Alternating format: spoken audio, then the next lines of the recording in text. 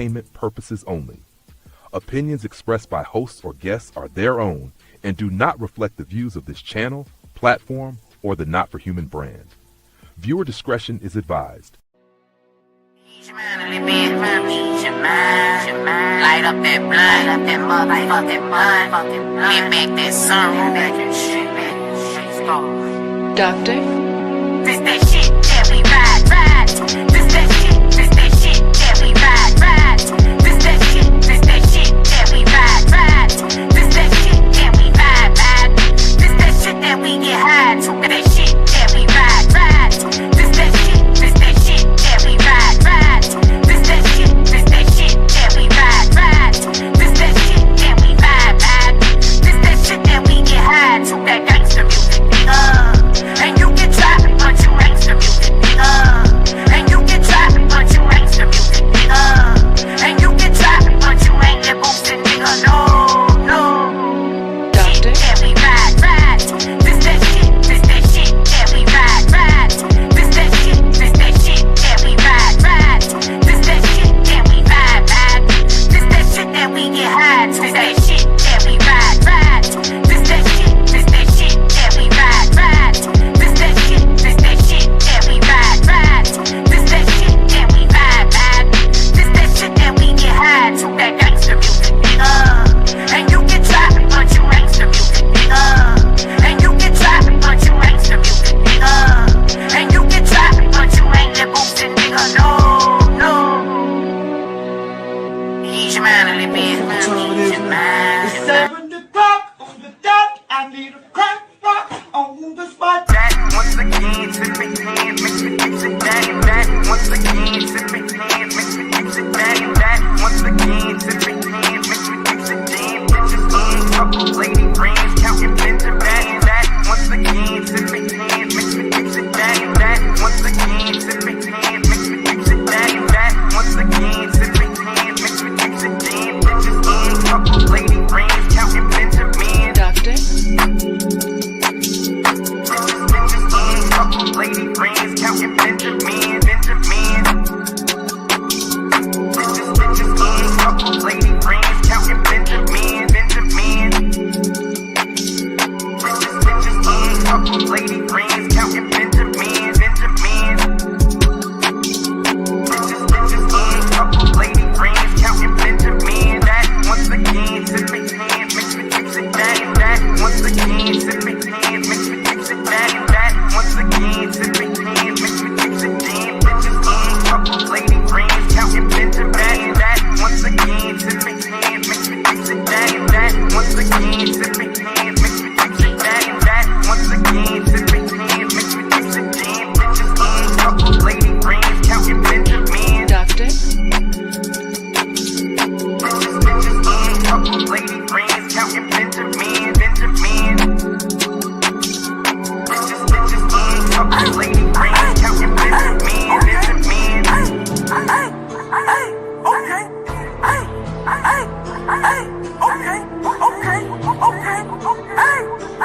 Young Jude, man, goddamn it on the shit. Booming off the chain, working with 50 bricks. 1,000-pound bell, trying to make a mega grill. Posted on the grass, put that 4-5 on my Doctor? head. Quarter brick, half a brick, whole brick.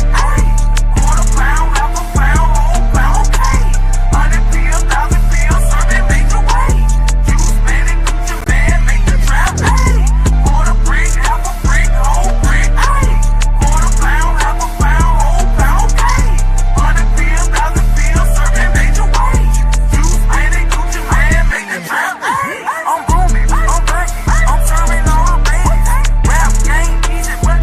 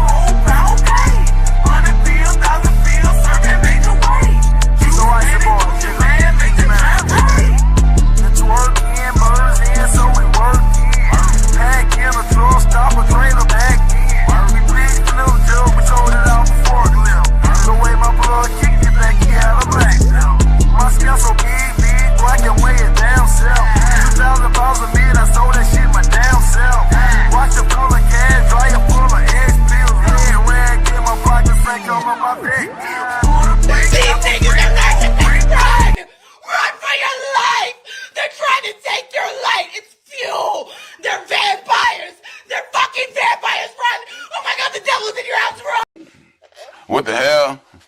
What the hell? What the hell? What the hell? What the hell? What the hell? What the hell? What the hell? What the hell? I know watch on present, diamonds on spaghetti. Come outside with that soft spaghetti, bad hoes in the telly.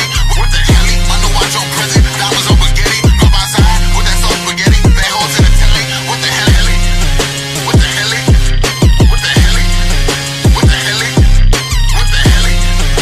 the hell? What the hell? What the hell? I know watch on present, diamonds on spaghetti. Come outside with that soft spaghetti, bad hoes in the telly.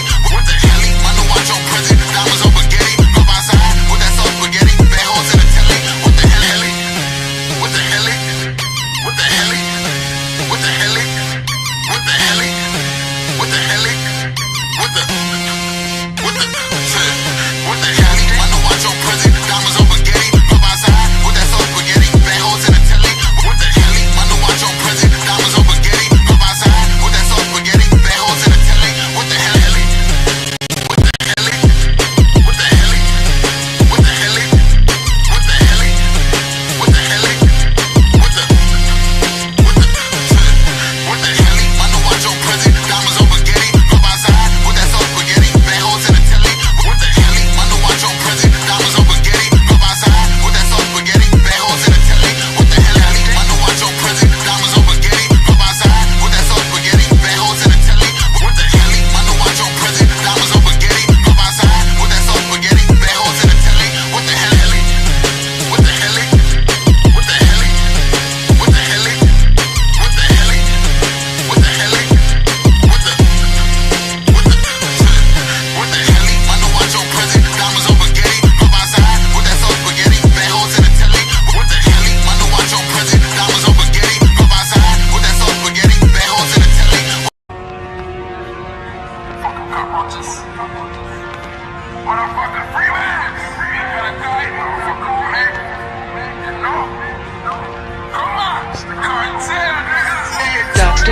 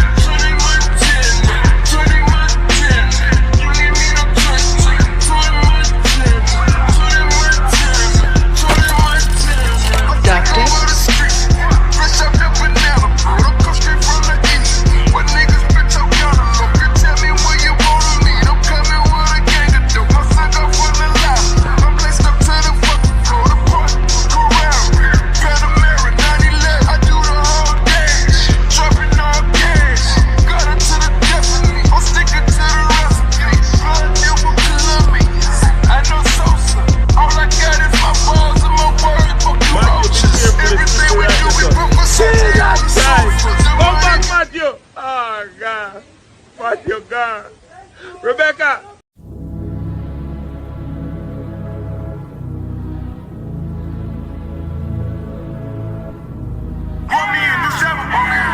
Put these niggas in the front. The niggas in the chain with the new belt.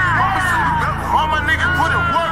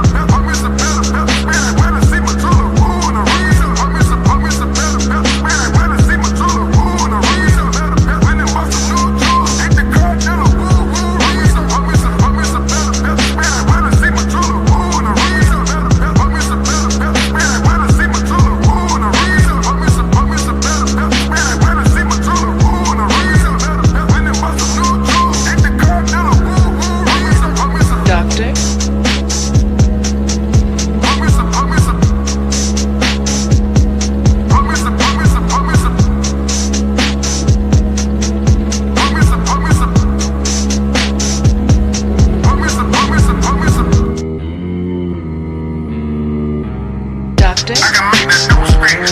I can teach finesse. Tell 'em about my chick. You better come correct. I can make that dough scratch.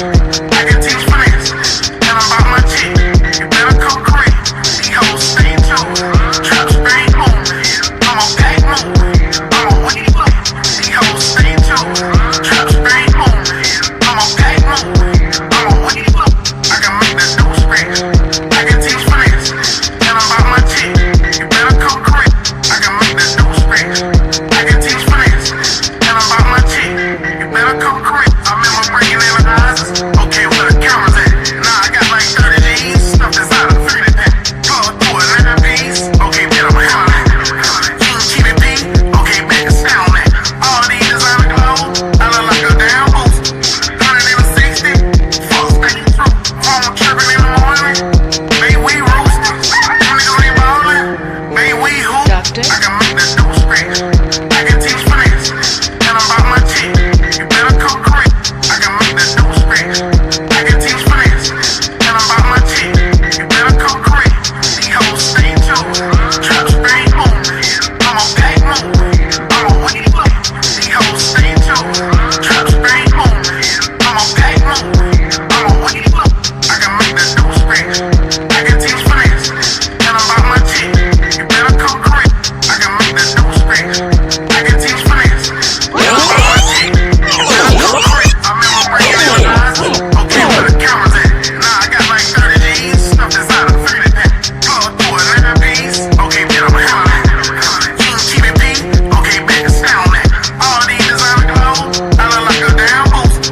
160. Fuck stay true. Phone tripping in the morning.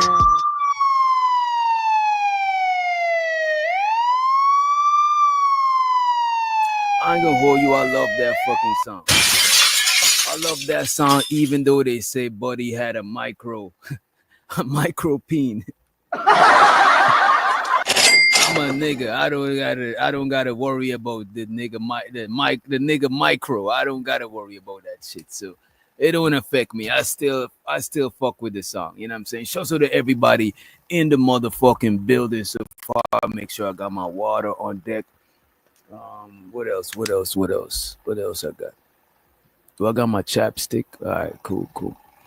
I appreciate y'all for being in the building so far.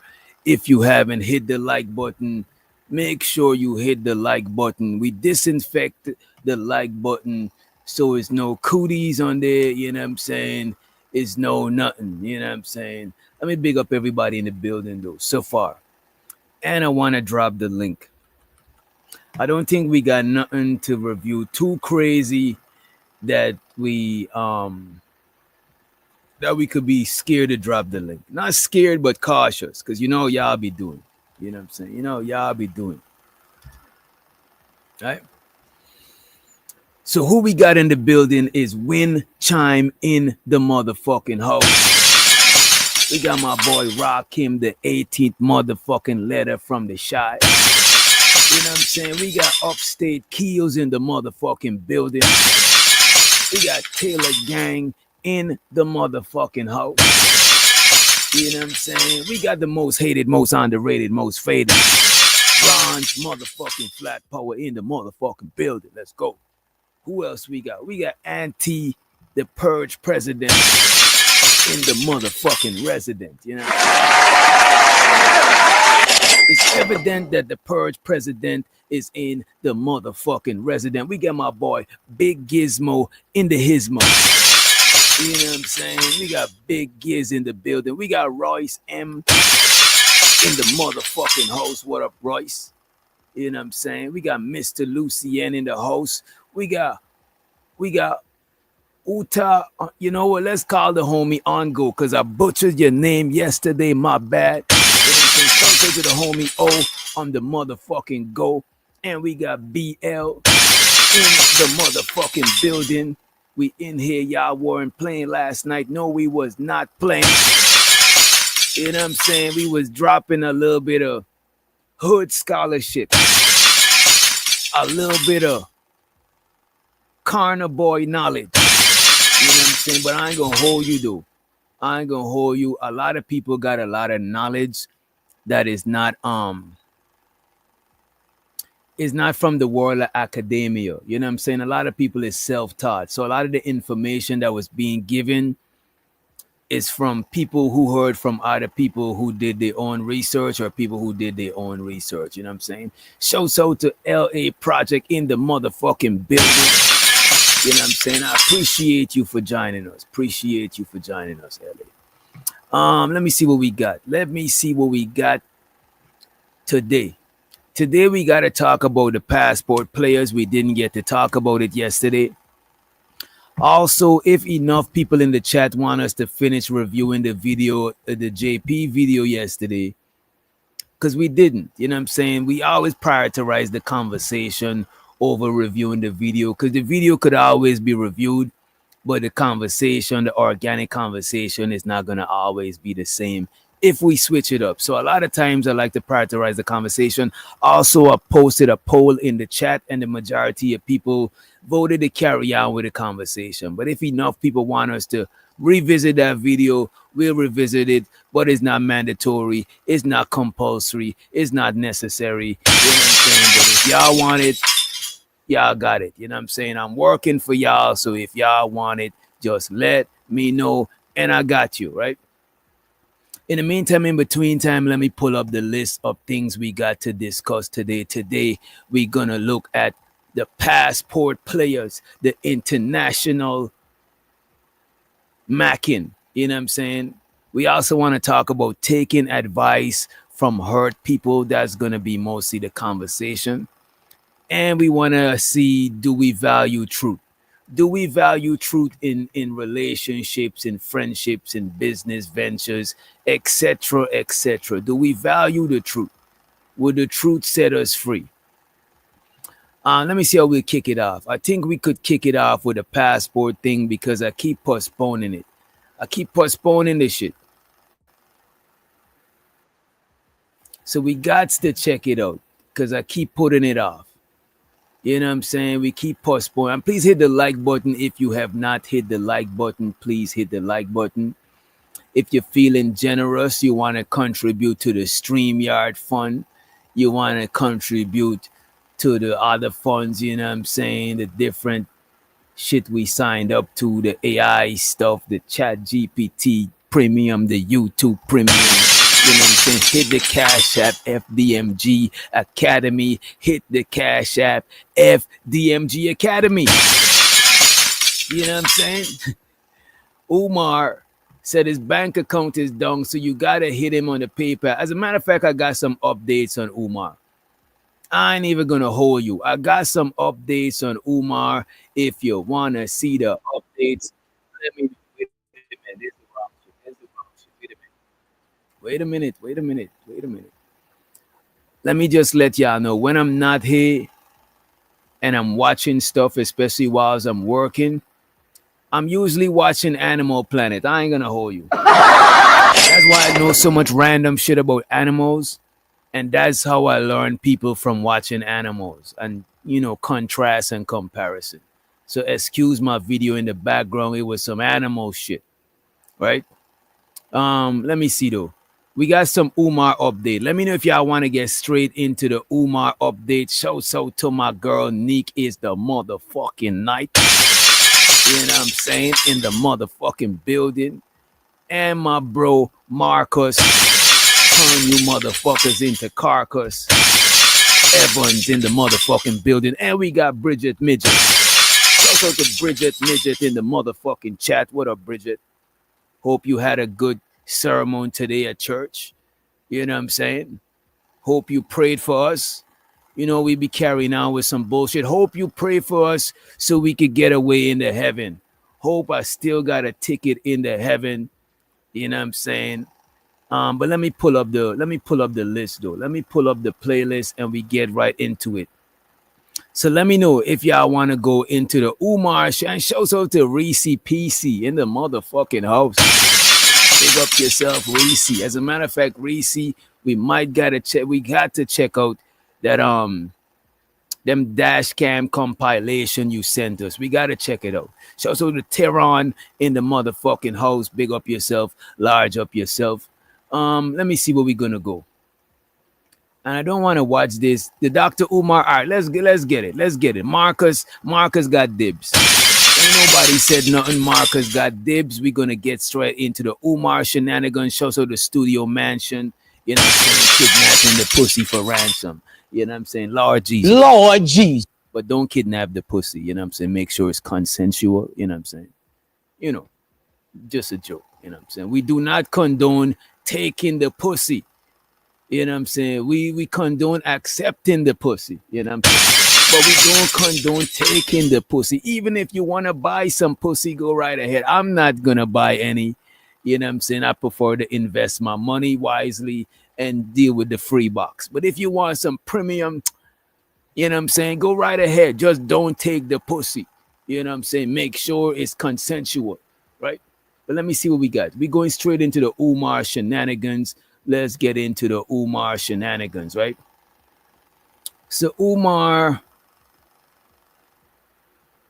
jump off, but Umar is blaming the jump off, right? He's blaming the jump off, aka the throat goat, aka the gawker, for the whole hacking into his shit. Now I don't know. I don't know if she hacking. I don't know if she hack into the shit, but she is sure loving the attention from the public. And you know what? Go right ahead, young lady. You the throat goat. You deserve your publicity. Go right ahead. You know what I'm saying? Go right ahead. I'm not here to shame nobody game, right? But let's get into it. Let's dive into this shit. I get a text, and guess what? The text is. Look down there. So this is a text, right? From another lady that dated Umar, right? I don't think she sent it to the throat goat. She sent it to Umar probably, and he put it on display. But let's go. You see, Reese, you say Umar is up. Oh, you said obese. I thought you said obsessed. I don't know if the brother is obese, but I don't think he's obsessed. I think this lady, the gangster, is kind of obsessed. But let's get into the clip. Let's just get into it. You know what I'm saying? Let's just dive right into this shit. what somebody has sent him, Dr. Umar Johnson, about me. Do y'all know I don't give a shit about what these girls say? Why do they think I care? I don't trust the throat goat either. I don't trust the Gokster. I don't trust Mistress Goctavius. It's not the best, but I'm working on it. I'm working on a better name. But I don't trust Mistress. I don't trust Mistress Goctopus. You know what I'm saying? Dr. Goctopus. I do not trust her. You know what I'm saying? I don't trust this lady, but hey, it is what it is. You know what I'm saying? I don't trust Umar neither. You know what I'm saying?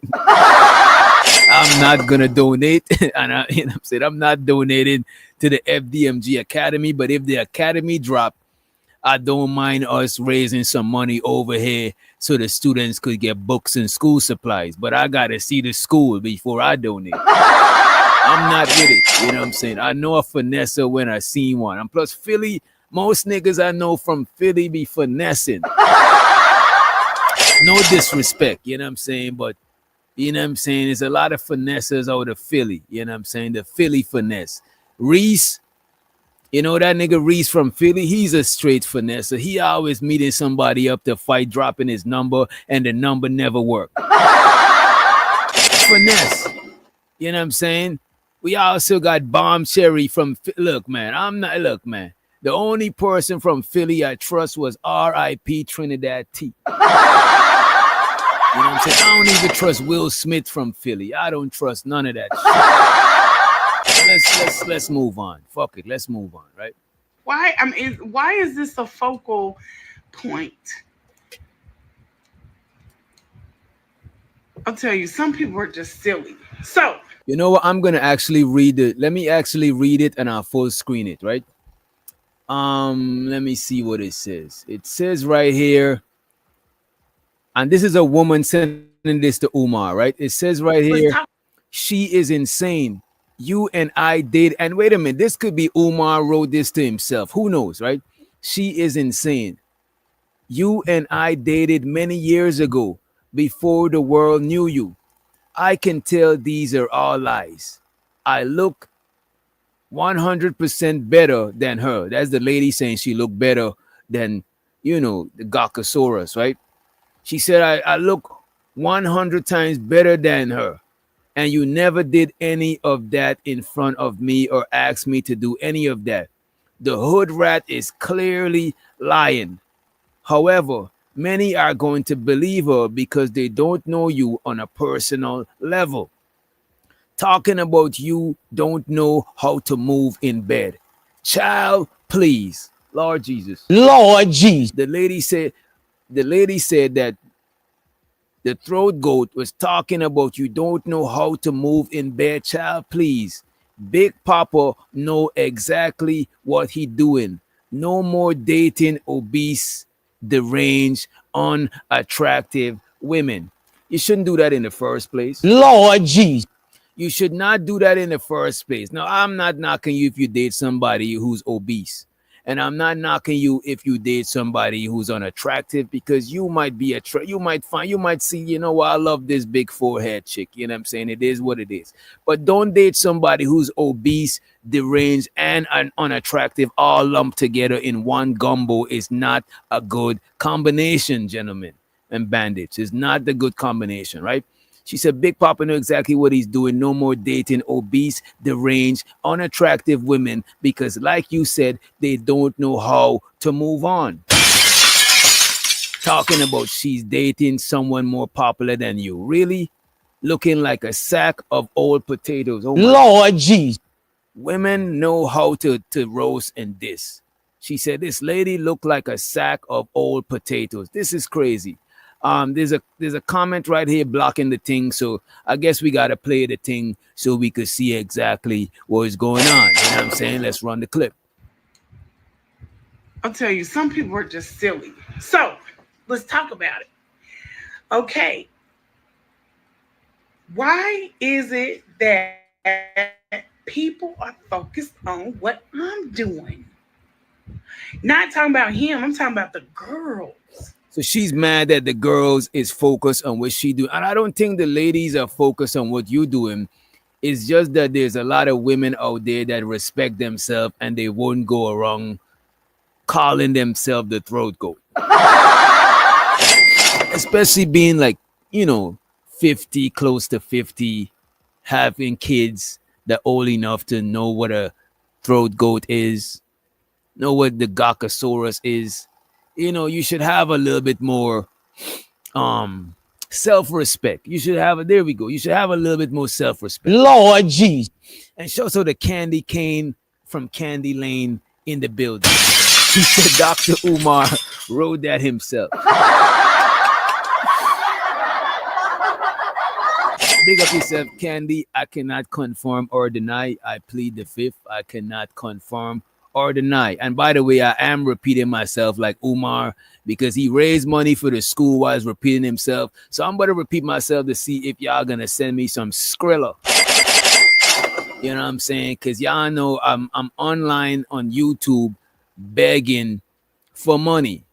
And I don't got no shame in my motherfucking game, right? I need more money. I need more money. We need a little more money. A little bit more money, right? We gotta pay the Xfinity. We gotta pay the Xfinity and the Geico.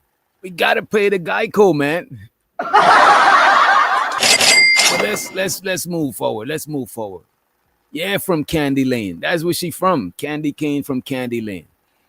Anyway, let's move forward. We're not here for that today, Reese. That's not what we're here for, right? Not talking about him. I'm talking about the girls. The girls. And see, this is the crazy thing. The thing that is bonkers out of all of this. These women have never been in that house. That is some blind faith for your ass. It is bad in there. This is what they should do. They should all rally up. All of them. Go to the house. I'm glad this lady and exposed Umar on the T app. I'm glad she did it in person. At least she put a face on it. You know what I'm saying? It is what it is. drop the address. Go to the house. Go up in there. See how this man is living. And then go on Instagram Live and be like, I pledge my allegiance to Umar Johnson. I want to see this. I do. Why don't the queens, nobody know who these queens are? This lady she sounds like a lot of hate. She sounds like a hater low key. Oh man, hate.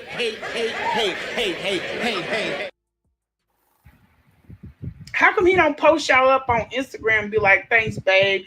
Some of these women have been in for some years. For some years, they've been rocking with this dude. No public recognition at all. You see, this lady don't care about dating Umar. She care about public recognition. She's talking about ladies who dated Umar for several years and no public recognition. I'll keep it a buck with you. I love my chick, you know what I'm saying? And any relationship I've been in, it was love. But I'm not gonna put my relationship on blast because I ain't gonna hold you before YouTube and all of this shit. I did not live the most legal of life. You know what I'm saying? My life isn't the most, it was not the most legal. You know what I'm saying? The activities that I indulged in the past, way back before this, way past the statute of limitations, was not the most legal. So I'm not on social media, the same social media I'm using to transact transactions. I'm not posting my mammy. I'm not posting my girl. I'm not posting nobody in my family, goddamn. Because y'all not about to do all of that. You know what I'm saying? Now, we're going wrong in the public, of course. You know what I'm saying? But on the internet, nah, I'm not doing that. I be seeing people have a newborn baby. The baby born yesterday and today the baby picture is all over the internet. I'm not doing that shit. You know what I'm saying? Privacy is a sacred thing. Things that are sacred, you don't got to share that with every and anybody. But when you got low self-esteem, all you want to do is be seen and get validation. A lot of y'all up here, I ain't never seen y'all somebody. I ain't never seen Reese posted her dude. I never seen a lot of these things. You know what I'm saying? Also, a lot of times you got, if it's just a fling, if it's just somebody you pipe in on the sideline, you definitely don't want to put that shit on Front Street. You know what I'm saying? But let's move along. I do. Why don't the queens, nobody know who these queens are?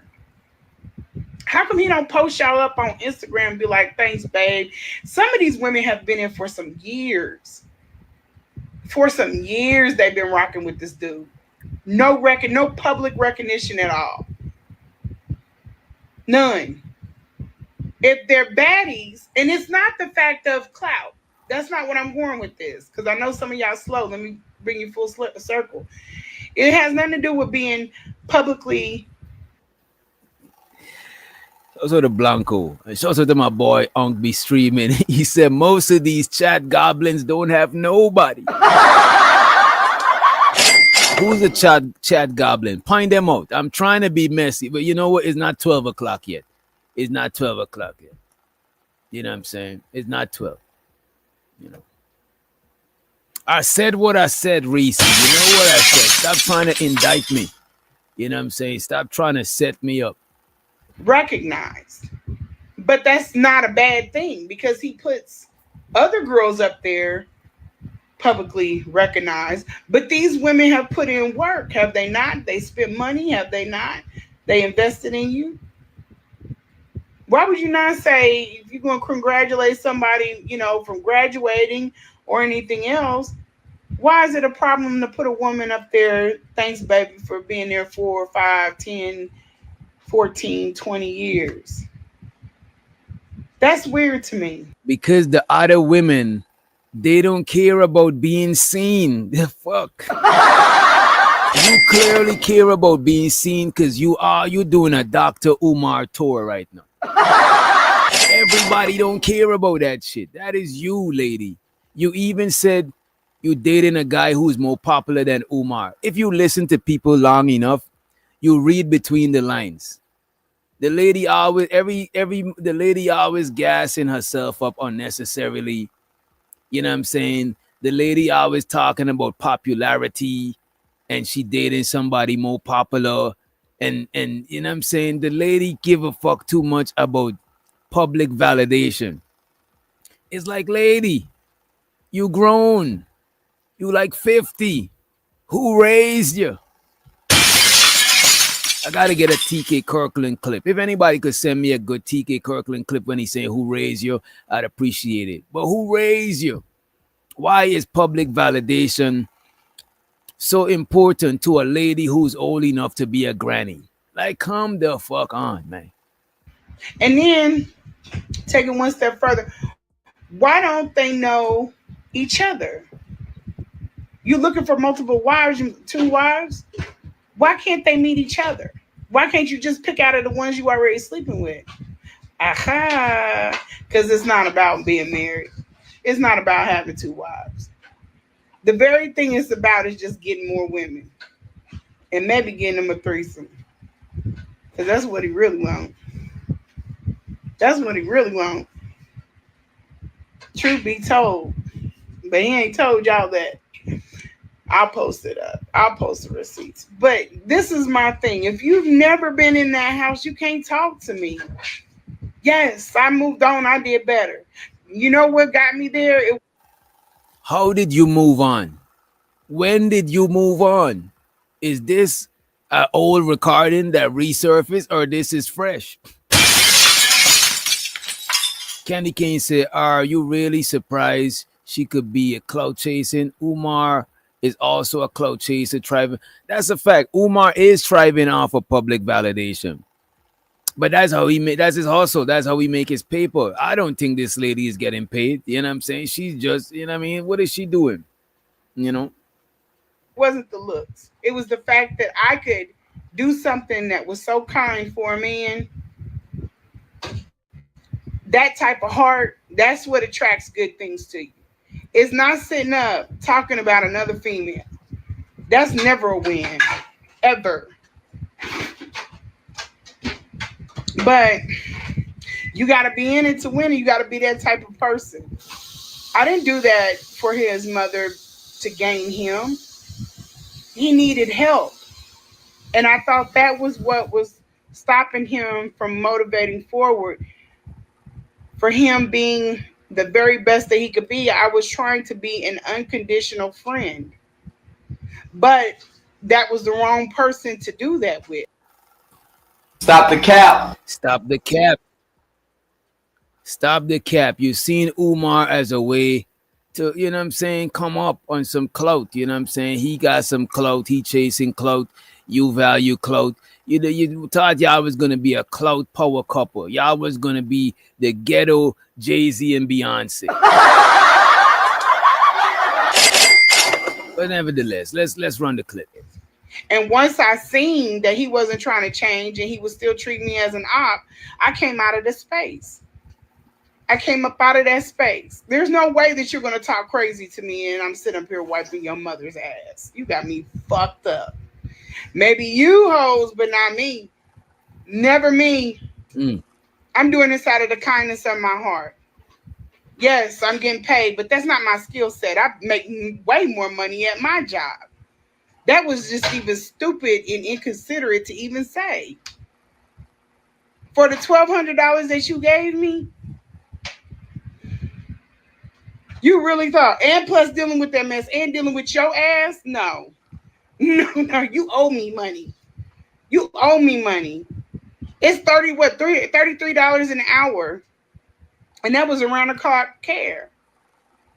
Yeah, you owe me money. But this is my whole thing. I didn't even do it for the pay. Because I sent him a text. I said, you know what? I'll help you out. You ain't got to pay me. Because you're not paying me close to what I make anyway. Not for the time I'm off of my job.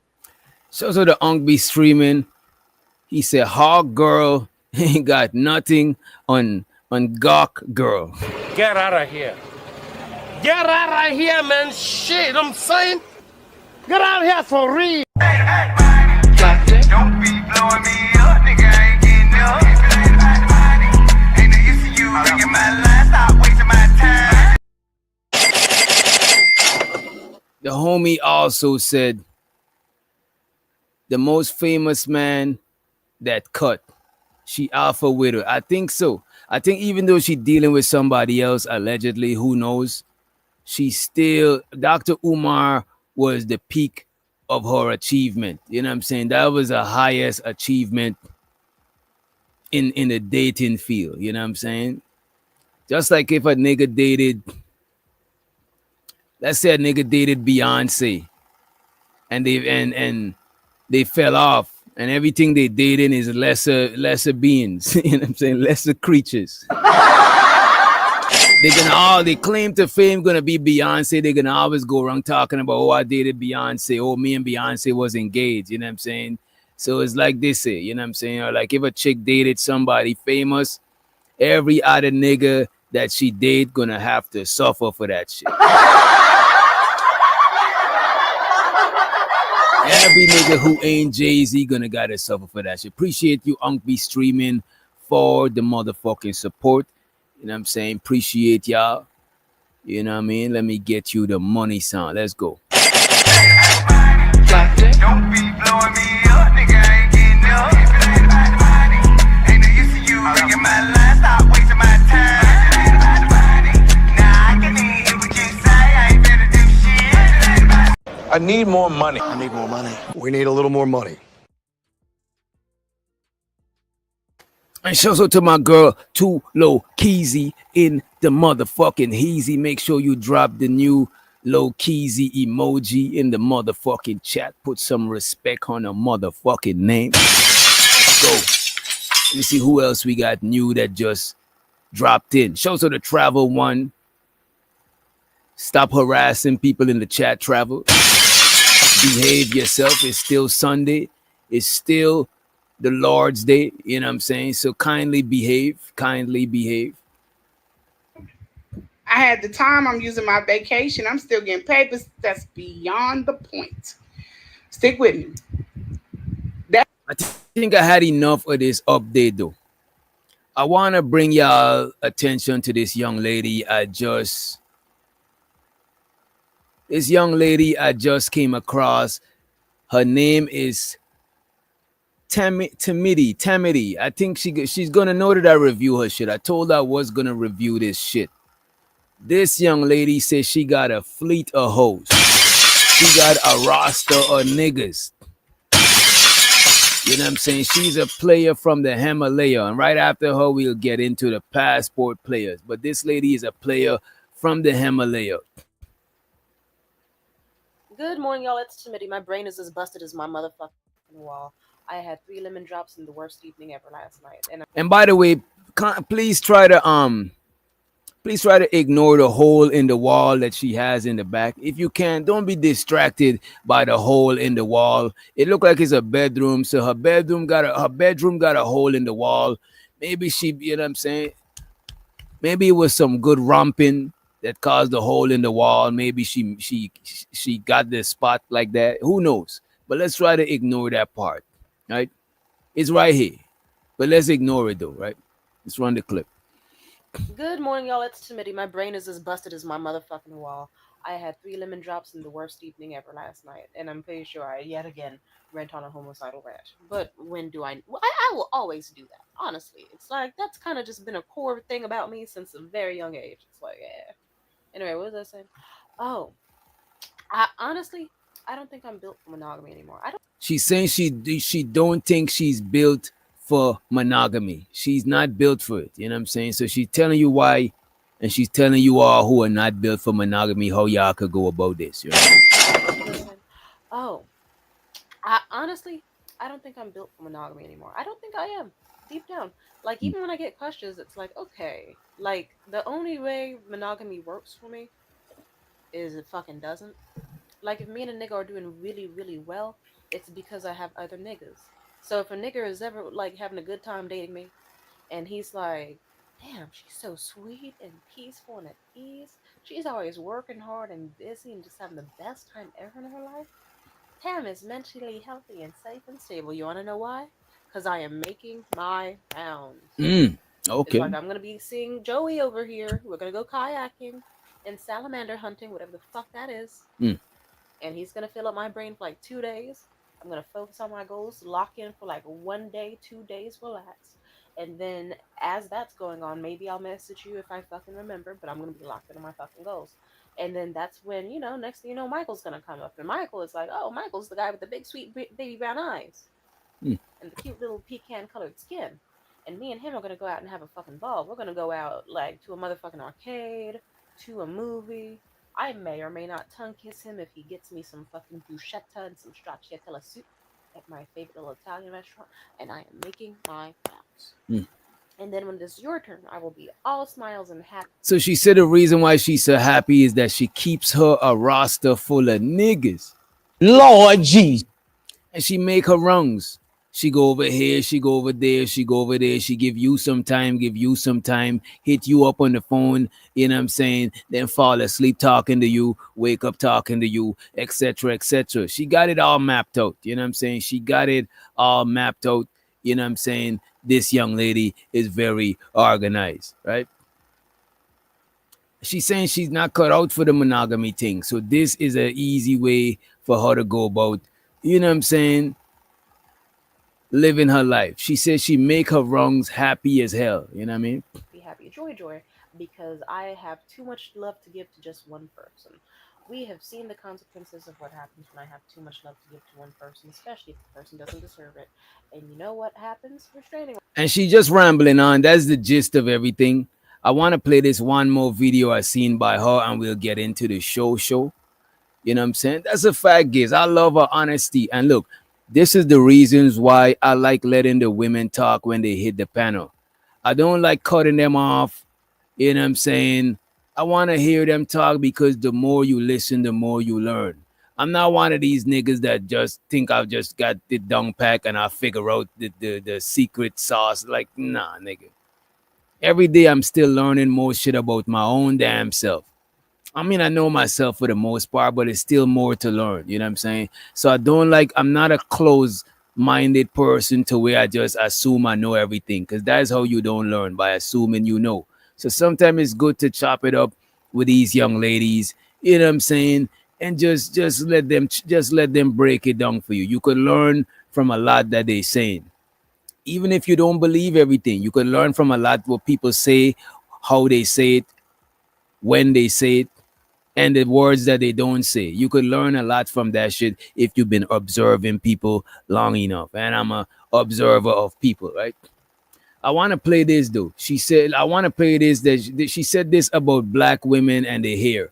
So I'm going to play this shit right quick. And then we're going to get right into the shenanigans. Something funny as a black person is that if you show up to an event wearing a wig, people, no matter how distinctive you look, will mistake you for someone else.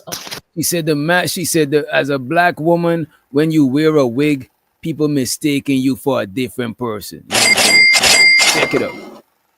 Something funny as a black person is that if you show up to an event wearing a wig, people, no matter how distinctive you look, will mistake you for someone else. Oh, just a quick glimpse of my outfit because I thought it was very cute. Okay. Show it up. And I don't know if y'all can see it. She need to invest in some camera lighting, but she's on her way to get monetized. She's saying, you know what I mean, when she changed her wig up, people treat her like a different person. And I want to know if when women change their hairstyle, change their wig, do y'all feel like a different person? You know what I'm saying? If I put on some horns, I got some over there. Where's my horns at? If I put on some horns, I feel like I'm on demon time.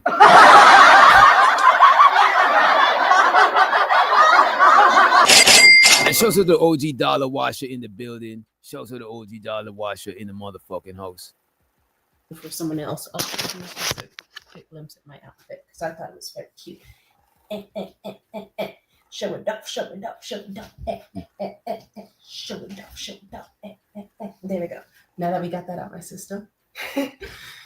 If you are a black person and you wear a wig, people genuinely will forget who the fuck you are. People are giving me the, who's that girl? I haven't seen her before. What happened to Ursula? Who is it type of treatment.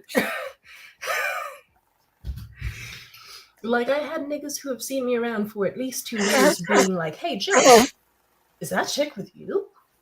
Who is she? It's like, nigga, you've seen me around everywhere.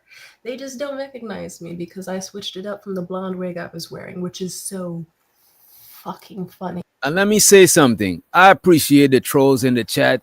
Y'all gotta stop taking this shit too serious. You know what I'm saying? Unless they on some bullshit. Like yesterday, we had some Caucasian guests on our show. Well, one, we had Grump. And a lot of trolls that I never seen before ascended from the clouds and started posting racial shit. Like a lot of times it's like you're trying to chase people away from the channel. A lot of niggas being here trying to chase the women from the channel. A lot of niggas being here trying to chase the white people from the like. What are y'all doing, man? Why y'all trying to chase people from my establishment? This is a virtual bar, a virtual pub. You know what I'm saying? A virtual restaurant, man. Stop fucking this shit up for me. And a lot of y'all don't even contribute to the motherfucking show. Yeah, Grump was here. Grump was over here playing his bass guitar. They set him up for failure, but he's a good sport. He'll still return. He's good peoples for the most part, as far as I know so far. You know what I'm saying?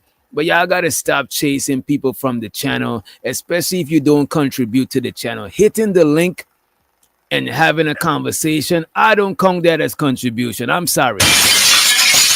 If you hit the link, and I don't consider that as contribution unless like I got an interview with an expert or something. But giving the commons man opinion, I don't consider that as contribution. You know what I'm saying? Hitting the like is contribution, viewing is contribution. But a lot of times when people come up here, sometimes y'all make the show a little bit more taxing because my comedic timing is off because you butting in. You know what I'm saying? You're trying to overtalk people. You're trying to fight for the mic. You're trying to regulate my show for me. And I already got people to help me regulate my show, like the Gizzes, the Free, the Greens, the et ceteras and shit. That got the you know, the admin for the StreamYard and shit. You know what I'm saying? So a lot of times when y'all hit the panel, I do appreciate it. But a lot of times when y'all make the show a little bit more harder. You know what I'm saying? And I burn a little bit more energy trying to moderate. So I don't consider people hitting the panel as necessarily contributing to the show. You know what I'm saying? Shout out to the people who send links. Shout out to the people who hit the like, who hit the super chat, who hit the cash app, etc., etc. Appreciate y'all. And shout out to Hassan in the motherfucking building. Ain't seen you in a minute. Let me see. Yeah, ain't seen you in a minute, Hassan. Walaikum salam to you. You know what I mean? Hope you and the family is doing good, bro. I ain't seen you in a minute in these YouTube streets. I don't know where you been hiding. Shout out to the Cassandra Brown in the motherfucking... Cassandra Brown from the motherfucking tongue. Big up yourself, large up yourself, and also appreciate the moderators who keeps on helping me with the moderation, right? I think we should move along from this young lady. We got enough people in here for me to bring you to Exhibit A. Wait a minute. I gotta move this snake video to the animal playlist. I gotta remove this shit. But nevertheless, we're gonna show you this passport player from the Himalaya. He's not from the Himalaya, he's from the United States, but you know, player and Himalaya rhyme, so you know, it is what it is.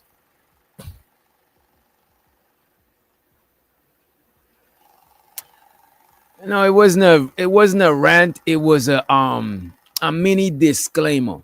And Travel One, you troll a lot, you say a lot of spicy shit about men, but I don't take it personal and I don't feel no way, you know what I'm saying? Just make sure you hit the like button. And just keep the commentary YouTube friendly. And it seems like you've been keeping it YouTube friendly for the most part. So it is what it is. You know what I mean? Like I said, we not an echo chamber over here. Reese be talking greasy about niggas. But Reese is my player partner, Reese. You know what I'm saying? I fucks with Reese. So I'm cool with them. You know what I'm saying? As long as it ain't too wild, too crazy, too beyond. the YouTube terms and condition, we good money, right? Freedom of speech. You know what I'm saying? If I could let people say tether and I don't feel away, and it's my channel, then I think a lot of y'all could, could get a little bit of mental fortitude and not take things on YouTube so personal. You know what I'm saying? It is what it is, right? For those who are unaware, there are So today we're gonna take a look at the player from the Himalaya known as Caesar. Caesar from 90 Days Fiance. The brother has a snow bunny fetish. Uh-oh.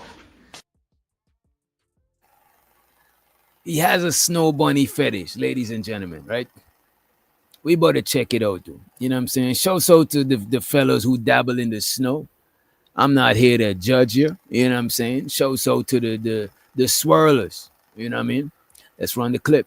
actually 2 90-day seasons happening right now. 2? Well, one just ended, but I think there were a lot of great moments on the single life that I didn't talk about on this channel at all, especially when it comes to this guy. He's been on the show longer than I've been watching, and after all this time, he's still searching for his long-lost love, and something tells me this isn't the last season he's going to appear on. So basically, this season takes place right before all the terrible stuff that's happened in Ukraine, and Caesar travels there to extract a fiance to bring back to America. Seriously, he wants to zoom right through the getting to know each other phase and just get married and get somebody. So wait a minute. After Ukraine was experiencing a lot of political unrest, this gentleman decided to go over there. He decided it was perfect timing to go over there and bag him a Ukrainian baddie. Damn. He's like, wait a minute. These bitches is struggling over there. I know they better let me hit. You know what I'm saying? Lord jeez. You know what I mean?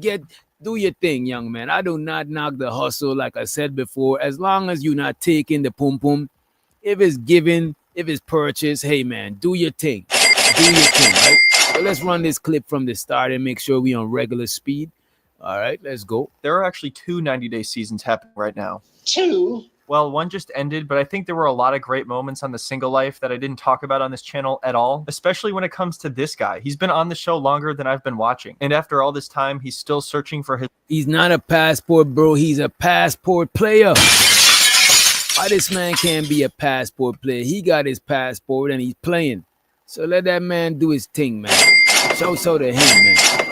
Pop your collar, Caesar. Ended, but I think there were a lot of great moments on the single life that I didn't talk about on this channel at all, especially when it comes to this guy. He's been on the show longer than I've been watching, and after all this time, he's still searching for his long-lost love, and something tells me this isn't the last season he's going to appear on. So basically, this season takes place right before all the terrible stuff that's happened in Ukraine, and Caesar travels there to extract a fiance to bring back to America. Seriously, he wants to zoom right through the getting to know each other phase and just get married and get somebody pregnant, basically. You know, a lot of people feel bad for this guy, and I did too for a while. You know, oh, he's just some lonely, nice guy. He wants to find love. What's wrong with that? But then once I saw... Yeah, what's wrong with this man finding love? I think this narrator is hating again. I think it's some hate going on. I'm not sure, but it could be. Oh, man. Hey. Married and get somebody pregnant, basically. You know, a lot of people feel bad for this guy, and I did too for a while. You know, oh, he's just some lonely, nice guy. He wants to find love. What's wrong with that? But then once I saw him on the tell-all bragging about how he has 2 young girlfriends from Ukraine that he's going to fly over to America and he's going to get them both pregnant and they're all going to live together in a house. Are you dating someone other than a loner right now? Yes, 2 women. Yeah, I got You 2 got 2 girlfriends. girlfriends? Yeah. This nigga got 2 girlfriends. You know what I'm saying? Look, man, I'm telling you, this man is a passport player. Right? That he's going to fly over to America and he's going to get them both pregnant and they're all going to live together in a house. Are you dating someone other than a loner right now? Yes, 2 women. Yeah, I got You 2 got 2 girlfriends. girlfriends? Yeah, 2. Yeah, I got 2 girlfriends. And they plan to come to the States Yes. to be with you. Yes. And then what happens after that? They after that, you know, probably they're going to get pregnant. Gross. All right, stop. Wait a minute now. This man is very ambitious. This man planned to get 2 of them and shoot the club up. You know what I'm saying? Check this out. 2 women. Yeah, I got 2 girlfriends. Yeah, 2. Yeah, I got 2 girlfriends. And they plan to come to the States Yes. to be with you. Yes. And then what happens after that? They after that, you know, probably they're going to get pregnant. Gross. All right? Stop feeling bad for this guy, please. At no point does he say anything he likes about them or anything they talk about or anything they're both interested in. Or he just immediately jumps right into, yup, I got 2 girlfriends and I'm going to get them both pregnant once they get here. How about work on getting a girlfriend first and forming a relationship, something that he keeps complaining and crying about how he can never have. In the past, when I was with my ex-girlfriend, you know, Maria, she felt like she was just pretty much taking advantage of me and thinking that all American men had money. So since that didn't work out, I wanted to come to a trained professional that can match me up. So he's hiring an expert as part of an international dating service to set him up with a bunch of different dates when he goes to Ukraine. It's funny that he says expert as if they're actually going to analyze a bunch of different results and see who he matches up with best. Imagine if Caesar was like, yeah, it turns out that I get along best with young, attractive women, preferably in their 20s. You know, that's just the way it ends up being. With somebody that I can really build a relationship with. They're going to get pregnant. Similar to Kim and Danielle, I think Caesar would be much happier if he was just a little bit more realistic, maybe. He's a good-looking guy. He's nice. He's a nail technician. You know, he's a good catch. Maybe. Wait a minute. This nigga, it's also the tequila in the building. What up, tequila? No, this young man is a nail technician. Uh-oh. I mean, not the most manliest of jobs, but hey, man, you know what I'm saying? Keeping them nails done. Y'all know y'all love them claws. Y'all love to get them claws done.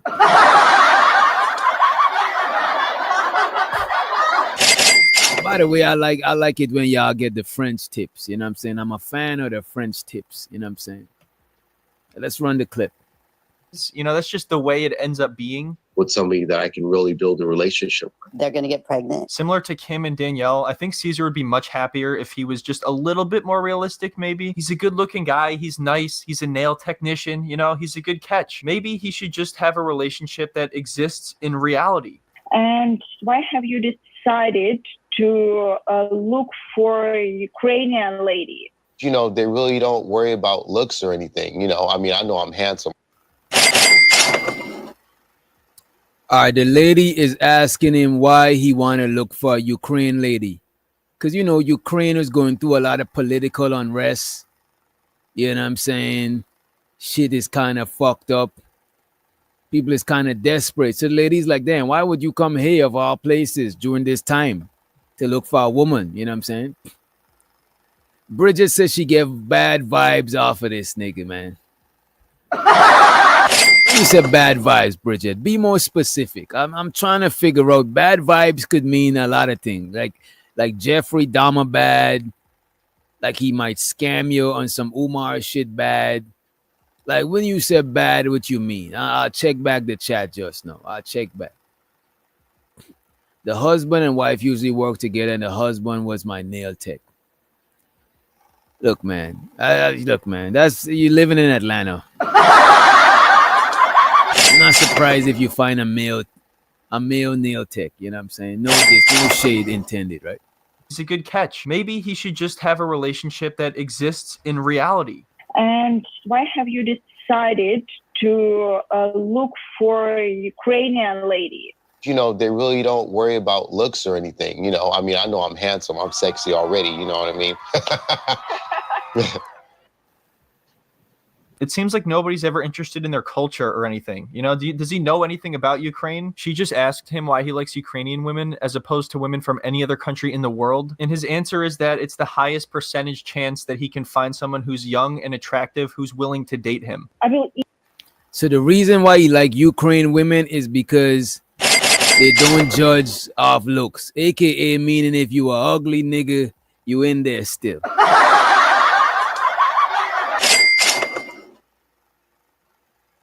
Tequila say you always date women from Ukraine and Russia. Hey.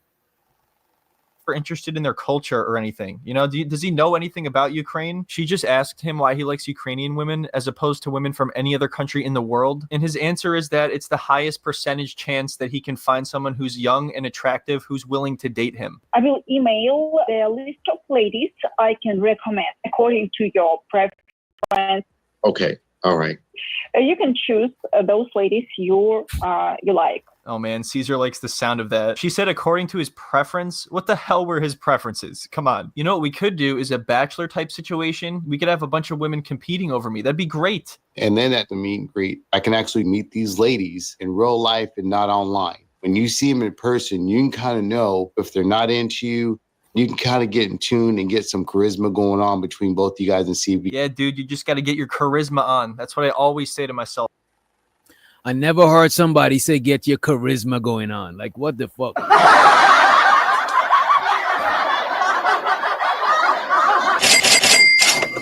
I can actually meet these ladies in real life and not online. When you see them in person, you can kind of know if they're not into you.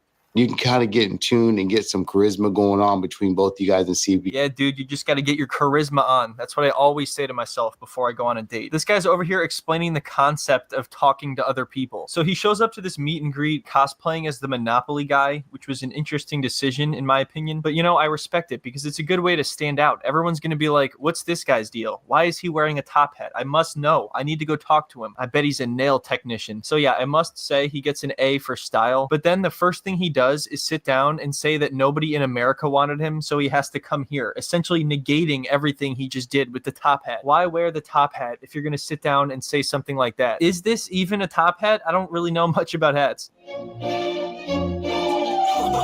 the hell? Caesar, you got to get up there. You're going to let that happen? You're going to let him steal the spotlight? You got to go compete with that shit, man. So this meet and greet is full of other guys that are also trying to meet women. I think Caesar was just imagining him in a room full of like 300 women and he could just decide which one he wants. I don't think he realized there's going to be people there dancing around. So he thought the meet and greet was just going to be him and a bunch of women he could choose from. He did not know the meet and greet was going to have other fellas that he got to compete with.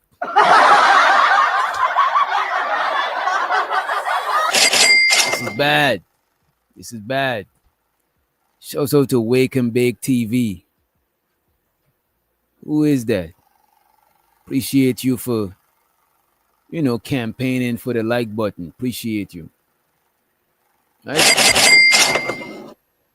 So he had this meet and greet, but he didn't know the meet and greet was going to have other niggas. He thought he was going to be the only one there and all the women was going to be for him. Yeah, he do look like the Planters guy. He do look like that shit. You're gonna let him steal the spotlight? You gotta go compete with that shit, man. So this meet and greet is full of other guys that are also trying to meet women. I think Caesar was just imagining him in a room full of like 300 women and he could just decide which one he wants. I don't think he realized there's gonna be people there dancing around and being all impressive and stuff. You know, he's got the top hat, but can he do that dance this guy did? These three handsome, successful guys are here, and it's really putting a lot of pressure on me. Well, that guy did a dance. So to the Tether gang, the Dominican cloud chaser in the motherfucking building. You know what I'm saying? I do like the Dominican cloud chaser saying hit the motherfucking like button. You know what I'm saying? And if you got any money on the citizenship fund, you know, I'm trying to get my citizenship, man. If you got anything on it, even $1, let me know. Hit the Cash App, you know what I'm saying? Because YouTube take 30%.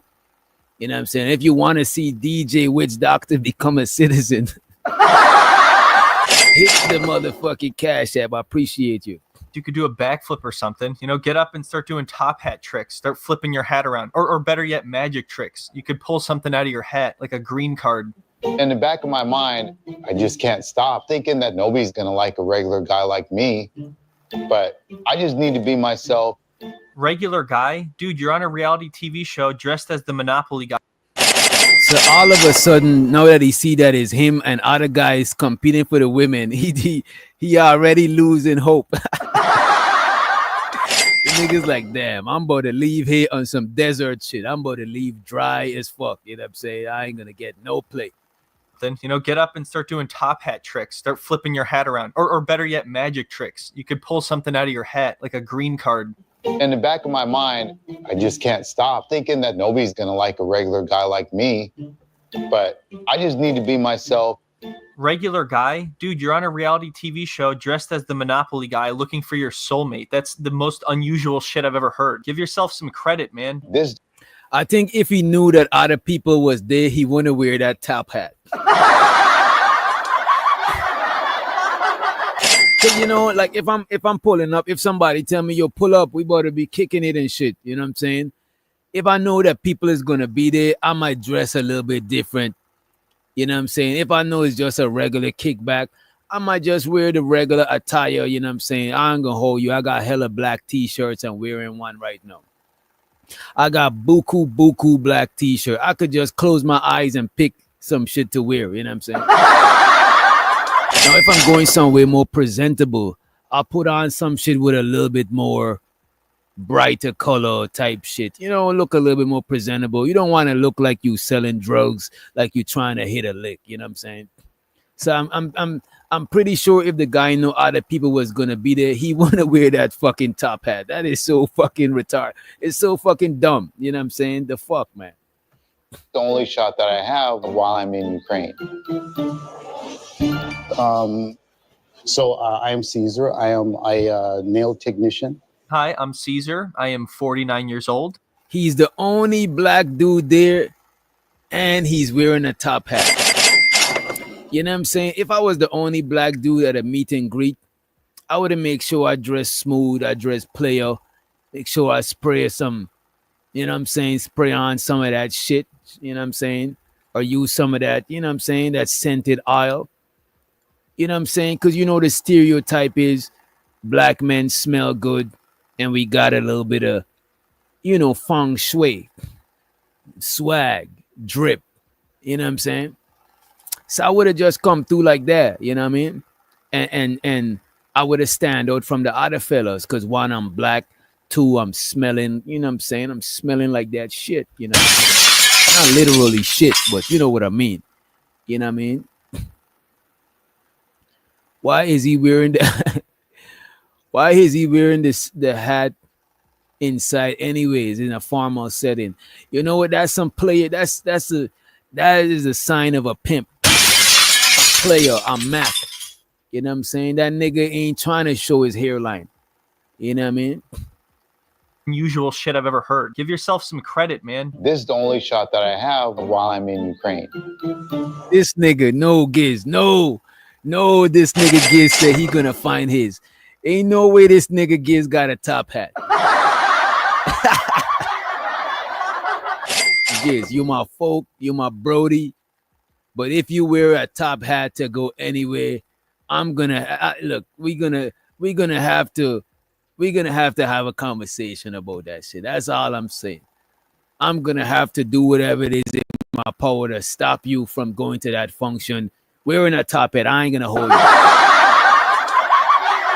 I don't look, man. You need to cut it out, bro. You need to cut it out, bro. Come on.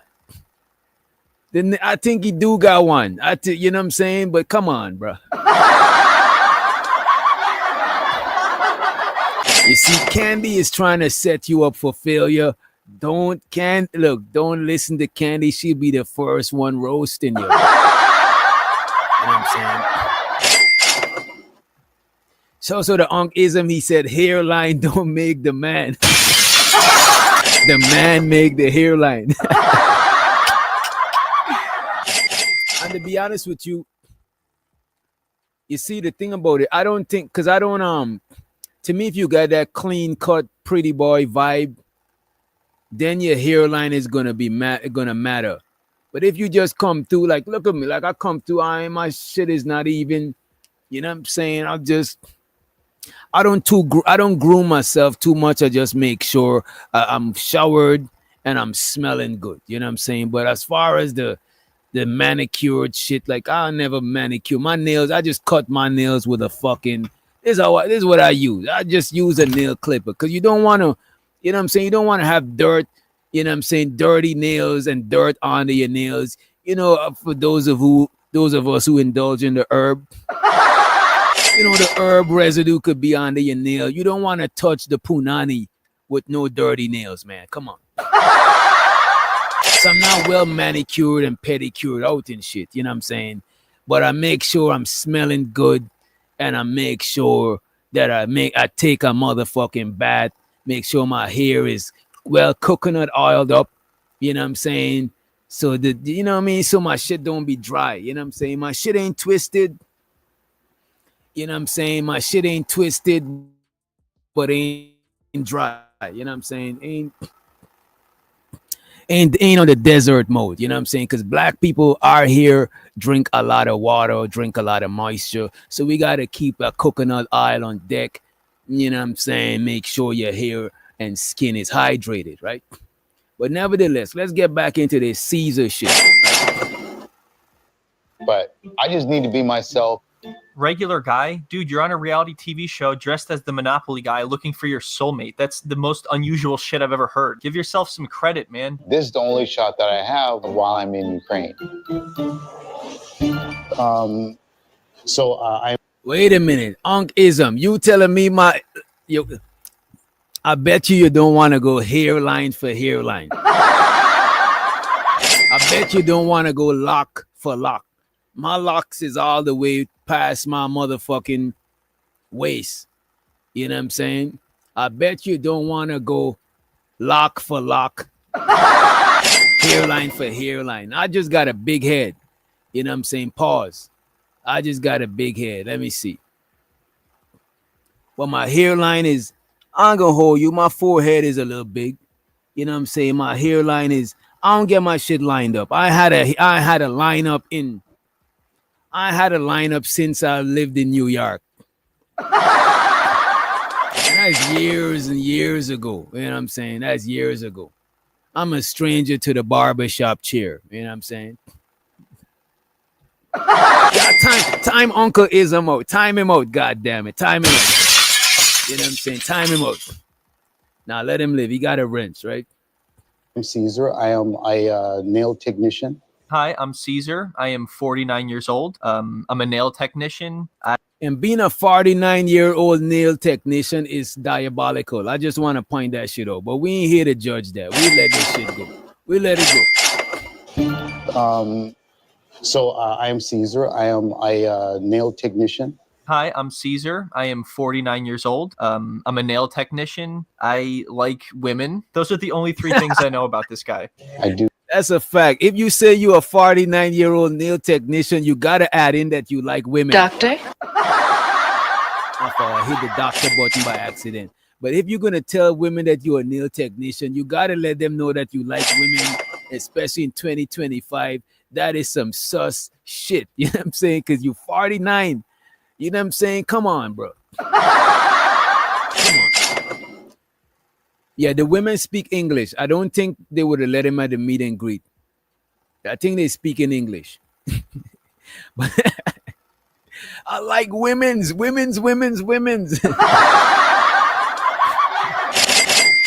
know what I'm saying? I think you got to put that disclaimer. You know what I mean? Technician. I like women. Those are the only three things I know about this guy. I do pedicure and manicure. Me too. I'm nail master.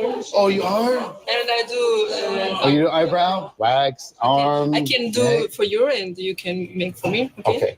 This woman is playing him. This woman said, I'm a nail technician too. I could do your nails and you could do mine. This man is not socially experienced. He can't tell that this lady is playing him. He don't even get it. You know what I'm saying? The lady's playing you like a hoe. Eyebrow, wax. Those are the only three things I know about this guy. I do pedicure and manicure. Me too. I'm nail master. Oh, you are? And I do... you do eyebrow, wax, arm? I can do for you and you can make for me. Okay. Yeah. And there it is. That's all it took right there for Caesar. They're clearly soulmates. They both do nails. They talked for 30 seconds. We have a match. I feel awesome. I made a connection. What's your name? Her name is Mahogany. Man, this guy really knows what he wants. A connection that fast. Her name is Mahogany. I hope it's not Mahogany. I hope it's not our Mahogany. I hope it's not Mahogany Roots. Lord Jesus. God damn. Let's see. I feel awesome. I made a connection. What's your name? Her name is Mahogany. Man, this guy really knows what he wants. A connection that fast already. Wow. Very beautiful cat. Oh, thank you. Yes, dude, I knew it. Yeah, try. Yeah, we're friends.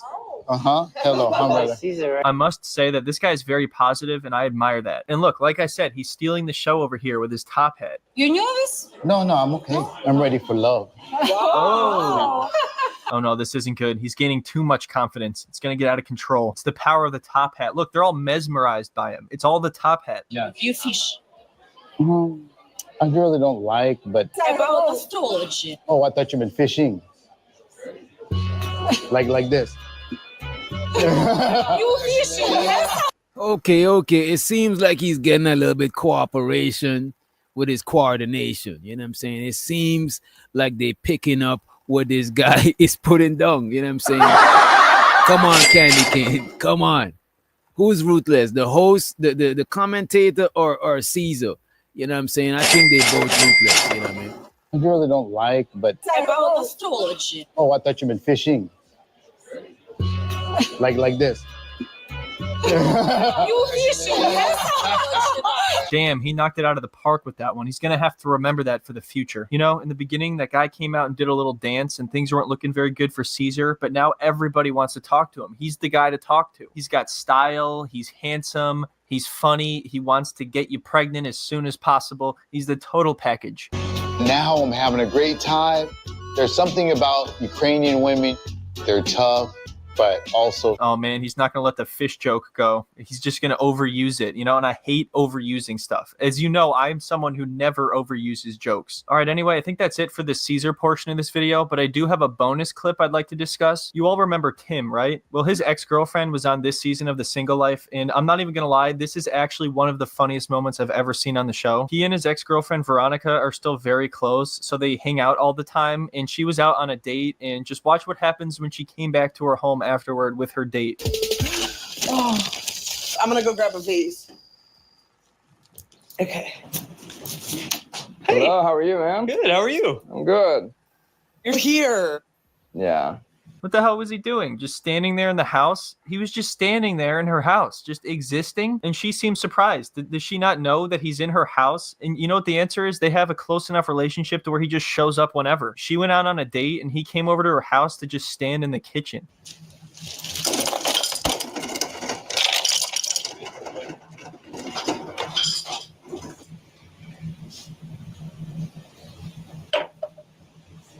There's no explanation given at all. Tim doesn't even say why he's there or anything. He's just sitting there reading a book. Why are you here, dude? This isn't your house. What are you doing? I would say it's awkward. The fuck is going on? I think him being there is weird. So you're just waiting. No, I just, she's out drinking. Just make sure she gets home. I'm not gonna lie, Tim is actually a pretty funny dude. On the tell-alls, he's one of the best parts. I also feel like there's no reason for him to even be on the show anymore. Just like there's no reason for him to be in this room right now. I'm gonna head on home. Good night. You want me to walk him out? It's dark, no lights outside. Oh, okay. Oh yeah, don't worry, Tim will protect you. So now he's shooing the guy out, even though it seemed like she wanted him to stay. So yeah, that's just a weird situation going on there. There's probably more to talk about, but I'm going to save that for another video. Anyway, I hope you all enjoyed this one, and I just wanted to give a quick reminder to check out the podcast if you're interested. It's on Apple and Spotify, and if you leave a review, we'll read it on the podcast. Unfortunately, I think you can only leave a review on Apple. Otherwise, we would do the same thing with Spotify. But yeah, also don't forget to check out the clip channel as well, and the links for all of this will be... Wait a minute, y'all. My fucking battery done died. And shows her the old man low in the motherfucking house. My battery just died. Not to worry, it's rechargeable batteries. Let me see if this one is good. Or I probably need to go and grab one from upstairs. Let me see. Oh, we good. You see, you know what I'm saying? Thinking ahead. I actually left that extra battery around by accident. But it's a good thing I did, right? Let me show y'all this other one. Here we have, let me see. All right, this is some cougar dating. This is for the gentlemen that trying to get their cougar dating on, right? All right, so right now there are 3 different men on 90 Day Fiancé who are trying to have... So these men are trying to turn these old geezers, let me not say that. These men are trying to turn these seasoned ladies into baby moms or mothers. You know what I'm saying? Let's just check it out. This is dating. This is age dating, age gap dating. right? Where the women are the older ones, right? Usually the guy is older, but this is when the women are older, right? Let's get it. A kid that don't actually want to have a kid. Jovi has been very un-Jovi-like lately, and honestly, it's scaring me. He knows that his relationship with Yara is most likely coming to an end, so he's trying to use a baby as like a last-ditch effort. You know, he's doing a Hail Mary. When Jovi, of all people, starts talking about having a baby to save the relationship, you know it's over. At the end of the day, there are two people in this marriage, and I'm starting to feel like my opinion just doesn't matter anymore. Yara wants an apartment here, and she wants to stay in Europe longer. Like, this kind of determines our future, you know? So I'll do a quick summary just for those who don't really follow the show closely. Jovi likes strip clubs. He really likes them a lot. Yara, not so much. You know, liking strip club a lot is normal for a dude. Ain't nothing special, you know what I'm saying? Most guys that frequent the strip club likes the strip club, you know what I'm saying? The script club, you know what I mean? Has always been an issue. They were never really a good match from the beginning, but then they had a baby, so that kind of kept Yara here, and Jovi would leave for months at a time for his job. Yara is from Ukraine and hasn't seen her family in a few years, so when the war broke out, obviously she wanted to see them. So she, Jovi, and their daughter traveled to Europe, and then she started talking about looking for apartments and staying there since Jovi has to go to work for a month anyway, and it's just clear that she doesn't want to go back to the United States. Like, I was actually thinking, if you want to come back home, how do you think it would feel about us having another baby? You could tell that absolutely killed him to say by the way he looks at the ground in shame. He could barely even get the words out. He was like, what do you think about having another baby? How do you think it would feel about us having another baby? The sadness in this man's voice when he said that might have been the saddest baby proposal in history. Geez, Jovi, if you're going to do this, you got to at least sell the idea. You got to act. I'm telling you, Ukraine went through a lot. You know what I'm saying? These women are vulnerable. You know what I'm saying? And a lot of fellas is like, you know what? We might as well catch them while they're vulnerable. Not only the females, I think the males over there probably vulnerable too. You know what I'm saying? Everybody looking for a way out, right? Excited about it. You want to have another baby? Oh yeah, this looks like the face of a man who's excited to have another baby. This was like the worst baby Hail Mary effort I've ever seen in my entire life. It's obvious what he's doing, and she sees through it right away. You know, if Jovi wants to have a baby, something is not right. Mila's almost 2 now, and I don't want to wait forever. Like, I don't want to be an old dad. But also, I kind of been thinking that maybe a child could strengthen our relationship. What? If Yara got pregnant again, I feel like it would bring us closer. But you two just had a baby a few years ago, and it did not bring you closer together. That's why you're literally standing here on the verge of breaking up. Like, she doesn't want to go back to the United States. And your daughter's only 2 years old. What if you have another baby, and then when the baby's like 2 months old, you guys are arguing a lot, and you're like, you know what would save this relationship? Another baby. You know, it's crazy. I never heard a nigga say this. I usually hear women say, you know what I'm saying? Not really say it, but have a baby to bring the relationship closer. I never seen a man use this strategy before in real time. You know what I'm saying? Shouts out to Bridget Midget. She sent a $2 for the citizenship fund. You know what I'm saying? I'm about to be all I could be. USA, USA. Damn. Hey, hey, don't be blowing me up, nigga. I ain't getting up. Ain't no use to you ringing my line. Stop wasting my time. I need that R. Kelly clip, that R. Kelly song when he was singing America. Yo, we need that R. Kelly song. Yeah, let me press play. Let me not search for that shit. I'm sick of this. We're arguing all the time about this baby. I think having another baby would bring us closer together. Is that how people end up having like 10 kids? They just keep having babies to bring each other closer together after the stress of the previous baby? Are you like, this is what's serious right now? Yes. No, because I will be the person who raised them. You're such work. No. I like how he puts his head down in defeat because he knows it's true. It's like, yeah, you know, you always said you're feeling lonely because it's just you stuck in an apartment with a baby. So now you can be stuck in the apartment with 2 babies. And then when daddy comes home after a long night of partying, you can take care of 3 babies. Now, honestly, Jovi has not been as bad as he used to be. It's just, you know, I'm always going to have to goof on him. It'd be hard for me to deal with 2 babies. Super hard job, and I'm not ready for that again. It's something that I've been thinking about for a long time, and now's the time to do it, not to wait. Yeah, okay. Now that she's But I ain't gonna hold you. A dude like this, right? He's communicating. You know what I'm saying? He's communicating insecurity. You know what I'm saying? Even if he's not saying it, he's communicating insecurity. And I think like you don't want to communicate insecurity to a woman, bro. You know what I'm saying? Because women pick up on that shit. You don't want to do that shit. You know what I'm saying? talking about staying in Europe, you conveniently want to have another baby. And to be fair, she shouldn't be talking about staying in Europe without consulting him at all, which is what she did. I think her friends and her mom kind of planted the idea as a way to get out of this relationship, and she just kind of rolled with it. I am not planning to have another baby in at least 4 years, Jovi. I like how Jovi put up no fight for his side of the argument. You know, he didn't look happy or excited about having a baby at all. He just admitted defeat immediately. So now because I said that maybe when I stay in Europe, you're trying to drop in the bomb on me about another baby? Like, is that something like you think if you have another baby, you can control me more? It's not. Yeah, because... Yeah, this is controlling tactics. This is crazy. And by the way, just in, we got Big Giz sent us his top hat. I advise him against wearing it, but he sent the top hat, and he sent the top hat on a hat mannequin. And I got to show y'all. I gotta show them, Big Giz. You know what I'm saying? Big Giz just sent in the top hat, right? I almost said top cat. But this is Big Giz top hat. And I'm gonna hold you. Big Giz is a bald brother. And I think with the baldy, you could rock the top hat. You know what I'm saying? And now you see, you want him to put the hat on so y'all could take a screenshot. I ain't gonna let y'all do that. I ain't gonna let y'all do it like that. I ain't gonna let you do it like that. You know what I'm saying? But the top hat is real. The top hat does exist. But we're not gonna let y'all do that. You know what I'm saying?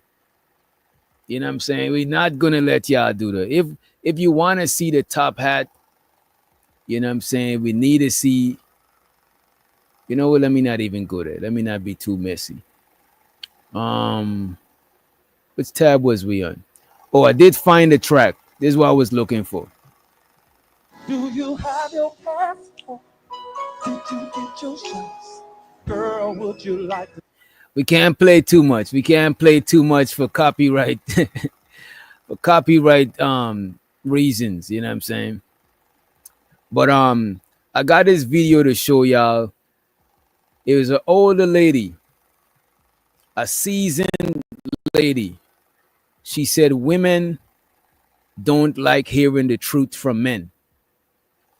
The lady Allison Armstrong says women do not like hearing the truth from men.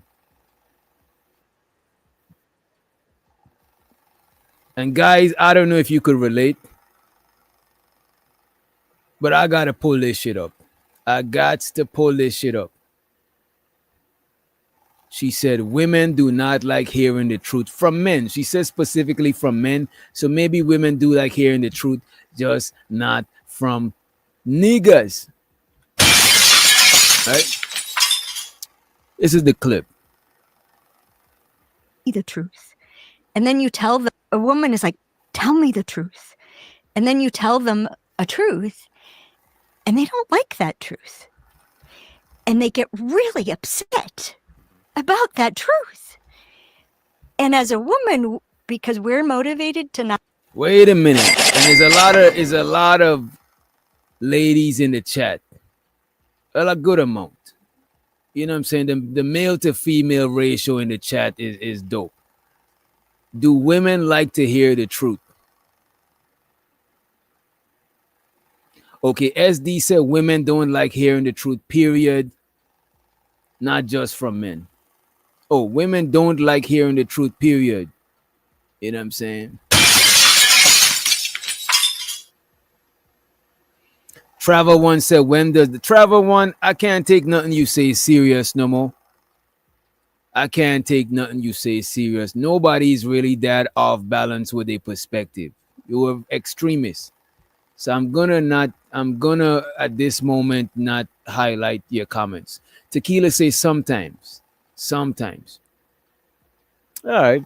Let's hear from a seasoned veteran. Reese said yes, she loves to hear the truth. Stop the cap. I believe you, Reese. I believe you. Stop the cap. Let's run the clip. Yes, as long as it's respectful. So let me ask you this. If you had to choose between a respectful lie and a disrespectful truth, which one would you choose? A respectful lie versus a disrespectful truth, which one would you choose, right? In the meantime, I'm going to play the clip, right? Tell me the truth. And then you tell them a truth, and they don't like that truth. Mm. And they get really upset about that truth. And as a woman, because we're motivated to not upset people, they actually think that if you know how upset I am about what's true for you, you will change what's true for you. Wait a minute. Can any woman in the chat verify this? Is this how our sistrins is thinking? Is this how y'all thinking? Tequila says she rather neither. You see, Tequila, and that's why you, not you, you know what I'm saying? Shows out the Nexus, but women who prefer neither. Well, what was your response? Lauren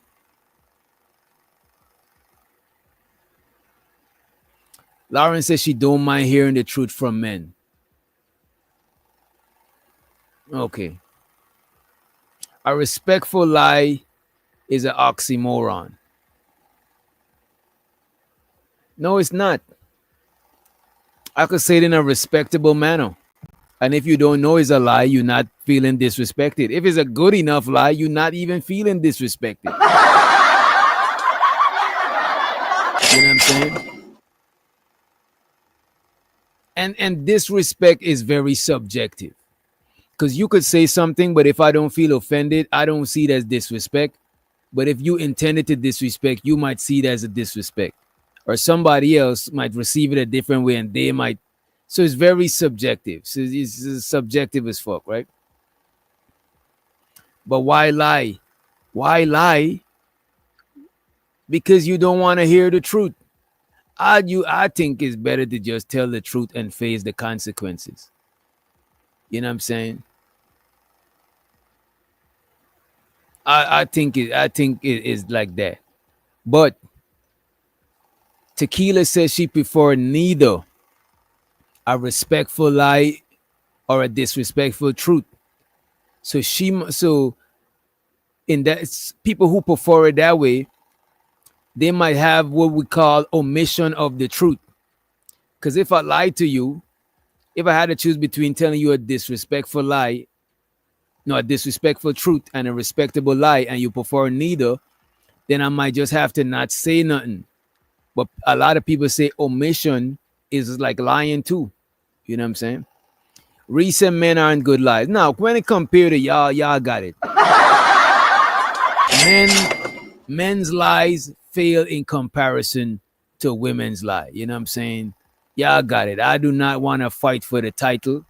I don't think the fella should fight for the title either. You know what I'm saying? That's what I'm saying. Omission is lying. Shows how the B-Love in the building. You know what I'm saying? Omission is lying. So if you prefer neither, then you'll get omission. You know what I'm saying? Well, let's run the clip. A woman, because we're motivated. Let's bring it back to us. On the 10 minutes. A woman is like, tell me the truth. And then you tell them a truth, and they don't like that truth. And they get really upset about that truth. And as a woman, because we're motivated to not upset people, they actually think that if you know how upset I am about what's true for you, you will change what's true for you. They really think that. Is this true? Is this true? Reset women don't lie. Not the manosphere truth. We're not in the manosphere. You know what I'm saying? This is like it's like an island next to the manosphere country. There's, you know what I'm saying? We a different country over here. You know what I mean? To not upset people, they actually think that if you know how upset I am about what's true for you, you will change what's true for you. So y'all think the truth should change based on how you feel? Like if this truth hurt me, you should change the truth. Do y'all think like that? I want to know. I'm asking for a friend. I'm asking. I'm doing a research paper. Where's my pen and pad? Damn. I left it upstairs. It's all good.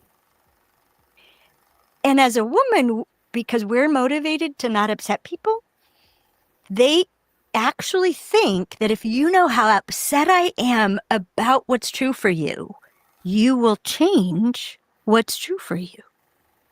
They really think that. But you guys are smarter than that. Because it's been true for you for a long time. And there were no problems until you told her. Yeah, So easy correlation. I told you, now there's problems. now there's a problem. There was no problem before I was out loud about it. There's no problem at all. But women don't, since you're just a hairy woman, you're going to be motivated to not upset me, and you're going to change yourself in order to not upset me. So do women tell each other the truth as friends if the truth hurts? Or do you find a less hurtful way to tell the truth? Do you filter the truth with love and hugs and kisses? Or do you give each other the raw, uncut, uncooked truth? So the Crash Show Jackie said, women lie, men raised by women lie also. This nigga here. So the Crash Show Jack, you know what I'm saying? So to you, bro. Appreciate you for joining us, right? Before I was out loud about it, there's no problem at all. But women don't, since you're just a hairy woman, you're going to be motivated to not upset me, and you're going to change yourself in order to not upset me, just like I'm trying to change myself to not upset you. Right. And really, honest men just let me rewind this. Show to the LA motherfucking project. She said you don't have to be harsh when telling the truth, but what if the truth is a harsh truth? Because if I sugarcoat sometimes, right? And don't get me wrong, some niggas is assholes. Some of these niggas that be hitting the panel and be in the chat, they be unnecessarily assholes. Like I won't go on them with a mission to holler at no women because look, man, I don't even like going on missions with anybody. I prefer to go dolly when I'm going to, to indulge with the opposite sex. I don't want to go with a squad. You know what I'm saying? Nah. You know what I mean? However, some truths are harsh truths, though. Some truths are harsh. You know what I'm saying? And if you got to sugarcoat it, if you got to water it down, it's going to alter the message. It's going to distort the message. It's going to make it's going to be a watered down truth. You prefer the truth that's stepped on, that's watered down, that they put some cut on the truth. You need a harsh truth. You know what I'm saying? I respect the truth at all times, no matter how much it hurts me. That's a fact, B-Love. Same here. I respect the truth no matter how hard it. What I don't like is when people bend the truth to paint a narrative, because you could use the truth to paint a narrative that is not necessarily true, but you use truthful things to paint that narrative. We see that time and time again on these YouTube spaces. You know what I'm saying? But I do respect the truth no matter how harsh it is, because as a dude, I'm used to hearing harsh truths, whether from the homies, harsh truths from my parents, you know what I'm saying? Even harsh truths from dealing with women. You know what I'm saying? I remember back in my fuckboy days, a chick had to point out to me what is a fuckboy and tell me that I was one. You know what I'm saying? I didn't protest. I was like, damn, that's what I was doing. You know what I'm saying? I didn't know what it was. You know what I'm saying? So sometimes we got to face the harsh truths. You know what I'm saying? So we could change. You get the sugar-coated, uncut truth. You know what I'm saying? You're going to find more justifications for that shit. But the harsh truth, you're not going to find too many justifications. They hit you so much, you like, God damn. But let's move on. Let's move on. I told you, now there's problem. Now there's a problem. There was no problem before I was out loud about it. There's no problem at all. But women don't, since you're just a hairy woman, you're going to be motivated to not upset me, and you're going to change yourself in order to not upset me, just like I'm trying to change myself to not upset you. Right. And really, honest men just stop telling the truth because it's not worth it. And truth is. And this is what I'm saying. Sometimes, don't get me wrong. It's always better to tell the truth. But some guys just say nothing because sometimes telling the truth just goes left. You know what I mean? Other guys is like, you know what? We got to lie to these chicks. You know what I'm saying? But it's like, look, man, if you want to deal with a chick long term, it's better to be as truthful as you possibly can. I know when, and don't get me wrong, I know when dealing with women, I know this. What this lady is saying, I already know. So when I'm dealing with a lot of women, I try to put as much sprinkle and sugar on the truth. Not all the time, but a lot of times you got to do that, because especially if I really want you to grasp what I'm saying, receive what I'm saying. I know if I tell you it harsh, it's like if I feed you raw food, you might throw it up. Your body might not know how to digest that raw food. But if I cook the food, add a little bit of seasoning, you know what I'm saying, sprinkle a little bit of, you know what I'm saying, throw a little bit of some cayenne peppers, whatever, you know what I'm saying, you might digest the truth better. So I do think it's on both ends. Women got to learn to receive the harsh truths. And fellas, if you actually want that woman to receive what you're saying, genuinely, it's like if I'm a teacher and I genuinely want my students to understand, I'm going to convey it in a way that is more receivable. You know what I'm saying? But I'm not going to try too hard to do it to where you lose the lesson, because the lesson is more important than the delivery. So don't get me wrong. Even on the panel, y'all see when I'm talking to people, and not even just women, some fellas, y'all don't even realize, but sometimes you got to deliver shit a different way to certain people, especially if you want them to receive it. If you don't give a fuck if they receive it or not, then say it however the fuck you say it. It don't matter if they understand or if they receive it. But if you genuinely want somebody to receive what you're saying, you're gonna work on your delivery. However, you should never prioritize the delivery over the message, because now is you on that bullshit. You know what I'm saying? Shouts out to Unc be motherfucking streaming. He said, only simple-minded, weak people can't receive an accurate message because of tone, and they deserve everything they get. 2 plus 2 and 2. Fuck it. Wait. 2 plus 2 and 2 plus fucking 2 equal. He said 2 plus 2 and fucking 2 equal 4. Wait, 2 plus 2 and 2 plus fucking 2 equal 4, bitch. That's what he meant to say. Lord jeez. He also said it's the same. Okay, it's the same. Or it's the same. Let me translate on, because sometimes he be at the gym or he be on the move while he send his messages, right? He said it's the same. We have to talk to adults like it's a shame. We have to talk to adults like kids. What happened to that? What is that? Vonnet emotional intelligence? I'm not sure. Let me read it first and translate it. DJ, kids, yes, adults, no, to your student example. Okay. He says, it's a shame we have to talk to adults like kids. What happened to I think he's saying female emotional intelligence. DJ, kids, yes, but adults, no to your student example. So he's saying sugarcoat it for kids, but for adults, they need to accept this raw motherfucking truth. And let's let my Brody to the motherfucking stage. Let's go. Police! Police! Police! Help! Police! Help! Police! Help! And the bandits, one of the most biggest bandits. One of the most biggest bandit, Big Gizmo in the motherfucking Hismo. What up, Giz? What's going on with you?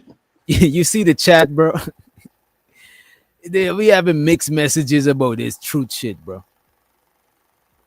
Oh, well, let me look at it. My phone had died. It's charging up right now. LA said, talk to them like you love them and you want them to understand. Sound like gaslight. Yeah, I think like if you want somebody to tell you the truth, they shouldn't have to prioritize the delivery. Don't get me wrong. Let's say I'm trying to tell you the truth, Giz. The truth, me telling you the truth is more important than how I tell it to you, right? But if I really want you to understand what I'm saying, let's say you're a person that you don't like sarcasm. I can't come to you and tell you some shit in sarcasm because you might block it out. Or let's say you're a person that don't like hear a long ass monologue. I got to shorten the message because I genuinely want you to receive it. So I think on both ends we got to play our part. But with that being said, I don't think we should take. I don't think the receiver should take advantage of that shit and always expect the tone to be the best tone, because that is fucking crazy. Because now every time before I tell you something, I got to write it down on a paper and I got to rehearse it to make sure it's tailored to you. That is ineffective communication because it's taking me too long and I got to go through too much hurdles just to communicate some shit to you that I could just tell it to you straightforward. You know what I mean? So and I think the reason what I'm getting from the chat, they saying does that opposite of what you saying.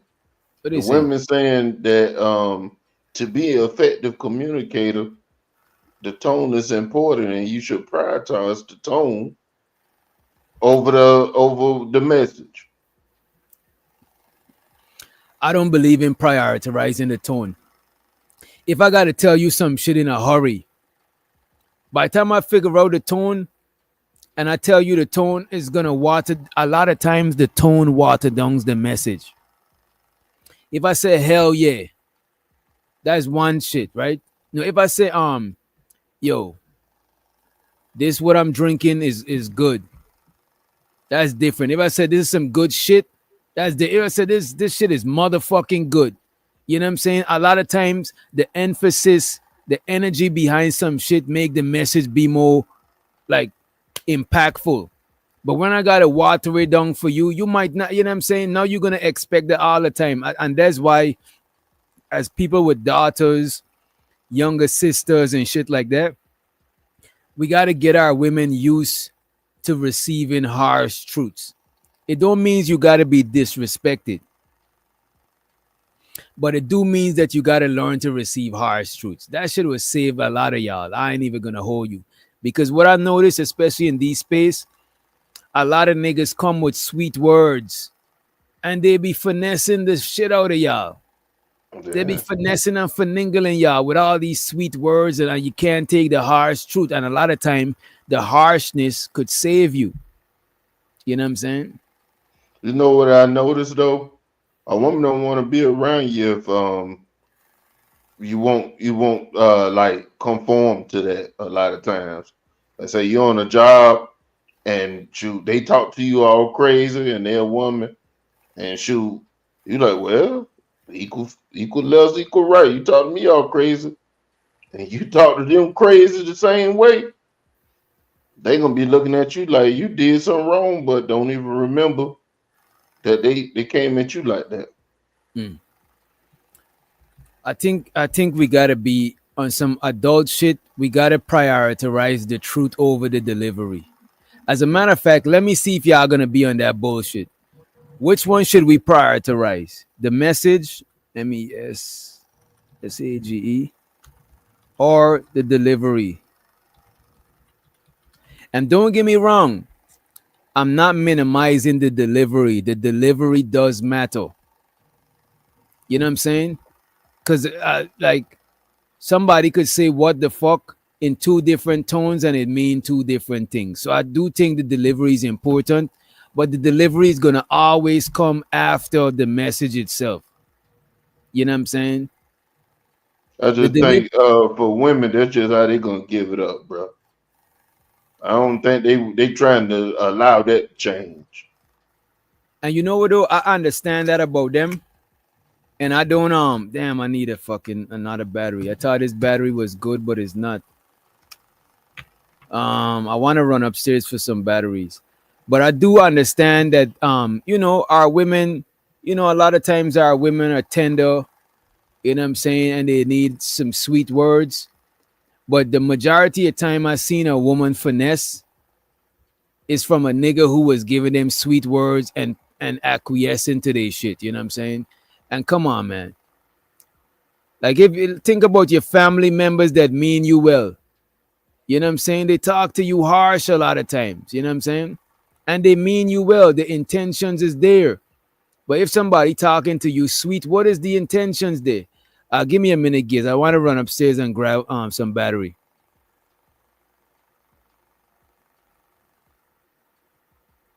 Well, it'll be right back. Let's see what the chat talking about. Uh-oh. Travel One, she like, why can't men figure this out? I believe men already know what women want, but men want something completely different.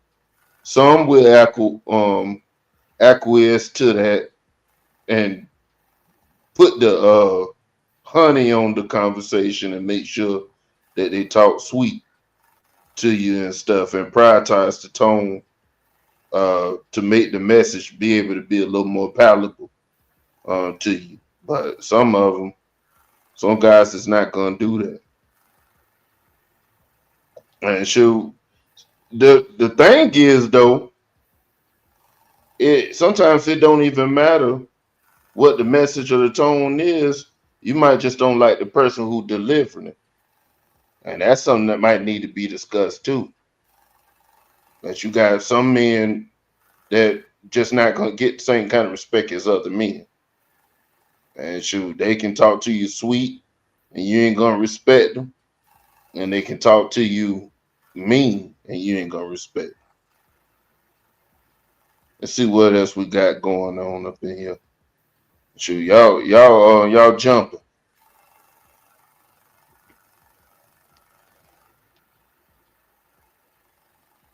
I couldn't find that top hat. That top hat might be in storage. That was a picture I found of that top hat, y'all. Let's see.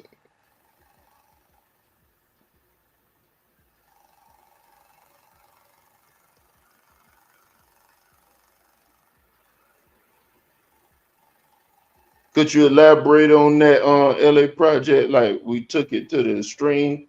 Was it the lady on there or the conversation me and DJ was having before he went to get the batteries?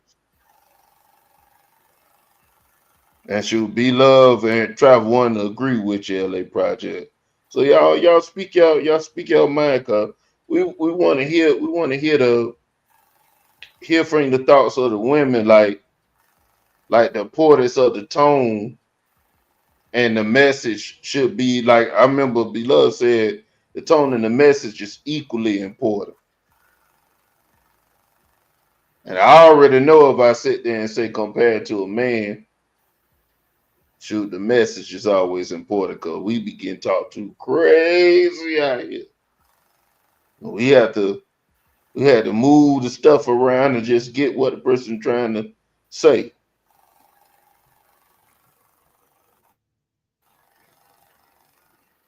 Well, yeah, they don't like our tone. And welcome back, DJ. He done got the battery for his mouse. Yeah, they got the battery, and I had to go and grab my 5 Guys. You know what I'm saying? We was chopping it up earlier in the Discord. Everybody was getting some grub. 18 letter went and got some wings and shit from this wing place out there in Illinois. That shit look good as fuck. I ain't even gonna hold you. Hey, I did the same thing. I got what it was, touchdown wings today. Bro, I got 10 piece honey barbecue, a Philly cheese steak sandwich, and some beef fried rice.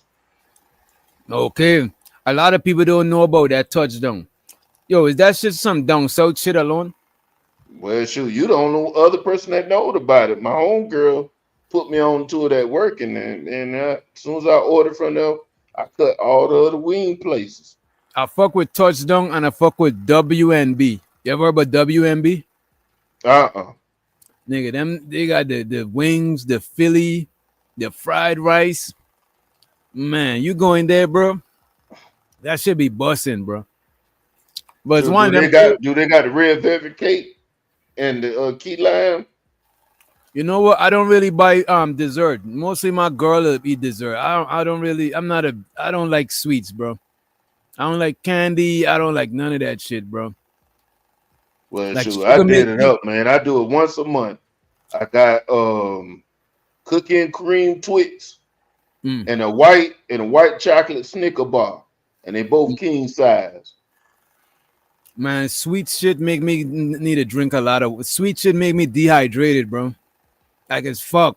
Like my mouth be dry. Like I could just tell. You know what I mean?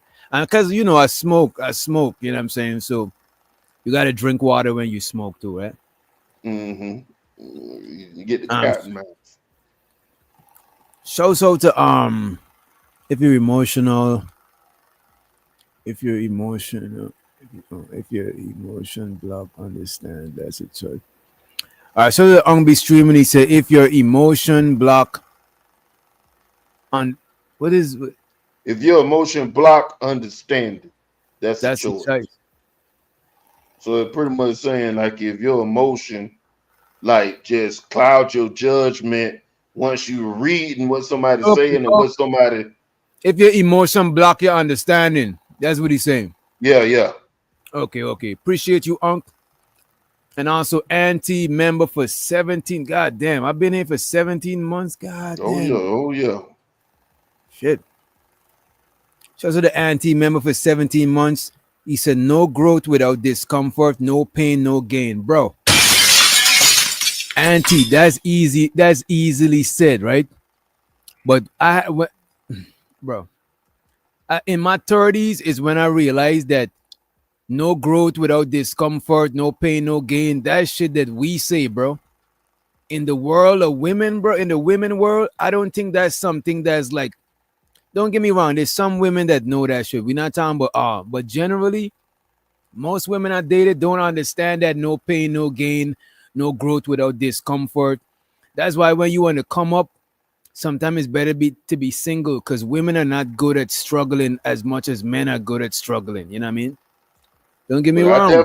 I definitely appreciate the ones that do, because a lot of women be like talking with the other women and saying like, "Hey, you shouldn't really struggle at all" and stuff like that. You need to be doing better. Yeah, no you struggle could be love. That's dusty. And bro, I reward any chick that done with me when I'm in the trenches, bro. I don't give up. This is why, like, I had exes in the past that even after we broke up, I still looked out for them because I remember when I was in the trenches, they fuck with me and they didn't pressure me to be on some bullshit that steer me off my come up. You know what I'm saying? So I appreciate them. You know what I'm saying? And I appreciate the women that hold it down. Fuck that struggle love shit. A lot of times y'all want rewards without no fucking, you know what I'm saying? You gotta have some sort of. They look at the finished product more, like prioritize the finished product, but then they don't leave room for growth and somebody to be almost customizable to like how you feel about situations and be able to willing to come up with solutions together that y'all both be pleased with instead of just solutions that's just tailored towards just the person who came up with the solution by themselves. Yep. I appreciate you, Ant. And that's a super fact. No growth without discomfort. That's a Snapple fact right there. I think most things that you grow to, you had to step out of your comfort zone to go to the next level, which is the next level of your growth. You know what I mean? Shows out the Unk be streaming. He said they fought for equality but want special treatment. I think the fight for equality is an illusion. All humans should be treated equal, but we not all equal. Like me and Giz is not equal. You know what I'm saying? Giz got a whole it's like if me and you was to go at work on a job and they give us equal pay. That don't mean we equal because you got a whole bunch of responsibilities. When you're saying that I got to distribute my money out, that I make different kind of ways. But at the same time, I'm one of the people that's married on these podcasts that do not validate myself for being married. You'll never really hear me trying to validate myself like I'm married and all this stuff. It's not that I don't enjoy my family and all this kind of stuff like that. That's far beyond the point. But as a man, you need to validate yourself and stand on yourself, whether you have a family or not. And you should not just be like holding men that don't have families to a point like they not good enough if they don't have a family. So that's why I wouldn't validate myself just strictly because I have a family and want people to look at me a certain kind of way because I have one. Now that's your opinion, how you want to treat people, but I want to treat the men and the women that's single or in relationships with the same respect. The same here. Just because a nigga don't get pussy, I'm not gonna treat them like they are lesser human or some shit like that, because they might be good at me at other shit type shit. That's because I'm in a relationship. I'm not gonna look at a single nigga crazy like I'm better than them because they're probably better than me and other thing, and they probably want to be single. Like, you know what I mean? So I think you gotta validate yourself. I do agree with what you're saying. So the coach Ferg in the motherfucking house. Let me get these couple more and then we get into the. Well, look like we got one more. So the Ungby streaming. He said they don't tell their white bosses about tone.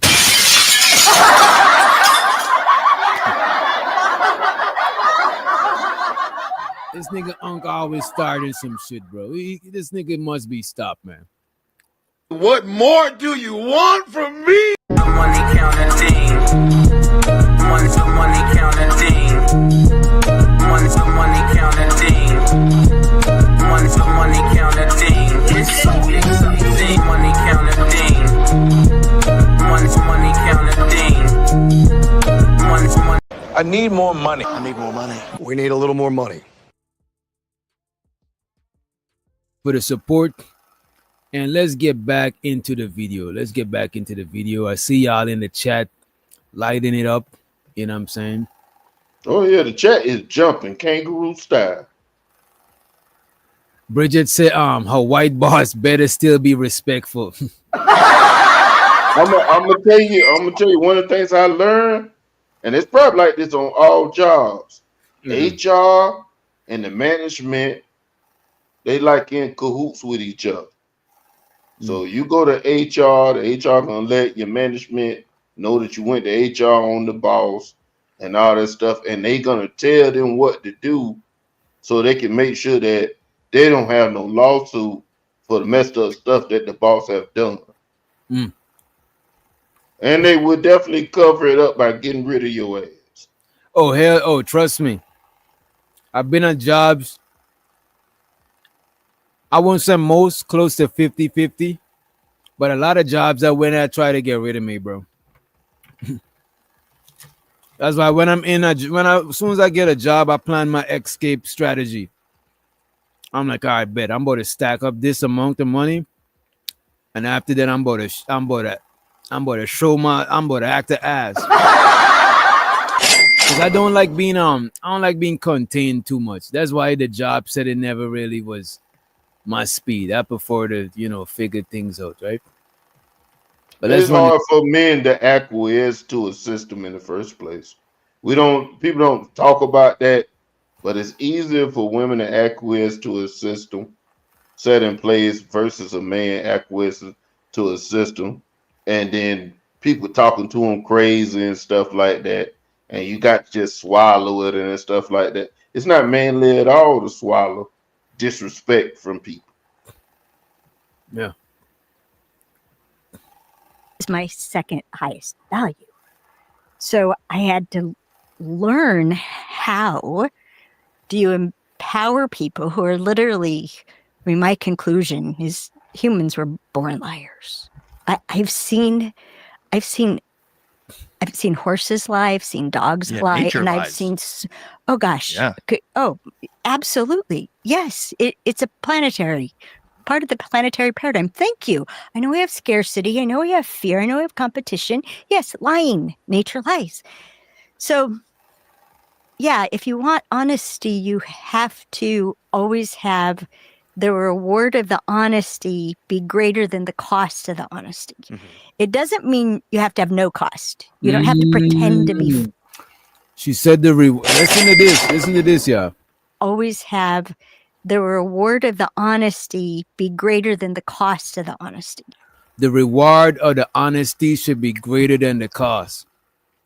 So the reward of me being honest to you, the reward is the truth. That should be more than the cost.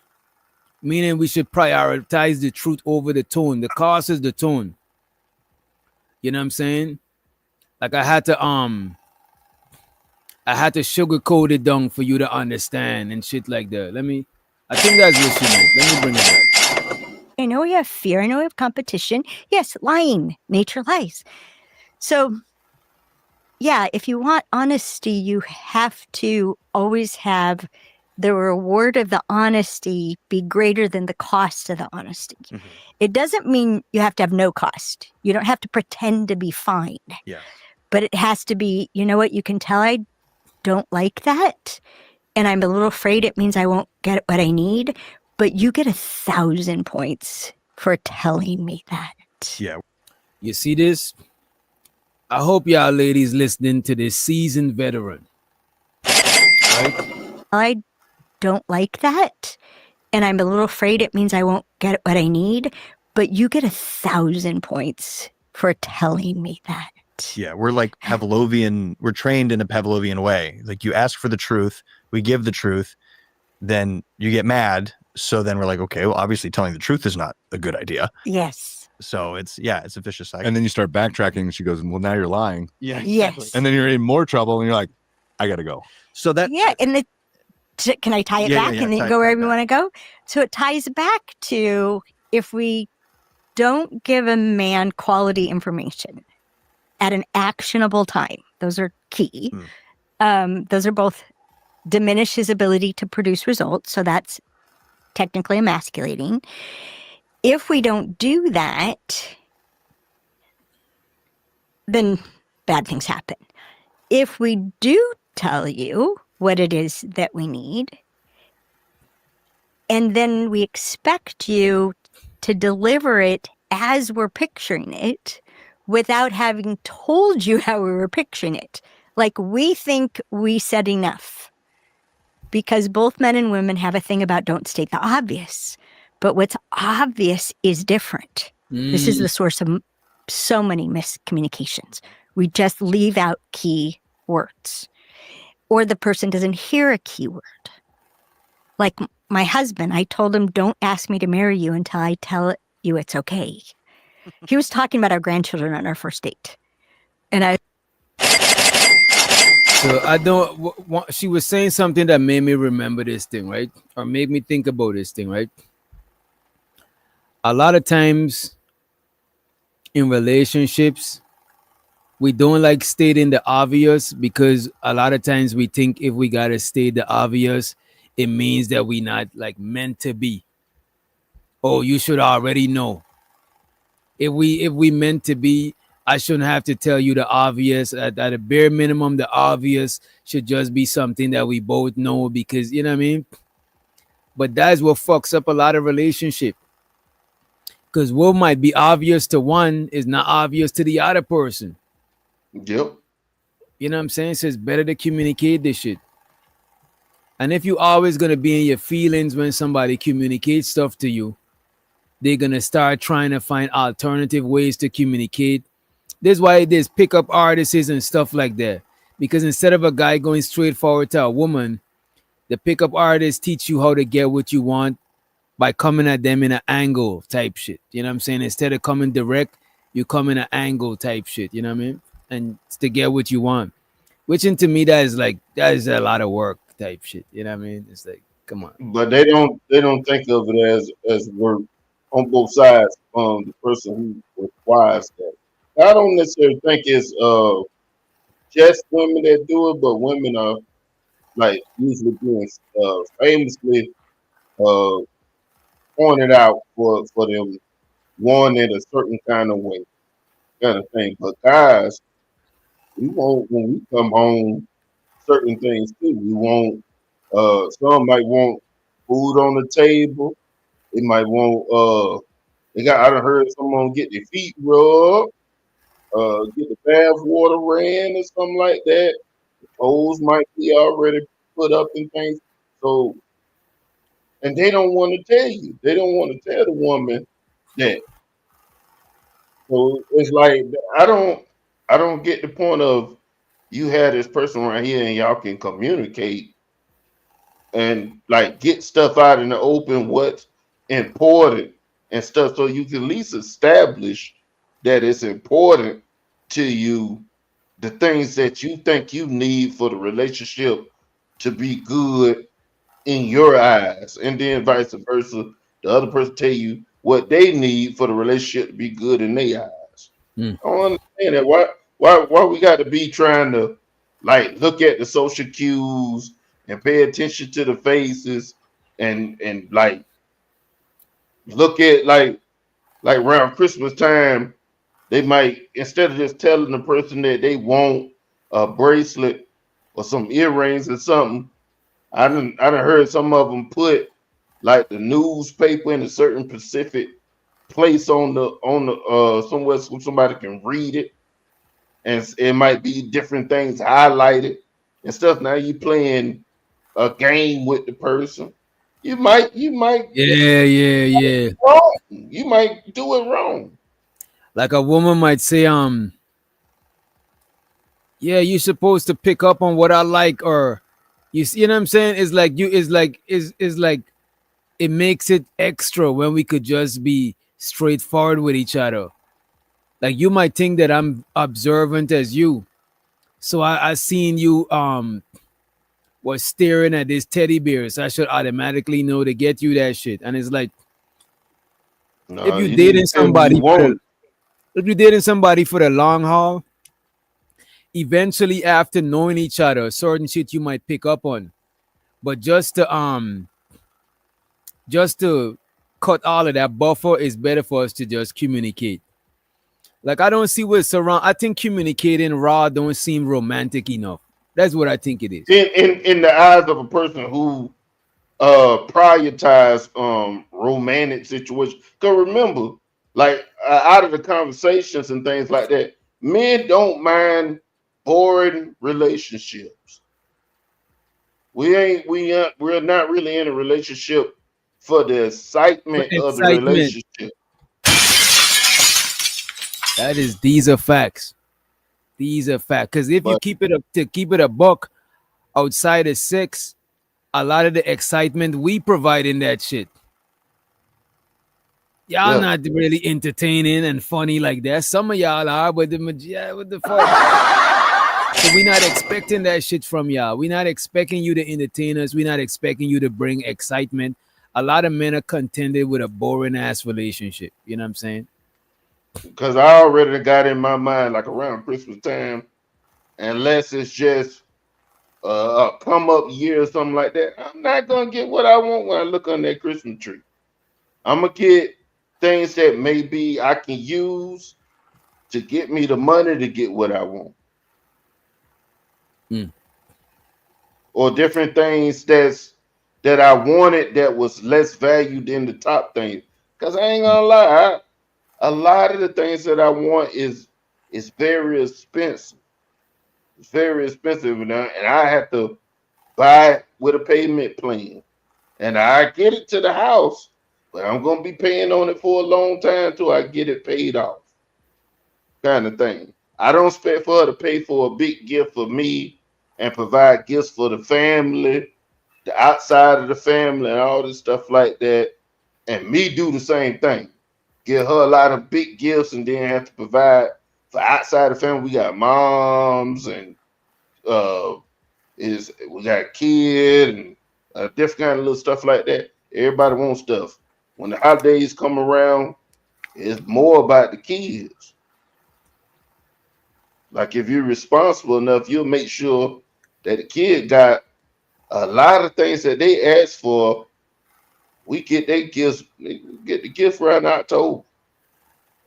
Already be having their gifts already. Unc said, Bridget said women like surprises. They don't want to buy for themselves all the time. Unc You said, think men do? This is what Unc responds. Unc said, "Give me your money and I'll surprise you once a week with a gift." Lord G. Yeah. That's a now, fact. don't get me wrong. Don't get me wrong. A lot of fellas go out of their way to talk to women in the chat harshly. And I don't know if it's like you're trying to teach them to be tough or whatever. But I don't think it's our place to do that shit. Unless these women are your sisters or somebody that you, because this is what it be like, right? I could see it from both ends, right? If you're not somebody who's responsible for the woman's well-being, she don't see you as somebody that she should learn from or you should teach her nothing or no shit like that. Because you're not her family, her man, right? So a lot of times when we come harsh at them, they look at us like, who the fuck is this stranger think he talking to me crazy type shit? You know what I'm saying? So I get it. I get it for the most part, right? But I'm not here. here Go back to the tone then. It just go back to the tone and how you deliver the message. And then another thing is too, then we could be up here having a message and the tone could be delivered respectfully and stuff like that. But it's easy just to say a person just don't agree with the message and they still tune it out or respond to it in not a positive way kind of thing because they don't agree with it. You know what? I agree with that shit. Because sometimes we might be saying some shit. And even the guys who come up and be on that bullshit pandering, a lot of times they make it hard for you to really have genuine conversations. Because they got an agenda. They want, by the time the conversation ends, they want the women that like them. Or to see them in a certain light. You know what I'm saying? So if you chopping it up, they'll be like, oh, you know what I'm saying? They'll try to pander and they'll try to filter that message. You know what I mean? And that's why I don't like that shit. Because I'm not a panderer. Right? And I'm not a nigga who's trying to bash these chicks and shit like that, right? So when I'm having a conversation with a woman and a woman basher is around, that shit fucks me up. And when a panda bear is around, that shit fuck me up too. Because I'm chopping it up with this woman and you can't talk to your woman crazy. You know what I'm saying? Or some women did you something in the past and you still got a vendetta and you up here trying to say, you know what I'm saying, some crazy shit. And now I got to tone it down and it's seeming like I'm the panderer. Or I'm talking to a woman being direct and you come up here with the pandering shit. No, it's like, I don't like that shit because it put me in an awkward position when I'm communicating. You know what I'm saying? Keep in mind another thing, DJ, too. A couple weeks ago, like when like somebody is being talked to in a disrespectful way and all this kind of stuff like that, a lot of the men that don't have nothing even to do with it, since they was in the presence of the situation, we expected to speak up and try to like defend the honor of the woman that's not under our protection. Bro, I'm not defending the honor of no. The only women I'm defending the honor of is my mom, my sister, and my girlfriend. Or if I'm single, whoever I'm fucking with, right? Any other woman that want my protection, you better ask me for that shit. I'm straight the fuck up. If we on a panel and you feeling disrespected, say, DJ, could you please tell him to stop? DJ, I don't want to engage. I want you to go out of your way and say that shit. I'm not going to automatically come swooping in with the motherfucking cape. I'm not doing that shit. That's a fact. We don't want to be like stepping on your right of you having your voice to speak out and say how you feel and stuff. We don't want to guess and be mansplaining to the women. We believe that the women have their own rights, their own thoughts, their own voice. Right. And I don't want to sit there and get in the way of it. I want to sit back and listen and take notes. So I'm not going to be trying to like stop a woman from saying how she feel, even if I agree with her or disagree with it. Yeah, and I'm not trying to make her look weak like she need me to hold her hand. Maybe she big stepping. What if she's big stepping? I don't know. You know what I'm saying? How I'm supposed to know if this is a big step move or you being attacked? If you say, look, DJ, I don't appreciate, all you got to do is say it in front of everybody. You know what I'm saying? You can't want to be a thug and a victim at the same time. It's okay to tap out and say you don't want to fight, but a lot of y'all egos and y'all got the other chicks cheering y'all on in the chat. It make you feel like, nah, I got to stand up and represent. But then if you got to stand up and represent, you a contender. And I can't, you know what I'm saying? As the referee, I can't hold one hand and let the other one punch. I can't do it, you know what I'm saying? But if you're not a contender, I'm be like, look, man, let her be. She ain't want no issues. Like, let it rock, you know what I'm saying? Simple, man. Because both men and women have a thing about don't state the obvious. But what's obvious is different. This is the source of so many miscommunications. We just leave out key words. Or the person doesn't hear a key word. Like my husband, I told him, don't ask me to marry you until I tell you it's okay. He was talking about our grandchildren on our first date. And I was like, I will marry you when the dirt in the street says I should. I really said that to him. But I said, and then when it became even more clear, I said, don't ask because I don't want to say no to you. Don't ask until I tell you it's okay, that I'm prepared to say yes. So then finally I had enough evidence of who he was as a human being. I had lived with him 24/7. I found out what life would be like. So then I told him, do you know, I would like for you to ask me to marry you by my birthday. It was 3 weeks until my birthday. It seemed simple, but he didn't hear by my birthday. He heard on my birthday. My birthday was on a Monday night, and I was teaching a program at Landmark that night. But I didn't know any of this until time was passing, and this man who probably would ask me to marry him on our first date, and it's 10, 11 months later, and I've told him he can ask me, and he hasn't asked me, and he hasn't asked me, and he hasn't asked me. I'm like, did you change your mind? You don't want to marry me anymore? And he's like, well, you said you wanted me to ask you on your birthday, and it's a Monday night, and you're leading, and I'm trying to figure out how to do that and where to do it. And so I take you to Mulholland Drive late at night? Should I? How do I? And he was just beside himself trying to figure this out. And I realized, oh, you're assuming you can only ask me once. Well, of course. I said, you can ask me as many times as you want. Really? Will you marry me? Instantly. And then we got the ring, and he got down on his knee, and he asked me again. And he would ask me to marry him a couple times a year for the 27 years we were together. It was delightful. But you told him you didn't want to tell him no, so he's probably like, well, I'm not going to ask until it's 100% a go. Well, he thought it was. This is crazy. This lady is wilding. This lady tell the man when he should propose. She might as well have proposed to the nigga, because you know the nigga want to marry you. So you should just, you know what I mean? It's crazy.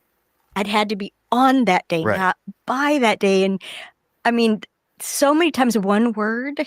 I asked him to do something at the lunch break, and he heard lunchtime.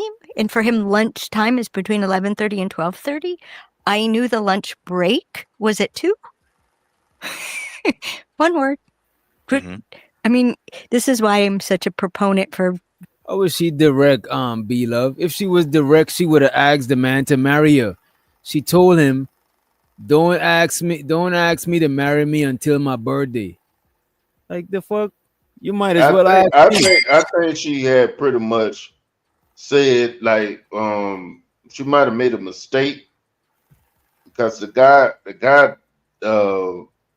probably would have asked her before her birthday.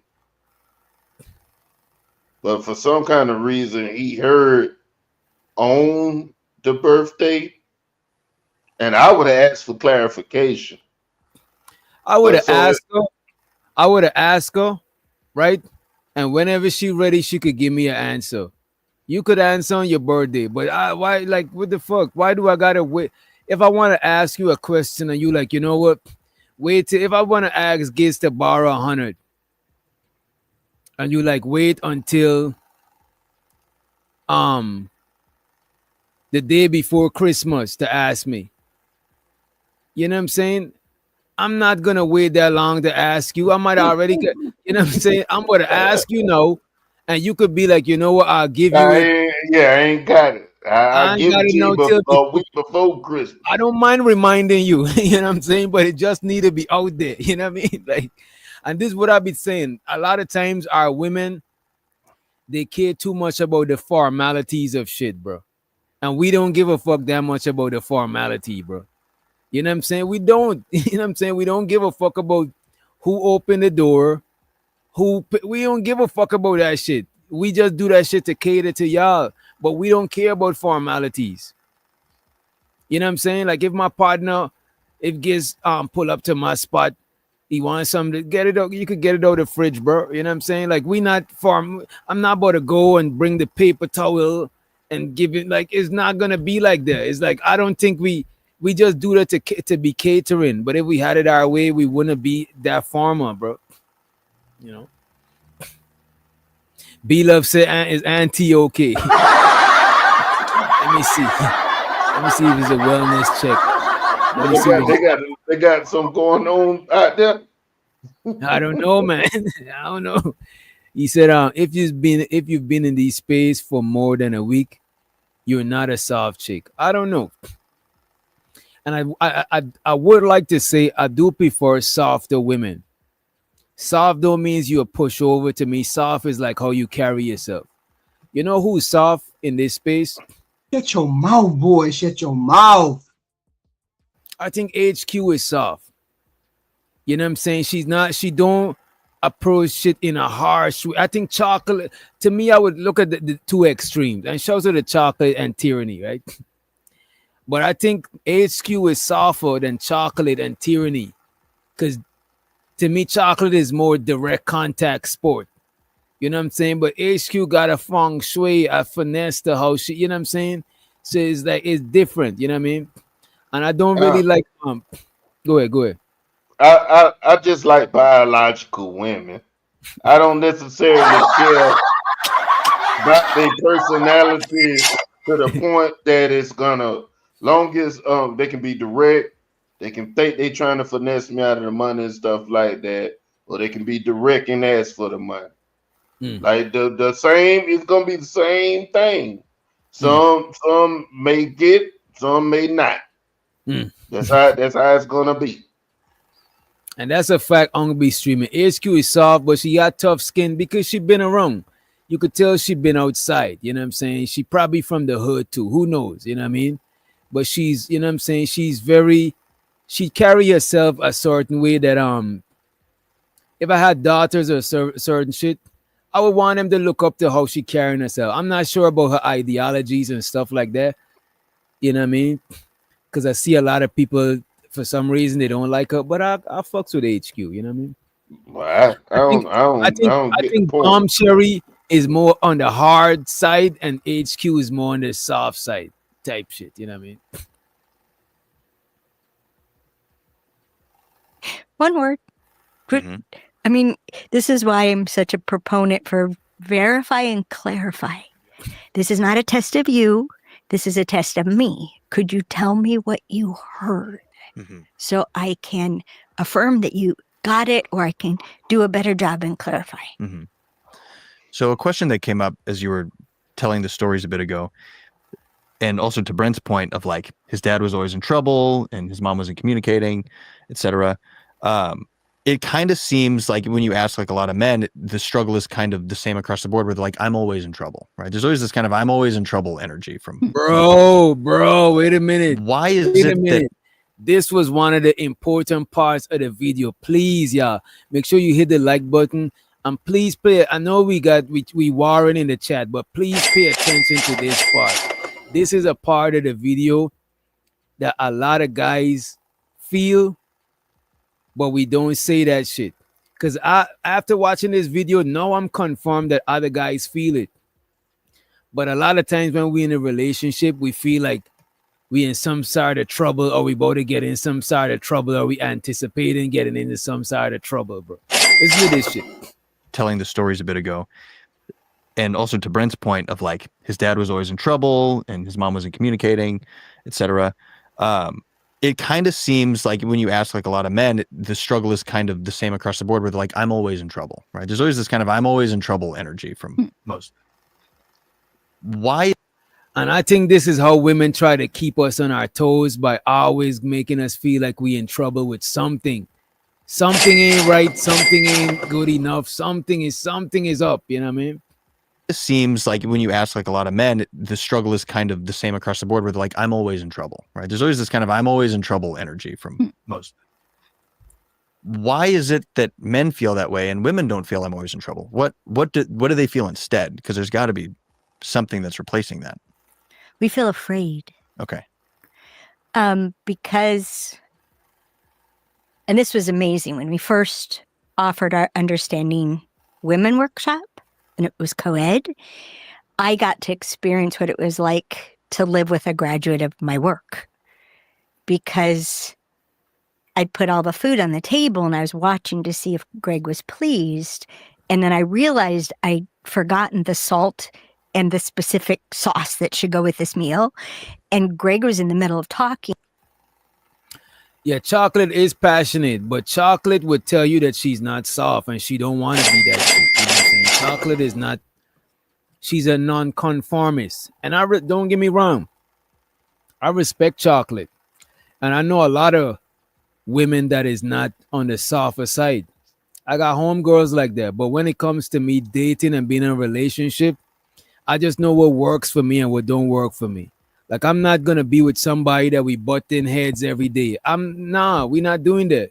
You know what I'm saying? Like, take your real nigga ass somewhere else. Like, man, I'm good. Good out for that shit. I know you because just say that. You say what? I know you just say that. Take your Yeah, real nigga ass. Trying to be a real nigga. I'm not with that shit. Go and do that shit somewhere else. I'm not with that shit, bro. Like every day, you know what I'm saying? Every day is a battle. Nah, I'm good. She can be soft. She can be soft and direct. I don't give a damn. Oh, I'm not saying soft is not direct. I like when people are direct. You know what I'm saying? I just mean like just the combativeness, the button. I don't like that shit. You don't like no neck roller? I don't like that shit. You neck roll so much he done made you some biscuits. You don't like that? I don't like that shit. You know what I'm saying? I don't like the neck rolling and all of that shit. You know what I mean? I don't mind if I deserve some net roller. She can be a snake charmer if she want to. I don't care. Mm-mm. I don't like the button heads. If you a softer woman, you'll get more. You'll actually get more cooperation from me. I'll be saying that I love cooperation, but I'm not cooperating with a real nigga because I'm feeling like you punking me and you're bullying me into doing what you want. Well, that's where you got to sit there and drag your nuts, like you be saying, man. You I don't got want to to gotta stand up. drag You my got to nuts be from 10. You got to be 10 toes down. You're like, look, we already. You was the one that told me that men and women test each other. That's true.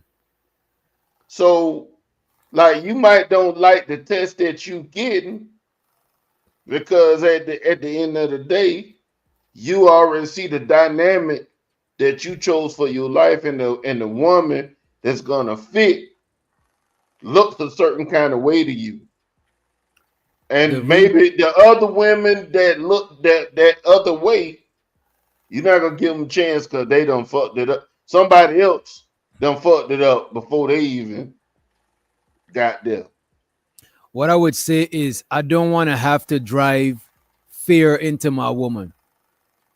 Cause if you a real nigga and I'm a real nigga, one of us gotta be the realer nigga. And it's gonna eventually come to a point where I gotta drive fear in you to stop trying to fucking test me and play with my shit. Cause if it's a nigga, I know how to handle that situation. I handle it with physicality, or I handle it by driving fear into you, or we're gonna got to get down and squabble, or we're gonna got to get physical. But if it's a woman, no, I'm confused. Like, I don't know how to handle this situation now. Because here is you trying to challenge me like a nigga, and what the fuck, you know what I'm saying? I don't want to do that shit. I don't want to gotta drive the fear. I ain't driving no fear. Wait a cotton pick a minute.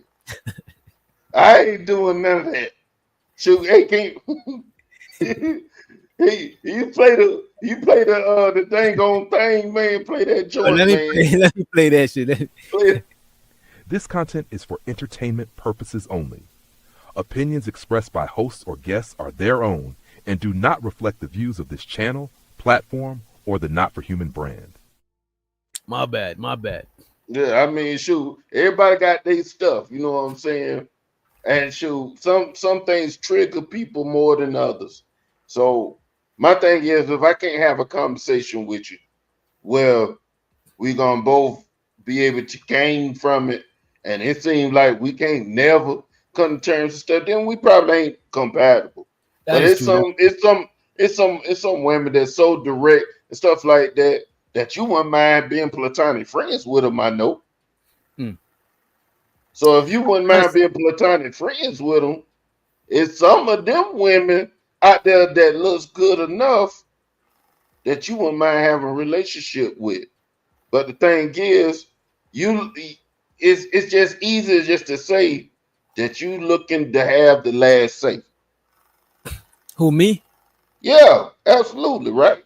But the thing is, if I'm dealing with a softer woman, a lot of times I could be like, you got it. I could give her the last say. But when you're trying to challenge me, I don't mind challenges, Rice M. I read what you said just now. But don't challenge me like a nigga. Are you crazy? Why are you challenging me like a nigga? Don't do that shit. You know what I'm saying? I think I need an example on it. It's like picture, running up in my face. Say it like how you see it. Running up in my face. Don't do that shit. Don't run up in my face. Because me, I'm not running up. I don't want to run up in no chick face that I'm dating. I don't want to have to be a physical threat to you. You must feel safe when I'm around. You must feel like, yeah, this nigga is dangerous, but he's not a danger to me. But when you running up on me, what the fuck are you doing? You might catch me on a wrong day. Like, what the fuck? Like, I do not like that shit, bro. With a passion, bro. Like, I actually know chicks like that. But I'm not about to date them. Like, I'm good, bro. You know what I'm saying? It could be a trap.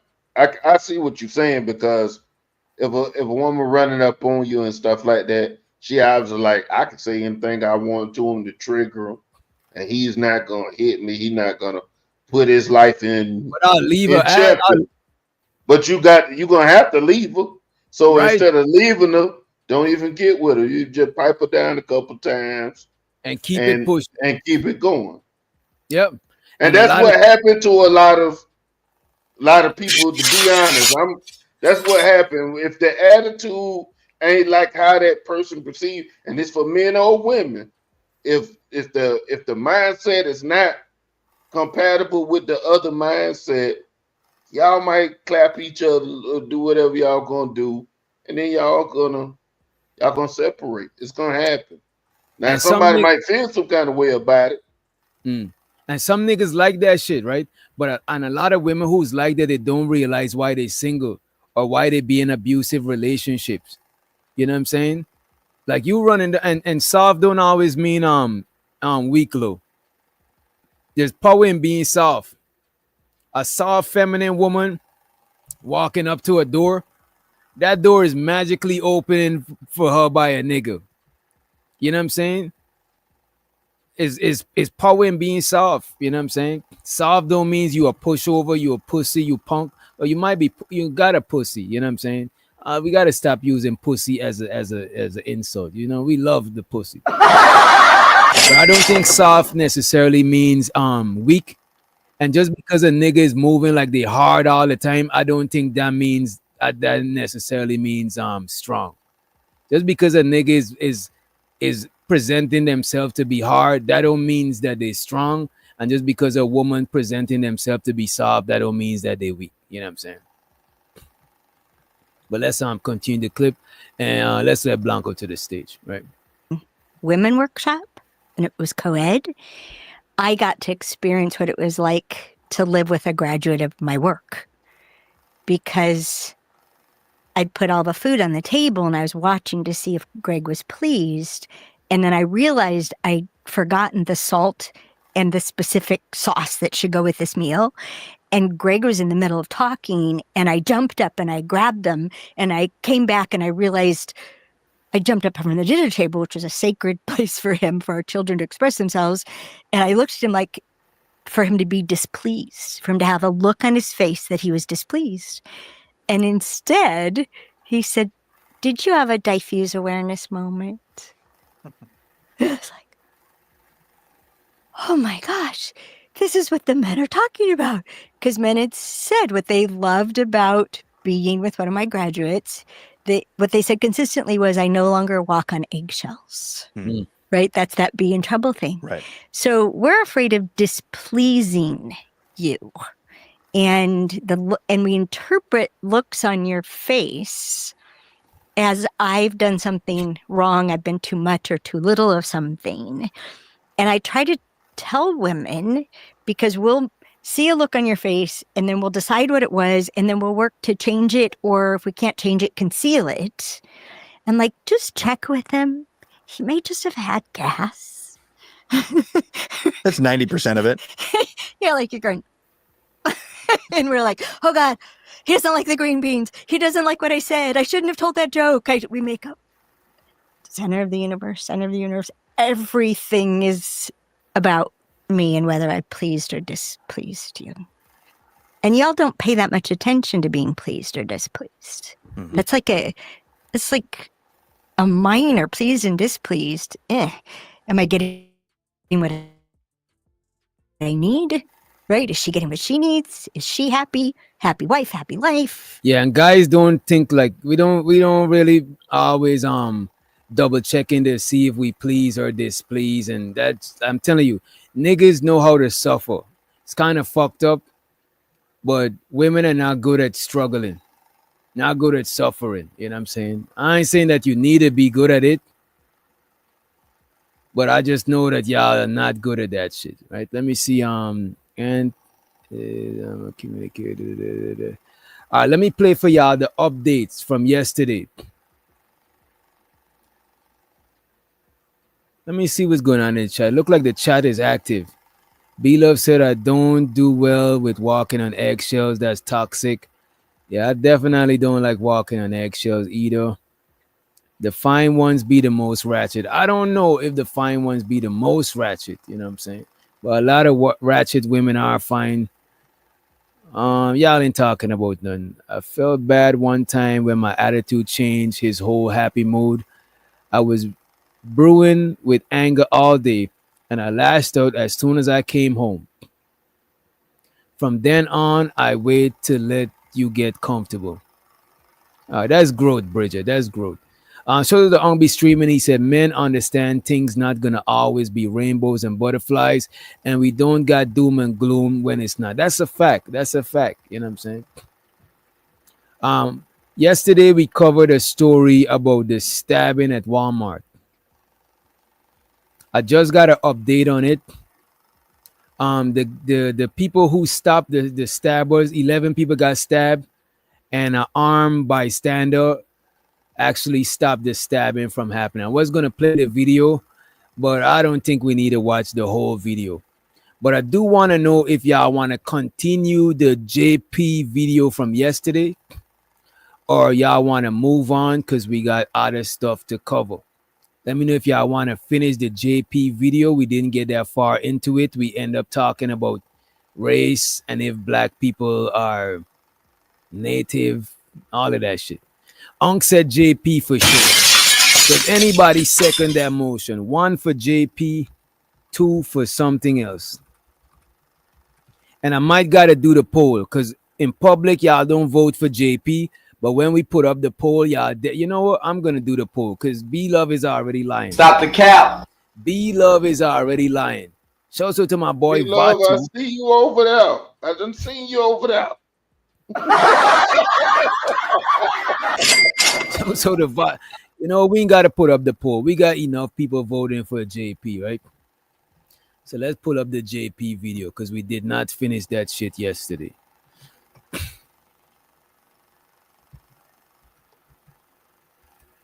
More secure. I feel more comfortable sleeping with a white woman.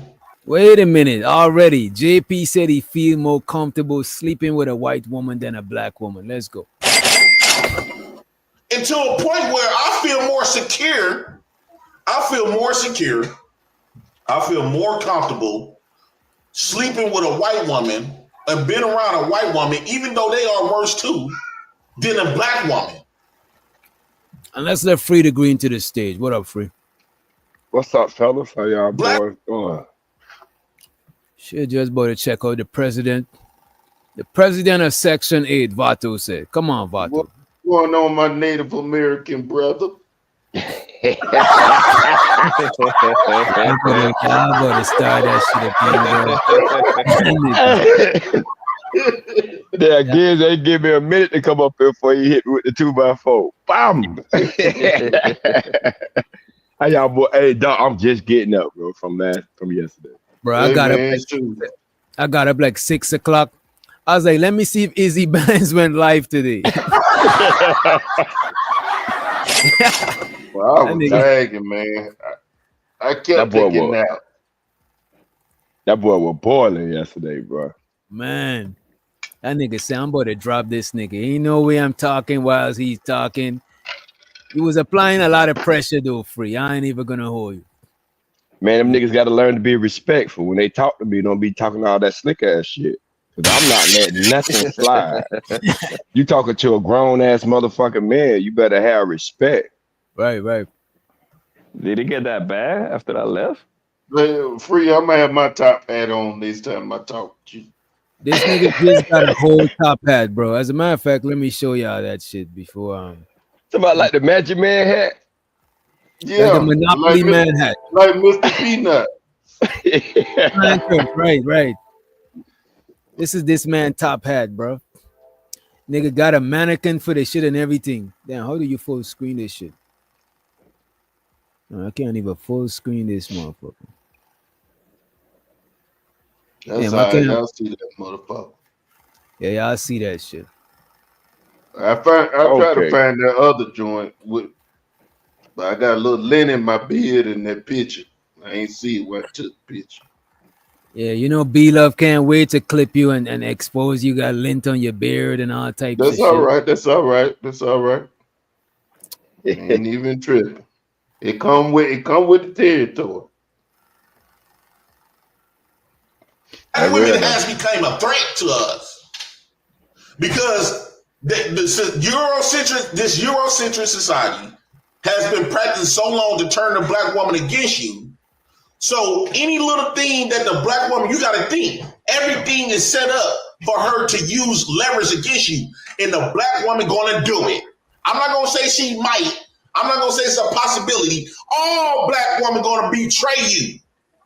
All black women here in America will betray you and use that leverage against you. All of them. All of them.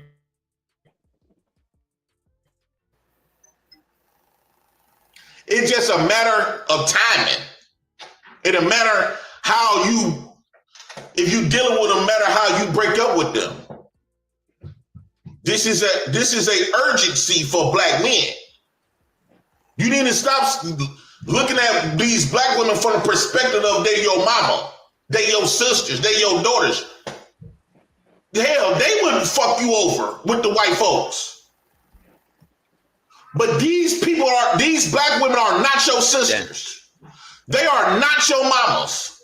They don't give a fuck about your best interest.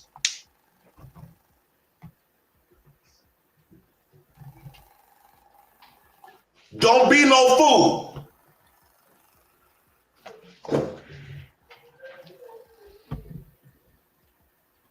You can't just be, see, they want us, and then when I'm talking like this, they look at me like I'm wrong.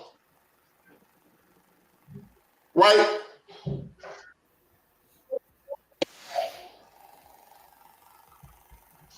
So let me show you this video right quick. They would say that, damn, JP, that's harsh. Black man, you got to stop being a little soft. Stop being a bitch. Stop being a little bitch. Let's check this out. Shout out to Crimson Court. I want to check this out because, and I ain't even see this. Somebody sent me this. Okay. Hold on. It says, let me read the title. Rest in preference to all the fallen divestors. Rest in preferences to all the fallen divestors. Rest in piss to all the failed divestors. That's what it should have said. She put rest in preferences, right? Let me show you what she said. She put rest in preferences to all the fallen divestors. Jay Prince for president would say, rest in piss to all the failed divestors. High standards for black men, but no standards for Zaddy. That's some shit I was just saying. Let's see what she talking Black about. women don't have standards for Zaddy. They got standards for black men, but they don't have none. None of that astronomical. And let's let Uncle Ism to the motherfucking stage. What up, Uncle? Super duper expectations, crazy. Yeah, your mic all right. Is it your mic or the Wi-Fi or the Wi-Fi? Is it the mic or the Wi-Fi, man? My Wi-Fi tripping? My Wi-Fi tripping? Nah, it's something right now. Oh, okay, because that's what my sons call it. The Wi-Fi. The Wi-Fi. You don't know nothing about the Wi-Fi. Yeah, that's the first time I heard that was an African dude was calling that shit the Wi-Fi. I was like, the fuck is the Wi-Fi? No, you heard it from me. That he's a African tether nigga. Don't you let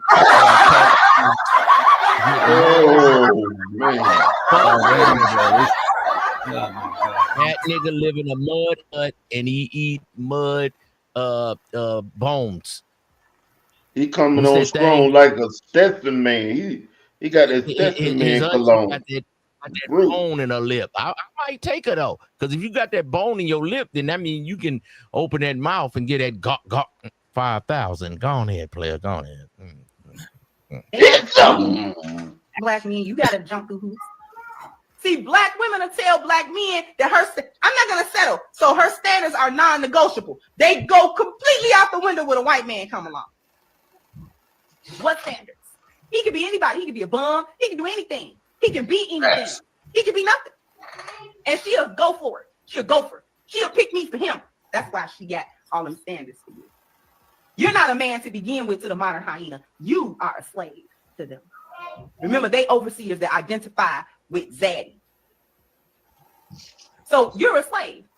So you as black men gotta prove that you can come out of slave status to get to her level or above. Ain't that right, hyenas? Black men gotta prove that he can get out of slave status to be on your level or above. But the reality is, in your mind, the only one above you is master. And black men will never be William Cartwright. Black men gotta spend a ton. And like I've been trying to tell y'all, I told y'all a long time ago that I watched a video in the Divestors. They showed a video, multiple videos of how black women is in paired the black women. They paired the black women in a relationship with black men compared to when they are in relationships with white men. Everything you say and do to the black woman, the white man do it, but she gives you all the hell. Now, a lot of black women would come up here and argue that the white man treats them better. I would say, see, when black women scared to say that some shit like that to me, because for one, I'm not trying to kiss their ass, and I'm gonna tell them the truth. I say hey y'all, hey, what are y'all doing? He I say ain't trying for one, to kiss their ass, and he got 3 or 4 loudmouth childrens that he done kiss some ass, lick some ass. You know what I mean? Got heavy in the breath and ejaculated in their ass. And now he ain't got no bitch Where that you wants to going spend with this is Right. If you a player, let me cook. If you a player, 2, 3 kids, and they got we say you got 3 kids, you got 2 baby mamas, and don't neither one of them want to step up, then you are a vagabond, dust bucket, garbage can, Oscar the Grouch ass nigga. Because most women, the baby is theirs. They be like, this is my baby. You get to visit the baby. So if you a nigga that got to take care of the kids, you damn near had the bottom of the barrel of bitches. Because bitch don't want to get Section 8, a EBT card with $800 on it, and she can live a soft girl life after getting a baby by you. And this is plan, brother Ism. That was exactly his plan. He told us. You ever seen the Garbage Pail Kids? He got garbage pail hoes. Because if they wouldn't, that's what he aimed. But that's what he aimed for. That's what he aimed for. He says he choose women like that so he could have his kids, and they won't get the kids. He purposely did that. Listen to this is a wino. Why are we listening to it? Somebody get this. I ain't heard one no ever since good time. This is what a YN is trying to do. This is why the YNs respect me and Big Giz. What the fuck are you talking about? Are you drunk? All of us are this nigga degenerate nigga right here. What the fuck are you talking about? You started out talking about kids. Wait a minute, Ella Unkman. I know you didn't come up with this as your profile picture. What who that supposed to be, man? These niggas act like that Beyonce? Is that supposed to be Beyonce? What the fuck is that? I know I evoked an emotion in you, bitch. But I evoked emotion in you, bitch. So you had to run your ass up here. But I'm doing something. I'm going somewhere with this. You started talking about kids, and you said ejaculating in somebody's ass. Right. What the fuck are you talking about, nigga? You need to put that bottle. Wait, what? G. You know what? I want 15 seconds of silence so we all can pray for this nigga. What the fuck is on your mind? No, nigga. Fuck that, nigga. We heard how you started that conversation off. No, you said let me cook. Oh, yeah, are you done? You want to go ahead? Only thing you cooking over here is crack. How you cooking your own crack, nigga? This nigga cooking his own crack. Man. Yeah. I'm gonna give it to you in a second, man. You can have it. But Don't give I'm it to me. finishing You up. start talking about kids. I don't want nothing. I'm good, Wait, brother. Pause. I don't want nothing. You ain't, Whoa. you ain't got no kids. Wait a minute, partner. He didn't You say ain't that. He fucking on didn't say. nothing. That's why Wait a you ain't got minute. no He didn't kids. say nothing about kids in a sexual manner. I just want to point that He out. started didn't talking say about that. kids, and then he said he gonna pump and Nah, dump or bruh. something. That's Come all Nah, the on, he's fuck talking I bro. about the women. You see, I'm just trying to make sure because I'm not trying to have that side of jacket on nobody. That's not what he said, Nah, bro. Like, let's not play that. nah. Yeah, nigga, we heard Especially what not the Uncle fuck you Islam, said. nigga. We heard what you Nigga, said. shut your bitch But ass up, nigga. but I you am know a what? You got it. motherfucking I'm gonna nigga, drop a down. I'm mentor. gonna drop I've down. been I'm a gonna drop down football so you can coach, cook. a basketball I'm gonna coach. drop down. I'm Nigga, gonna I'll drop down. never I'm do gonna that drop to down so you kids. can cook. The Go ahead. kids are Go ahead, brother. innocent. Only niggas I don't fuck with is you bitch niggas, you transsexual niggas like your face of Jay-Z and Beyonce. You transsexual niggas, there's no hope. But kids are innocent. So I've coached kids, mentored kids. Don't you ever put that jacket on me. The fuck Right. out of here. Now you can roast me, talk shit about me, my face, my hairline, but kids, nigga, I don't do that. No, I don't do that, player. I'm solid. Okay, so this nigga right here, what bitch wouldn't want Section 8 and she get the kid? Most 18-year-old, 16-year-old females know when I get a kid, I can give him away from my mama. I can get a Section 8 and I can get an EBT card. So he got 3 fucking kids. It ain't neither one of them baby mamas wanting to be with his ass. Why do we listen to this nigga for worthiness? This nigga's a degenerate. He's the Or we not opposite of listening to him Cynthia. for we don't listen to him for wordiness. You know what I'm saying? I just think a lot of people never seen somebody like him before. So it's just very interesting to watch. But I don't look at him for wordiness. Okay. So me and you know that we got a cousin or uncle that's like this nigga. So you using him for research purposes. For research purposes. That's a fact. Yeah, because the other night the nigga was coming up here and sound like a black skinhead. Only white people this, black people this. Hey, some of you niggas, I gotta keep my thing on my hip, and I gotta watch you niggas. I got Mexican, Filipino neighbors. They treat me right. We watch the Niner game. We have drinks. Some of my own people want to creep through my window. All right. So I'm just saying, man. I don't know where you live, but I'm in California. My whole block is multicultural. So you treat me right, I treat you right.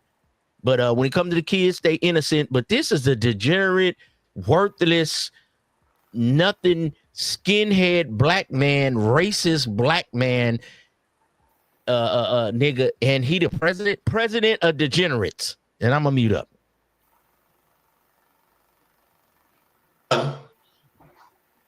It's not the fact that the white man, okay, let's go with that. The white man is treat them better.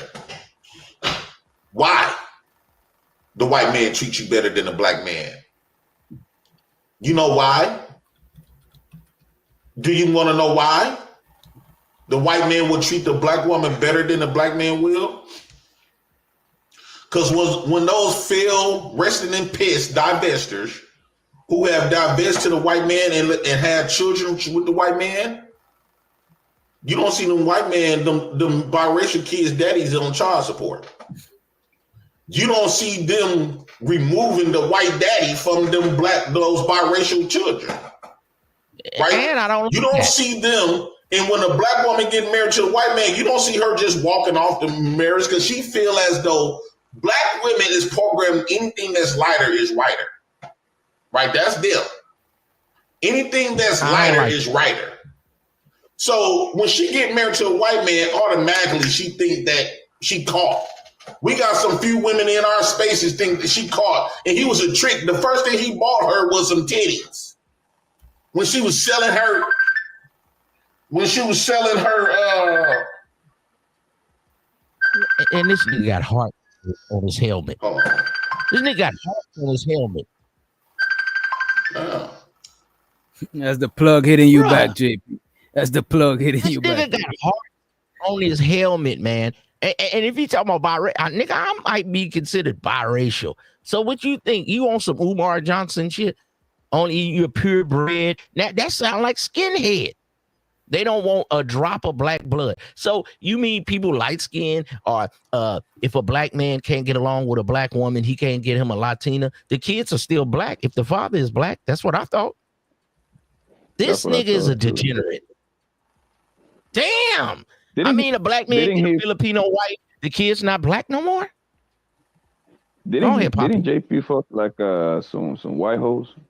Dude, I could have sworn I heard J Prince saying he fucks the white hoes to get the black girls mad, some shit like that. Is that like I could have sworn I heard just know earlier in this video, J Prince said he feels safer laying up next to a white woman than laying next to a black woman. He just said that He shit. can't get a black woman. He talk about black women and then he want to have kids with them.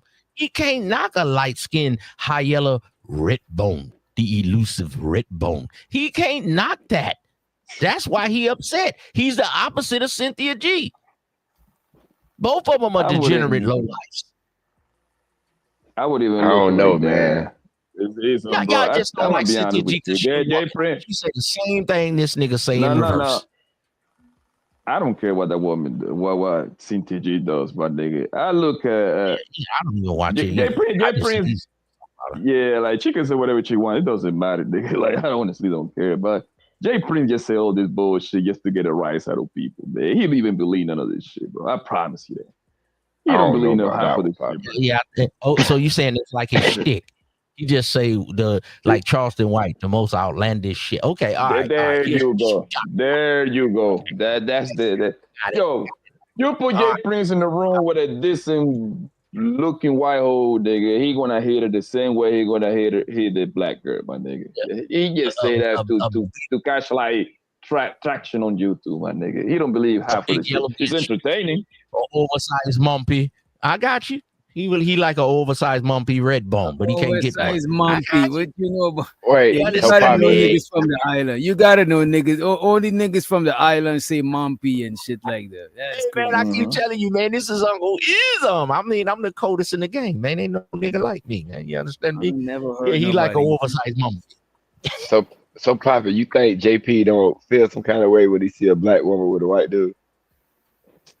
He ain't gonna do shit, my nigga. First of all, you ain't somebody do nothing, but do you think he feels some type of way? Nah, bro. Because look, in reality, right? In reality, you don't even seen that kind of mixture that much like that. You barely going to see a white man with a black girl. Those two groups, they don't like each other like that, bro. Do it happens? Yes, but that happened at the bare minimum, though. Trust me, I travel all over the place. I barely see that, bro. I barely see it. I see it as much as I see any other interracial couple. So it's just like if I see, don't get me wrong, a lot more often you'll see a black dude with a white girl, you know what I'm saying? But I see that shit all the time, dong. So I don't see it that much more than seeing a black woman with a white guy. I see that shit too, you know what I mean? I see interracial couples, but the majority of couples is same race. But I do see the thing is, go ahead. Sorry, go ahead. No, I'm saying I do see interracial couples and I do see white men and black women. I see that shit too. The thing is, you're going to see 3-4 times more a black man with a white girl than you're gonna see a black woman with a white guy. The thing is, black women do not find white guys attractive like that, and vice versa. White men do not find black women attractive like that. What city you in, Poppy? I was raised in Brooklyn. I live in Miami, and I'm in Phoenix, Arizona. I live in Phoenix, Arizona. So I've been all over. I've been east, west, and south. East Coast to Florida. That's what you. And I'm on the West Coast. So from what I see. Yeah. I see more black guys with others. Like I see a lot of my brothers, especially younger brothers. They messing with a lot of these Mexican Filipino women. Yep. Okay. And older guys, I see them with more white girls. Then I see black women with white guys. So whatever that's worth, I ain't trying to say one winning or shame black women, but I'll see say an older guy consider like 45 to 65. And I go to a concert or a jazz festival, I'll see him with more of a white girl or a couple of them. And the younger YNs to middle-aged guys, I'll see them with like Latinas or Filipinos or something. They be doing like American passport, bro. Yeah, but that's in y'all real life. That's in y'all real life, though. But think about, right, but think about what part of JP life is. YouTube. So that's where it get concentrated at. So now he gets to see these reactions on YouTube of what black women talking about Zaddy. That's what I'm not talking about in real life. And even in real life, I don't see it like black. I don't see like twice the amount.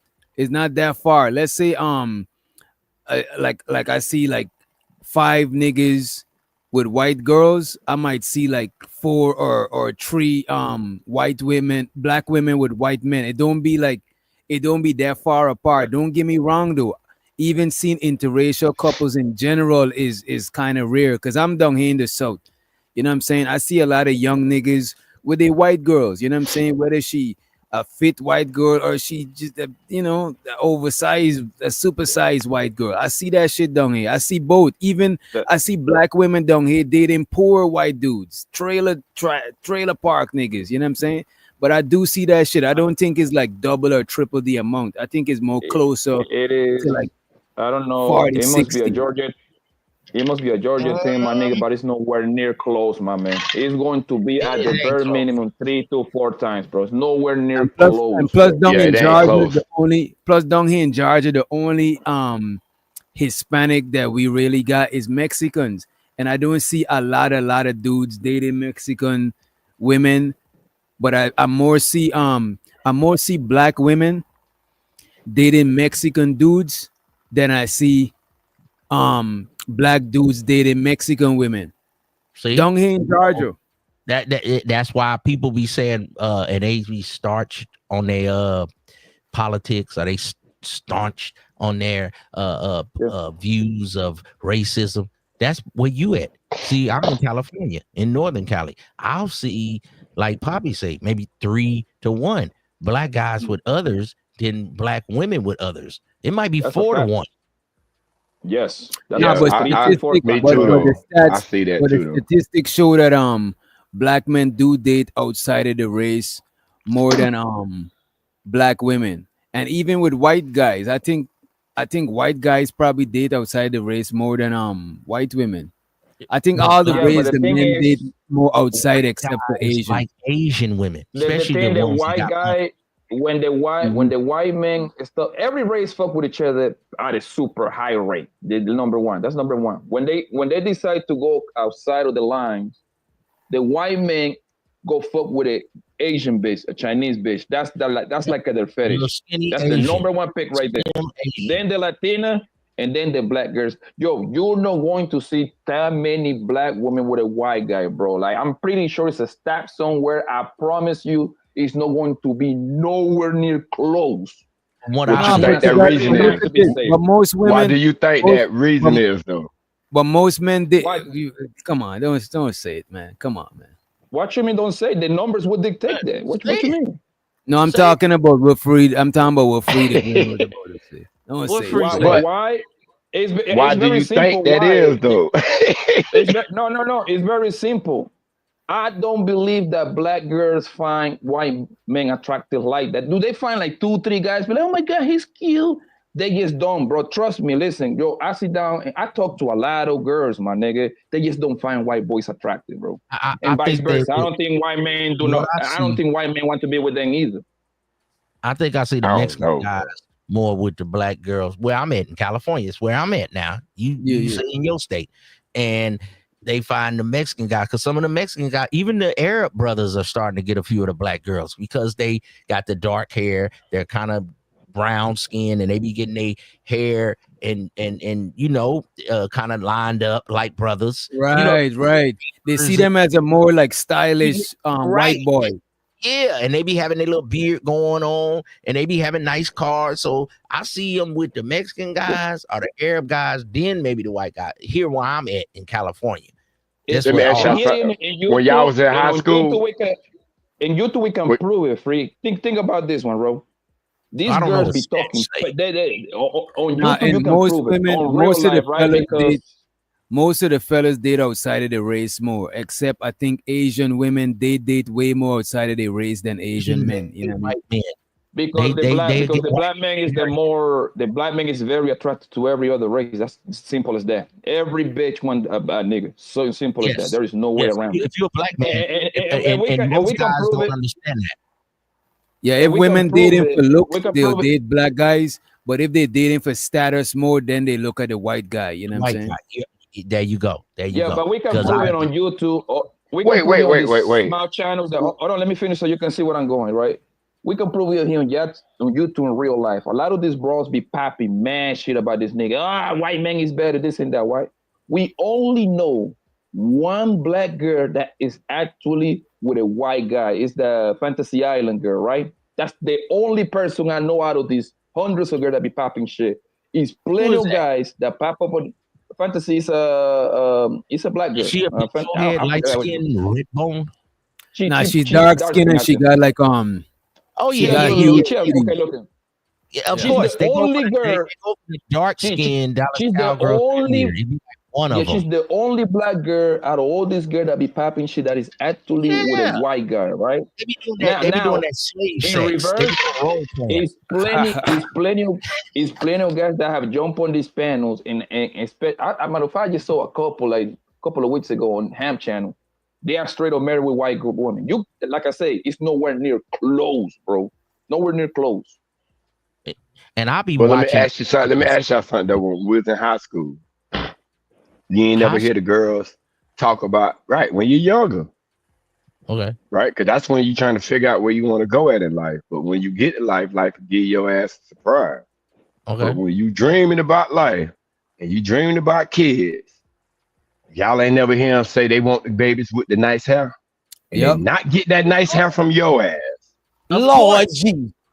Of course. You a nigga So with who they nappy want? hair. Who they want that baby from? Well, you a nigga with nappy hair. I'm a yellow nigga. They want a black nigga with good hair. They don't want your nappy hair. Then how come? But then how come all the dark niggas get all the women?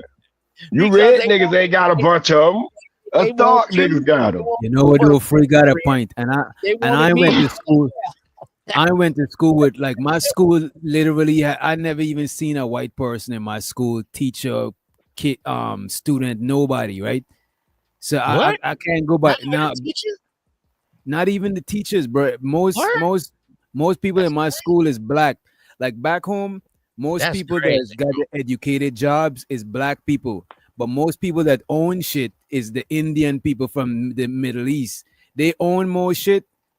They like more business owners, but black people is mostly the teachers. Black people mostly the doctors, the nurses. All of that shit is mostly black people, right?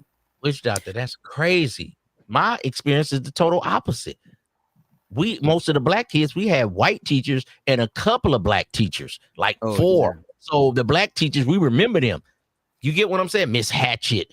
You know what I'm saying? Miss Christensen. Like we knew the black teachers.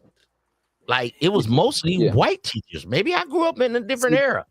That's remember I grew up in a different country and we don't even got that much white people anyway. Like the white population is like, I could look that shit up, but it's not even close to the black or the Indian population.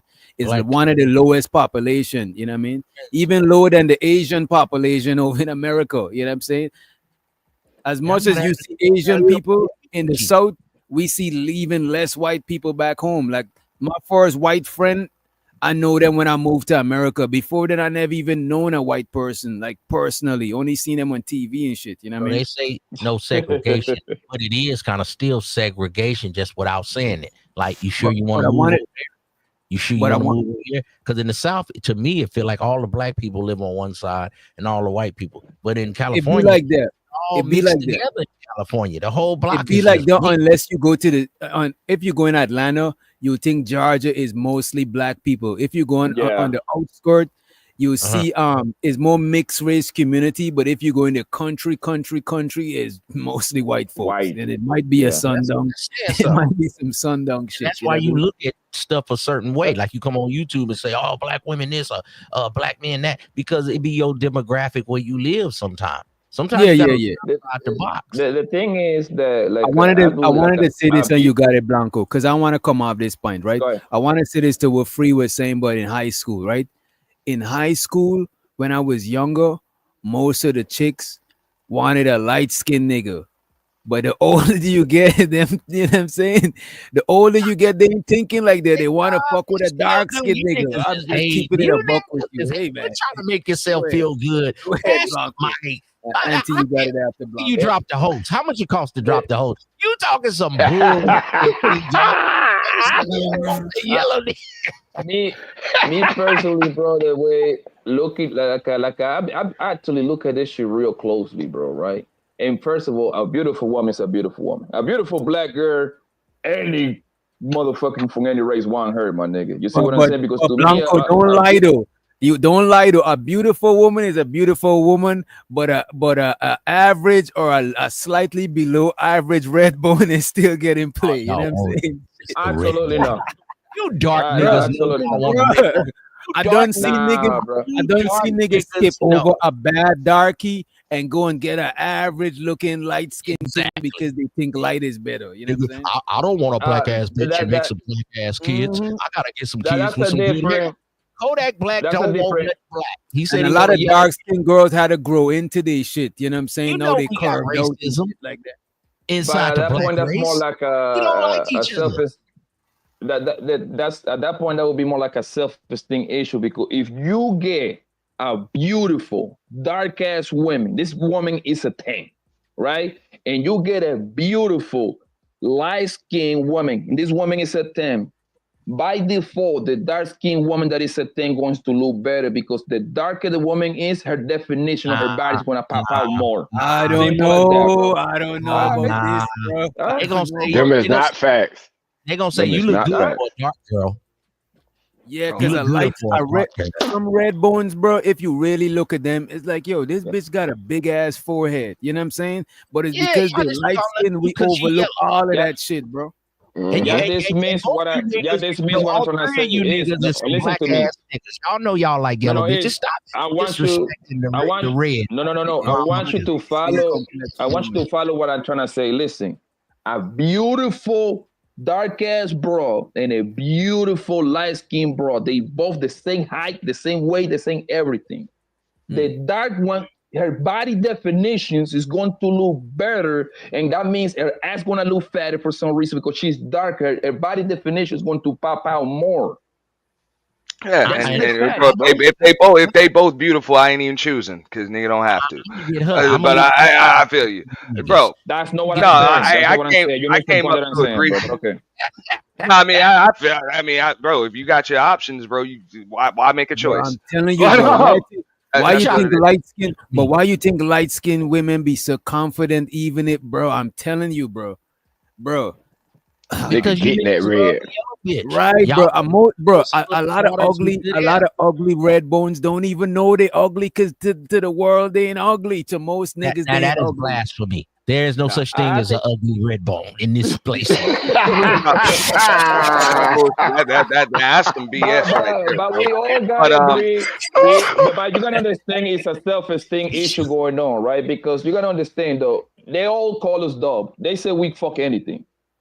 They say we all fuck anything. Yeah, upside down, bro. They all look like cousins, bro. Well, you niggas fuck your hand every night, but go ahead. Yeah.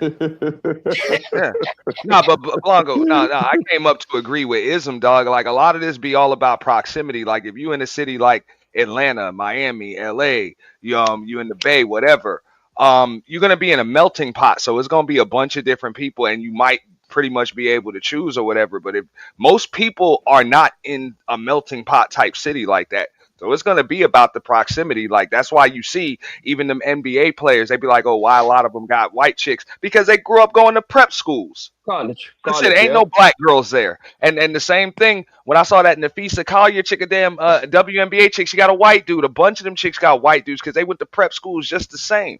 You know what I'm saying? You can't get with who you don't know. You don't ever see. That's what it is. Yeah, I'm just saying. Bron got Savannah, but Bronny got a Becky. I know that's what it is because he ain't grow up around no Keishas. Do everybody just want the opposite? The piece of I'm just saying if you don't grow up around them, so more. I'm just saying more often than not, when you see black chicks with white dudes, that's what they grew up around. That's usually the only black chick in the class or one of the few. You're right. The man is not the one. The man is not the one with the preference colorist thing, right? That's the one. It's in the woman's head. You can have whatever preference you want. If you don't see them, if you ain't around them, you ain't gonna get them. Them is not facts, Poppy. Telling me that you can have whatever preference you want, but you can get with somebody you don't know and you ain't never around. Yeah, that ain't true. More often than not, I'm just saying it's proximity, and most people don't live in melting pots. Free degree, come on, bro. Us bands, we got like a most band standard. I'm on here with you. You never heard, bro. You never heard Kodak Black say he ain't want no red ass, he ain't want no black ass, bro. No, come on, bro. You lying. He said he don't want a black bro to have black kids. No, I'm saying I'm black. This is what I'm saying. I misspoke when I say red, but I never heard nobody say that about no red bone. And you misspoken. You're saying lies. How much to drop the host?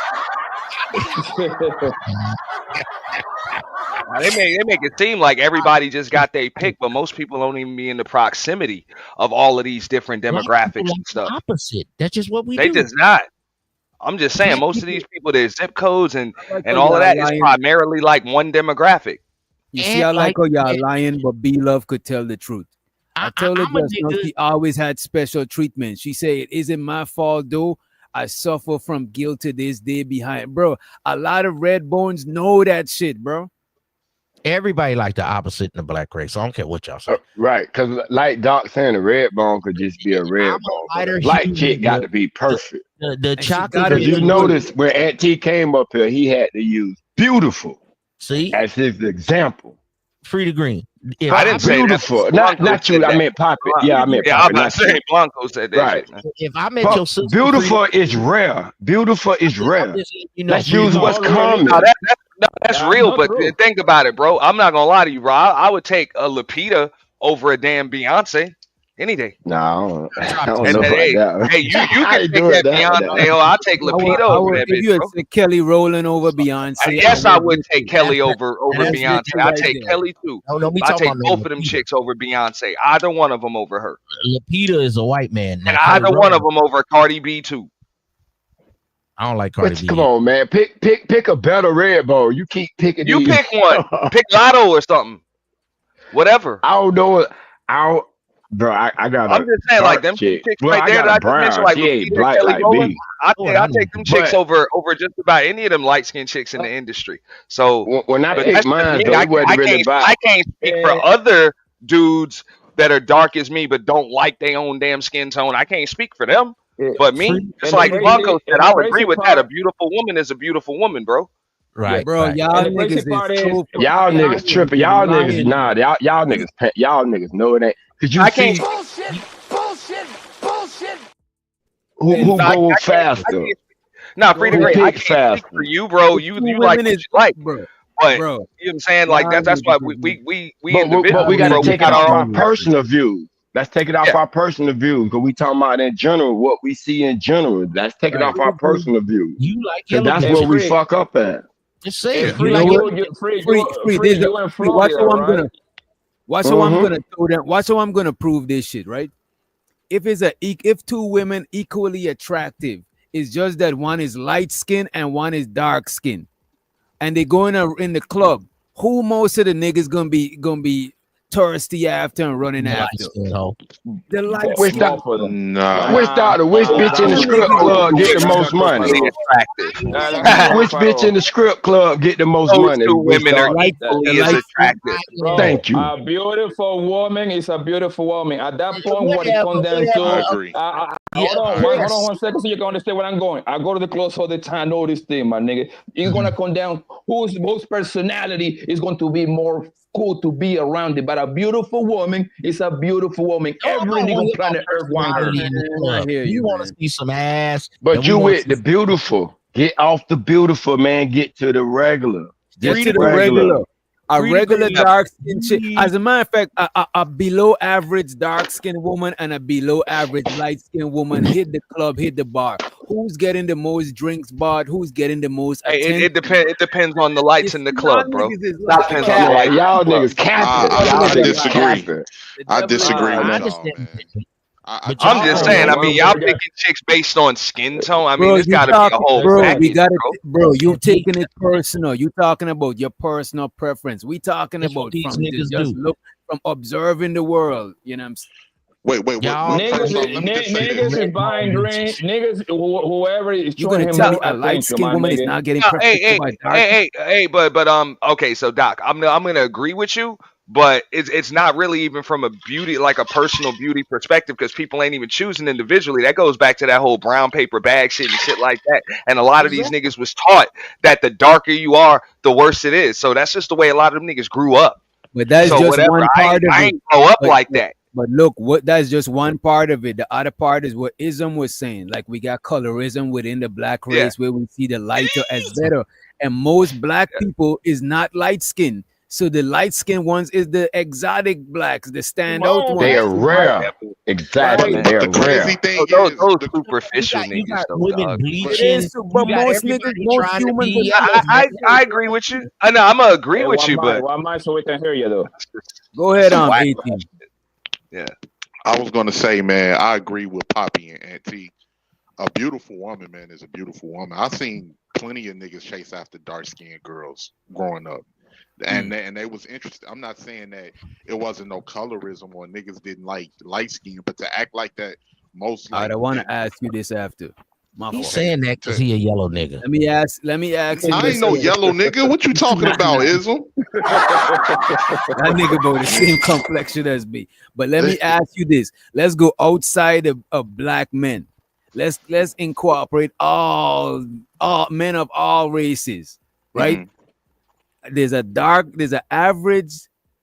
All right, let's go extreme. There's a below average dark skinned woman, just slightly. She's slightly below average, and there's a slightly below average light skinned woman. Which one of them gonna get the most play from all race, all walks of life? The dark one. I seen that all the time. That white cap. man always want to Devil play is a a liar. dark. Stop the cap. Wait. Bro, I This nigga, promise man. you, when you see a But white man, you on when some you see, bullshit. time out. So when you see Man, a that's white man, it's bullshit. usually going to be. Hold on. When you see a white man, it's usually going to be with a dark woman with an afro or some dreads, my nigga. That's the most you're going to see, bro. Only if the Nigga, watch When you TV. see, hold on, Watch let me finish. TV. Let me finish. Right, Let me Which finish. black Let me see if you woman they want to understand. represent When black you woman? The dark one or the red time one, out. bro? Come this on, When you man. see, gotta be hold on, skinny, and like a pretty Dallas green, you're Cowboy going kid. to hold on, bro, hold on. And when you see a light skinned woman, they love a dark ass nigga. Free the green, I see that shit in Florida the most. The lightest bro on planet Earth with the darkest midnight Yes. nigga ever in Florida, bro. I agree. So you ain't saying nothing because if I go to Frida Green's homecoming, all his cousins and aunties, because he's a black ass nappy head nigga, all his cousins, aunties, they gonna be trying to holler at me. And if he come to my family reunion, all my little yellow cousins gonna be trying to holler at his Isn't. ass. You understand that, Isn't? But Community. do you understand where that comes from? I'll tell you why. Because the light skinned woman, the light skinned woman usually got a dark ass daddy. So naturally, the nigga that she pick is going to be a dark ass nigga. She's not going to get a white man. The black community, opposites attract. Bro, y'all niggas is tripping, bro. Yeah, y'all niggas is talking. Y'all is not talking fast. I guarantee you they opposite colors. They opposite colors usually 70 to 80% of the time. Your granddad was black as hell. Your grandma was damn near white. Opposite. No, both my grandparents were Y'all gonna black. sit here. Y'all gonna sit here. Y'all gonna sit here and front that dark skinned women. Y'all gonna sit here and wait a minute. Y'all gonna sit here and say that dark skinned women ain't suffer from low self esteem and all of these type. Bro, y'all niggas is The dark women that tell you that. Yeah, them light skinned chicks ain't grow up feeling like they was the last to pick and I had this argument right with this chick Chrissy on here a few years ago because that chick always spit that shit, right? And check this out, right? What they don't understand is it ain't even that dark skinned dudes always choosing up on light skinned chicks. Believe it or not, light skinned chicks seem to always be choosing up on dark skinned dudes. There you go. Like that's what it is. If you talk to most of these light skinned chicks, they'll tell you they prefer a dark skinned dude. So they come into dudes like that. So we don't be caring. We don't be caring. We'll take whatever, but they come first because they come first. Real quick. Go ahead, Can Rocky. I say something real quick? Yeah. Is it me or is his mic low? Yeah, his mic is low. My mic is low. What about now? Yeah. Can you hear me straight? Yeah, let me try to turn it. Go ahead. Yeah, fuck with the settings. Got a little static in it too, though. You think you're lying? Let's try to hear you before, unless you could drop down and come back up real fast. Yeah, I'm gonna drop I don't want you to lose your point. You know, I'm gonna drop down and come back. No, we can hear you. We can hear you. Go ahead. Go Y'all ahead. can hear? Yeah. Listen, here's the thing, man. Colorism affects everybody, not just black men. It affects everybody. And if you ask me, black men have been some of the least colorist men on the fucking face of the planet. Everywhere else where colorism has affected their community, where it was colonization, they got caste systems and all types of shit. Do you have a couple of niggas that may be self-hating, or yes, you got some niggas like, and then you, with the thing that's never talked about, you like, I remember other chicks not really liking certain dark-skinned dudes. Yeah, that's what we were saying in high school. I remember chicks saying shit like, "Oh, I need to get me a light-skinned boy because I wanna have light-skinned babies with pretty eyes." Right. And pretty. I remember all of that shit. Also in the 80s, remember dark-skinned niggas was not in the 80s. That's that Al B. Shore shit, though. I feel you. But Stop hating. Dark-skinned niggas. You nigga, I'm up here, man. I need some yellow nigga help. I'm up here with all these dark skinned nigga and one slave. Pretty green. He came on but Ism, I'm sure that ain't stop you though, bro. That ain't stop you. Damn. God damn, take a shot. Took you back hundreds of years. He ready to rob you and wonder why I don't like dark skinned niggas. Hold on. No, man. Listen. Dark-skinned niggas did not get in until the 90s. Niggas started getting more promotion with rap music. Then you start seeing Wesley Snipes. Michael Jordan. You start seeing Wesley Snipes every damn where. Dark-skinned nigga, and then that's when the perception switched. But to sit here and act like that niggas was not chasing after dark-skinned women or niggas was no. These women's gripes is that they feel like a black man's validation is not enough for them. They want to be validated and thirsted by every group of men that they feel that white women are put on that pedestal. That's what people are not being honest as. Also, they don't like the fact that they feel like dark-skinned men have more options of women liking them than dark-skinned women have options of other women liking them. And that's what they're not being honest about. And all of that is cool. All of that is cool, and I agree with most of it, but that does not negate the fact that light-skinned women are still first pick of the litter when it comes to women over dark-skinned women, because a lot of dark-skinned women grow up with low self-esteem because they're not being picked, you know what I'm saying, or not be seen as pretty. I don't know, bro. Y'all don't listen. I gotta ask 18th. They don't listen to the women, dog. I just want to ask 18th though. Who told them that? Like, did you hear that from the women? Y'all literally probably just talk to women about fucking. Y'all don't really chop it up with these women, bro. A lot of dark-skinned women had low self-esteem. What conversation do y'all be having, bro? They don't conversate. No, that's why I just tried to ask him. I'm like, wait, 18 just said, like, did the women tell you that, or is that an assumption? What's up? You niggas no, that's true. Bro, we heard, bro.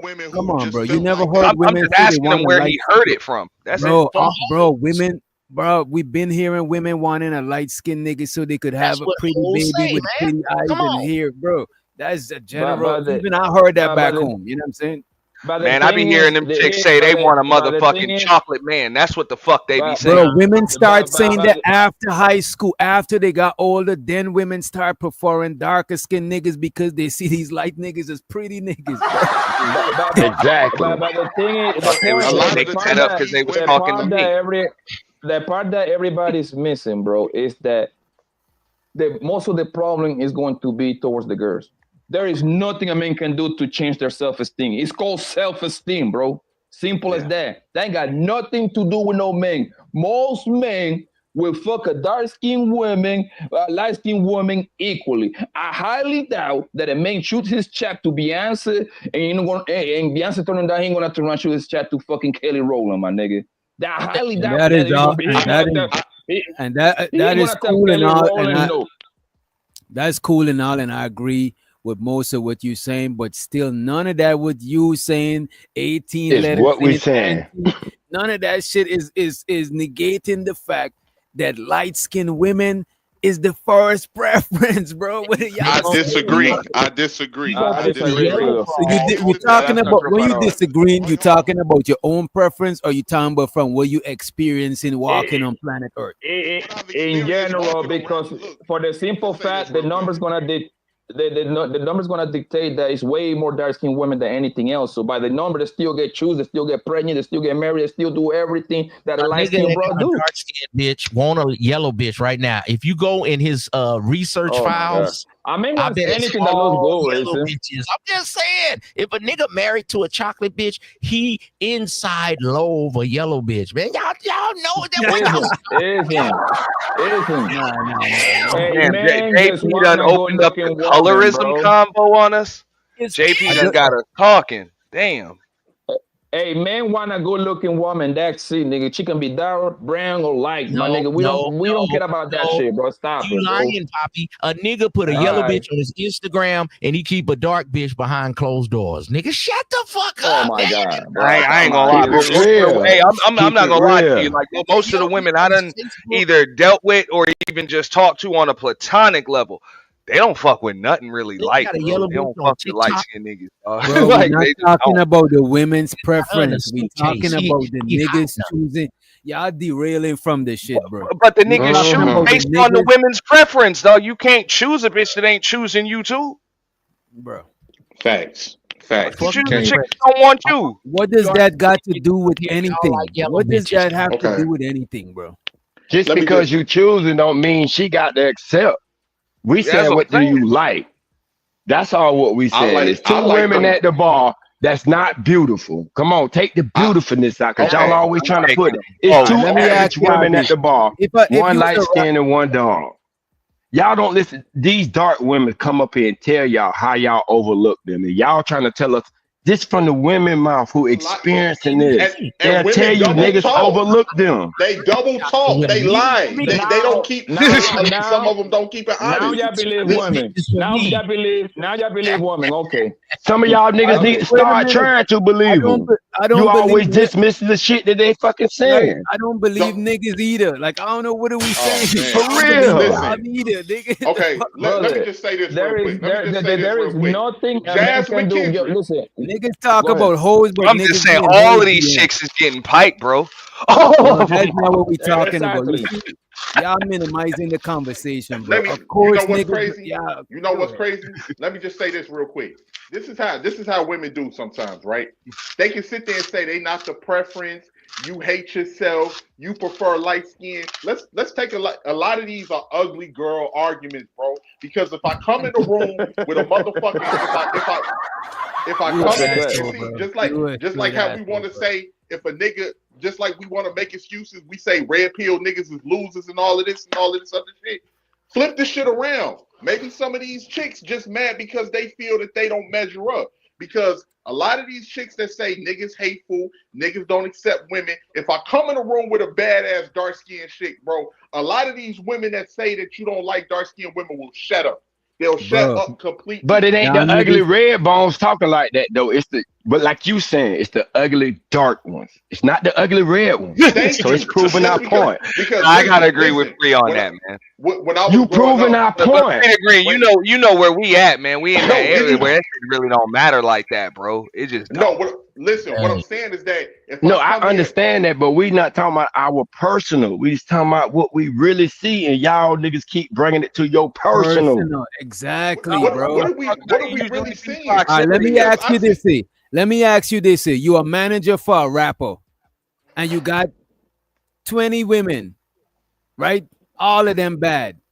10 of them is light yellow skin, bitch. and 10, which one is the majority they're gonna put in their video? Y'all niggas is bugging, bro. Y'all niggas ain't trying to keep this Okay, shit if you want to say, because I can remember who got the illest bust line? Like who got the nice bust line and the booty and shit, man? Because that's what it is. You got both. You Yeah, got It's body. not about You that. got See, bro, y'all trying to make it. Y'all got still curve. putting in your own. Everything you saying, y'all can't answer, bro. Sometimes on these panels, we gotta learn to answer without answering our own personal shit. You ask a nigga something, they gone telling you about their personal. I don't give a fuck about your personal life. It's a bunch You of just other asked me people who am I watching. picking in a I'm video. not I asking couldn't who swear. you picking. I'm saying whose niggas is mostly who picking. they picking? I'm not All asking right. about you alone. I'm asking in general from observation, bro. That's how we're gonna have I an couldn't honest swear. conversation. Because y'all I could tell couldn't me swear about was y'all life, answer, but I bro. don't even know y'all life. So I'm trying to I take could. general answers. Okay, so You know what I mean? I'll go I this far. couldn't If you're swear talking was about black answer. women I say supermodels, Buffy the I believe body, it's the been Adams, more they were dark skinned dark-skinned women. one second, Blanco. I believe it's been more Go ahead. dark-skinned supermodels than it's been light-skinned supermodels. Go there. Yeah. Bro, there's more dark Go skinned there. women. Bro, we just established there's more dark skinned black women than light skinned black women. So of course they're gonna have. Come on, what are we saying, bro? I'm just saying it's been more dark-skinned supermodels, dog. Like they pay them to sell their shit. You know what I'm saying? Like That's a wear their fact. clothes, sell their shit. Put them in Bro, there's more swimsuits, all that dark skinned women in general. So of course, there's like saying there's more dark skinned basketball players than light skinned basketball players. Of course, there's more dark skinned because most niggas is darker, bro. Like, what are we saying? So at that White point you're men kind like of killing your own slave question because the question You're would be choosing they picking basketball the dark players based skin on skill. the dark skin They model paying girls models then. based on looks. A super chocolate bitch. I'm The just saying white they man paying like a models dark, based dark, on dark. looks. We can't compare supermodels to ball players, bro. That's what they I couldn't consider swear. model. I Ball couldn't players are swear based they on had. skill. Bro, I y'all couldn't niggas swear do they had not that. know how to. Buffy the body was one of the most video girls ever. She's dark as hell. Adams, Tanika Adams is a dark ass woman. She's dark as hell. She was in a lot of those videos. Grace Wasn't Jones was a it's a supermodel, bro. Grace Jones looked like a man. But she was Outside of the looked like a Western man. world, outside of the West, Black even men in the like Western world, you go outside of the Western world, you bring a dark person inside of your house that is outside of your culture, they're gonna rutify your ass if they dark. But if they light skinned, they may be like, hey, it may work. But if you black as hell in any other culture, you better they're be bad. it disassociate you better themselves be from their family, bro. And if you dark skin, and if you dark skin, and look at this Anywhere where book. it's been colonization that it's been European rule have been forced on, you're gonna have colorism. We're not in knocking India, that. in Asia, But bro, we're not knocking that. That's part of it. But I'm saying if you a dark skinned chick, you better be bad as hell. But I done seen a lot of light skinned chicks that if they was dark, they would have been mid, bro. They would have been mid, regular. I've seen light skinned chicks where like they that. was mid and niggas let them know they was mid. It wasn't a situation like, oh, you just light skinned, I gotta have you. You a red, bro. Yeah, these niggas dreaming. No, I'm not. So did they tell the black skinned chick that was mid that she was mid too? Or they was like, oh my God, she's just so beautiful, I gotta have her. They told both women the same thing, right? Yeah, I mean, for the most part. So they told both women the same thing. That ain't really something to bring up, bro. We talking about the yellow bone gonna get picked over the black chick, bro. Not that's bro. What brother. Whoever giving up pussy is the one that's getting picked up, bro. I guess. Wait. Hold on. You saying whoever give it up, Poppy, but how you gonna know she give it up if you don't step to her first? Wait. So Maya Campbell, you killing me, bro. Wait. Hold on. I guess Maya Campbell never existed, right? I guess Jazz McKendrick don't exist. I guess Bria Miles don't exist. All of these different dark-skinned, thick models. I didn't even know who them women were, bro. Thank you. That's what I'm saying. That's what I'm saying. White men only want White men only want a stick figure. Listen. Go ahead, nigga. Niggas got short memories. Niggas got short-term memories. We don't remember a lot of. Did you say Naomi Campbell? Because it sounded like you said Maya Campbell. Yeah, Maya Campbell that was on In the House with LL Cool J. Okay. I got you. The one that was in Tyree's video. The one that ended up becoming a dope fiend or something. And yeah, she ended up becoming, but she was fired. Foxy Brown. Niggas been chasing after, like, if a dark-skinned woman is attractive, she's attractive. If a light-skinned woman is attractive, she's attractive. You know, what about all, and people don't talk about the stories on how motherfucking light-skinned girls was bullied by dark-skinned girls because they felt insecure about themselves. Don't nobody even talk about, like, don't nobody talk about that shit. Like what Poppy said, it's in some of these women's head. But why is not the opposite? 18 letter. Why haven't black girls been bullied by light skinned girls because they felt their confidence was wrong because they wasn't treated like that, bro. Hey, Free the Greens. You don't see that. You don't see a Some whole have. bunch of red bone fucking with a black chick because she black pretty and all the guys want her. You don't see that, bro. Free the Green. That's where I would agree with Doc because that's why it's about proximity. If you got one light skinned chick around 10 dark skinned chicks, chances are the light skinned chick is gonna feel out of place. And if it's the other way around, the light skinned chick is gonna feel out. You know what I'm saying? The dark Man, skinned that is not. Man, that makes that's not just fact. the way it is, bro. They That taught is you not this fact. story when you was a kid. It was the ugly duckling.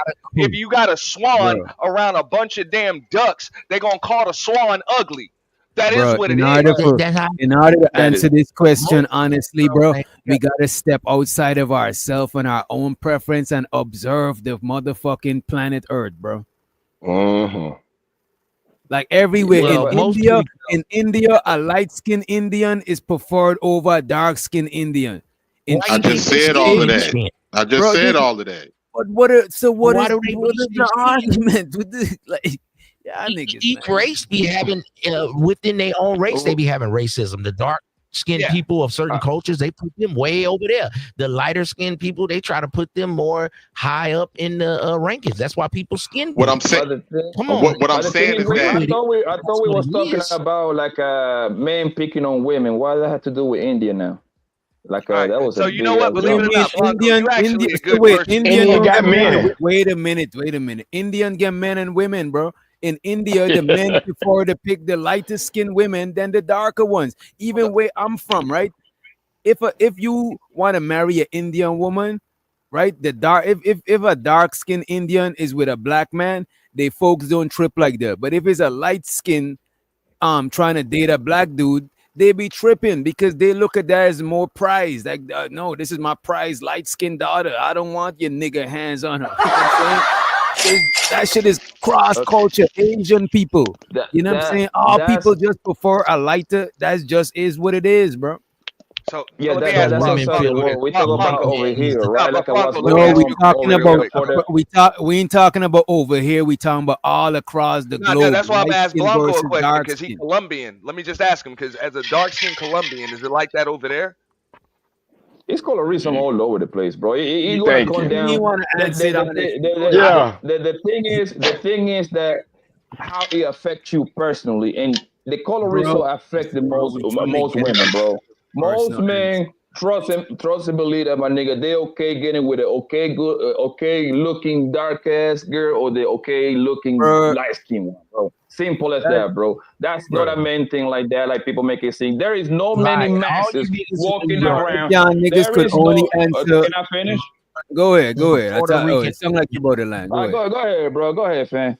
Bro, if y'all niggas can't answer this shit outside of personal, bro, everything is not a personal answer about you and what you got going on, bro. I'm talking about in general. This is why I even try to take it outside of black, because it seems like we can't answer without answering shit personal. You know what I'm saying? We got to take it outside of ourselves to be realistic.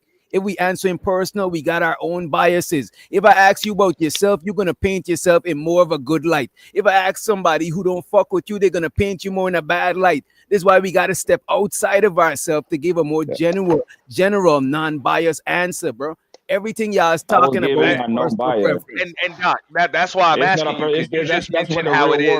You just mentioned how it is in Guyana or whatever. I asked Blanco how it is in Colombia. I understand that things are a little bit different. Like even in the U.S., things are going to be different, kind of like in New York than they are over in California, as opposed to the way shit's in Miami, and it's going to be a little different in Texas. Like that's kind of just the way it is. So it really has to do with where the hell you are and how the hell you were raised and the culture you come from. That's but we're trying to tell you to take it out from where you are and what you really see, because then you can see the whole picture. You can see the average over here. You can see that. You can see the numbers over there, and then you make an average. Come on, man. That's all what we said. In reality, men is not walking around in masses picking one girl color over the other one, fam. They pick whoever gives them the easiest route. They give them the easiest route to be with them. Simple as that, man, bro. it is human nature to pick something that is different, bro. It's human nature to pick something that is rare. I got it, bro. Rare shit on earth is the most expensive shit. Shit that's valuable. in abundance. Shit that is in abundance, bro. You don't pay that much for. You pay for rare shit. Light-skinned people are rare on Earth, bro. It's more dark people on Earth than it is light-skinned people on Earth. So they are rare. I fuck with you. Come on, man. Y'all gotta stop this shit. Because you So a by that darker logic, brother I guess from Colombia. bald-headed chicks with brother from one eye and Colombia. a Now you want to be stupid, and come on, man. Y'all niggas gotta stop being I'm just fucking with you, stupid. bro. I'm fucking with you, bro. I do it. All you niggas in New York, y'all want to post about The fact y'all niggas calling light skinned bitches rare, that sounds crazy. So light-skinned bitches not. Oh my god. Wait a minute. Light skinned bitches are So all you bitch, don't my want nigga. It's not much different, bro. in New York, all you niggas want a Puerto Rican or a Dominican mommy with the little booty on her and look kind of half-ass like Cardi B. Go ahead, the little booty on her. You know that. No, but isn't. No, but isn't. But isn't. Here's the thing, though. On her forehead and a little bit of ass because you got hated on in Colombia because of color. Eat some. You don't want to tell the truth. The yellow bitch is the creme de la creme. Just say it. You're missing the point. When you say New York, right? The thing is that is millions on top of millions on top of millions of the girl that you describe. So you're gonna, by default, you're gonna fall into their pussy, bro. Not even trying, fam. Not even trying. You fuck whoever is around you. Y'all acting like niggas are just running around like, oh, I gotta give me a light skinned woman. Nothing. See, that's why. Wait a minute. Wait a minute. I'm just trying to bring us to some sort of narrow foundation, right, bro? If you listening with your filters 18, because you saying we just saying niggas is just no, we not saying that, bro. We just saying in general who niggas prefer the most. Who's the most sought after? You see a group full of chicks, the niggas is more thirsty for the light-skinned one. If you see a below average dark skin and a below average light skin, the light skin is gonna be the tiebreaker, bro. That's all niggas is saying. All right. Let me just say this real quick. Let me just say this. It's one thing we not factoring in. We talking about light skin and dark skin. What about in between? What about the brown and the caramel and all of that? Is that considered colorism if you date a caramel chick or a brown skin chick? We're not talking about if it considered colorism. We're just saying that light-skinned women is more sought after than the darker skinned women. We're not saying, of course, beauty gonna be the number one on the priority list of dealing with a chick, right? But we saying this is why we take it off of beauty, like what Frida Green was saying. Let's take it off of beauty. Average or below average women. The light skin is gonna be the tiebreaker, bro. We're not saying that men is not fucking with dark skinned women. Like dark skinned women are very beautiful, but a lot of times a dark skinned woman gotta be very beautiful.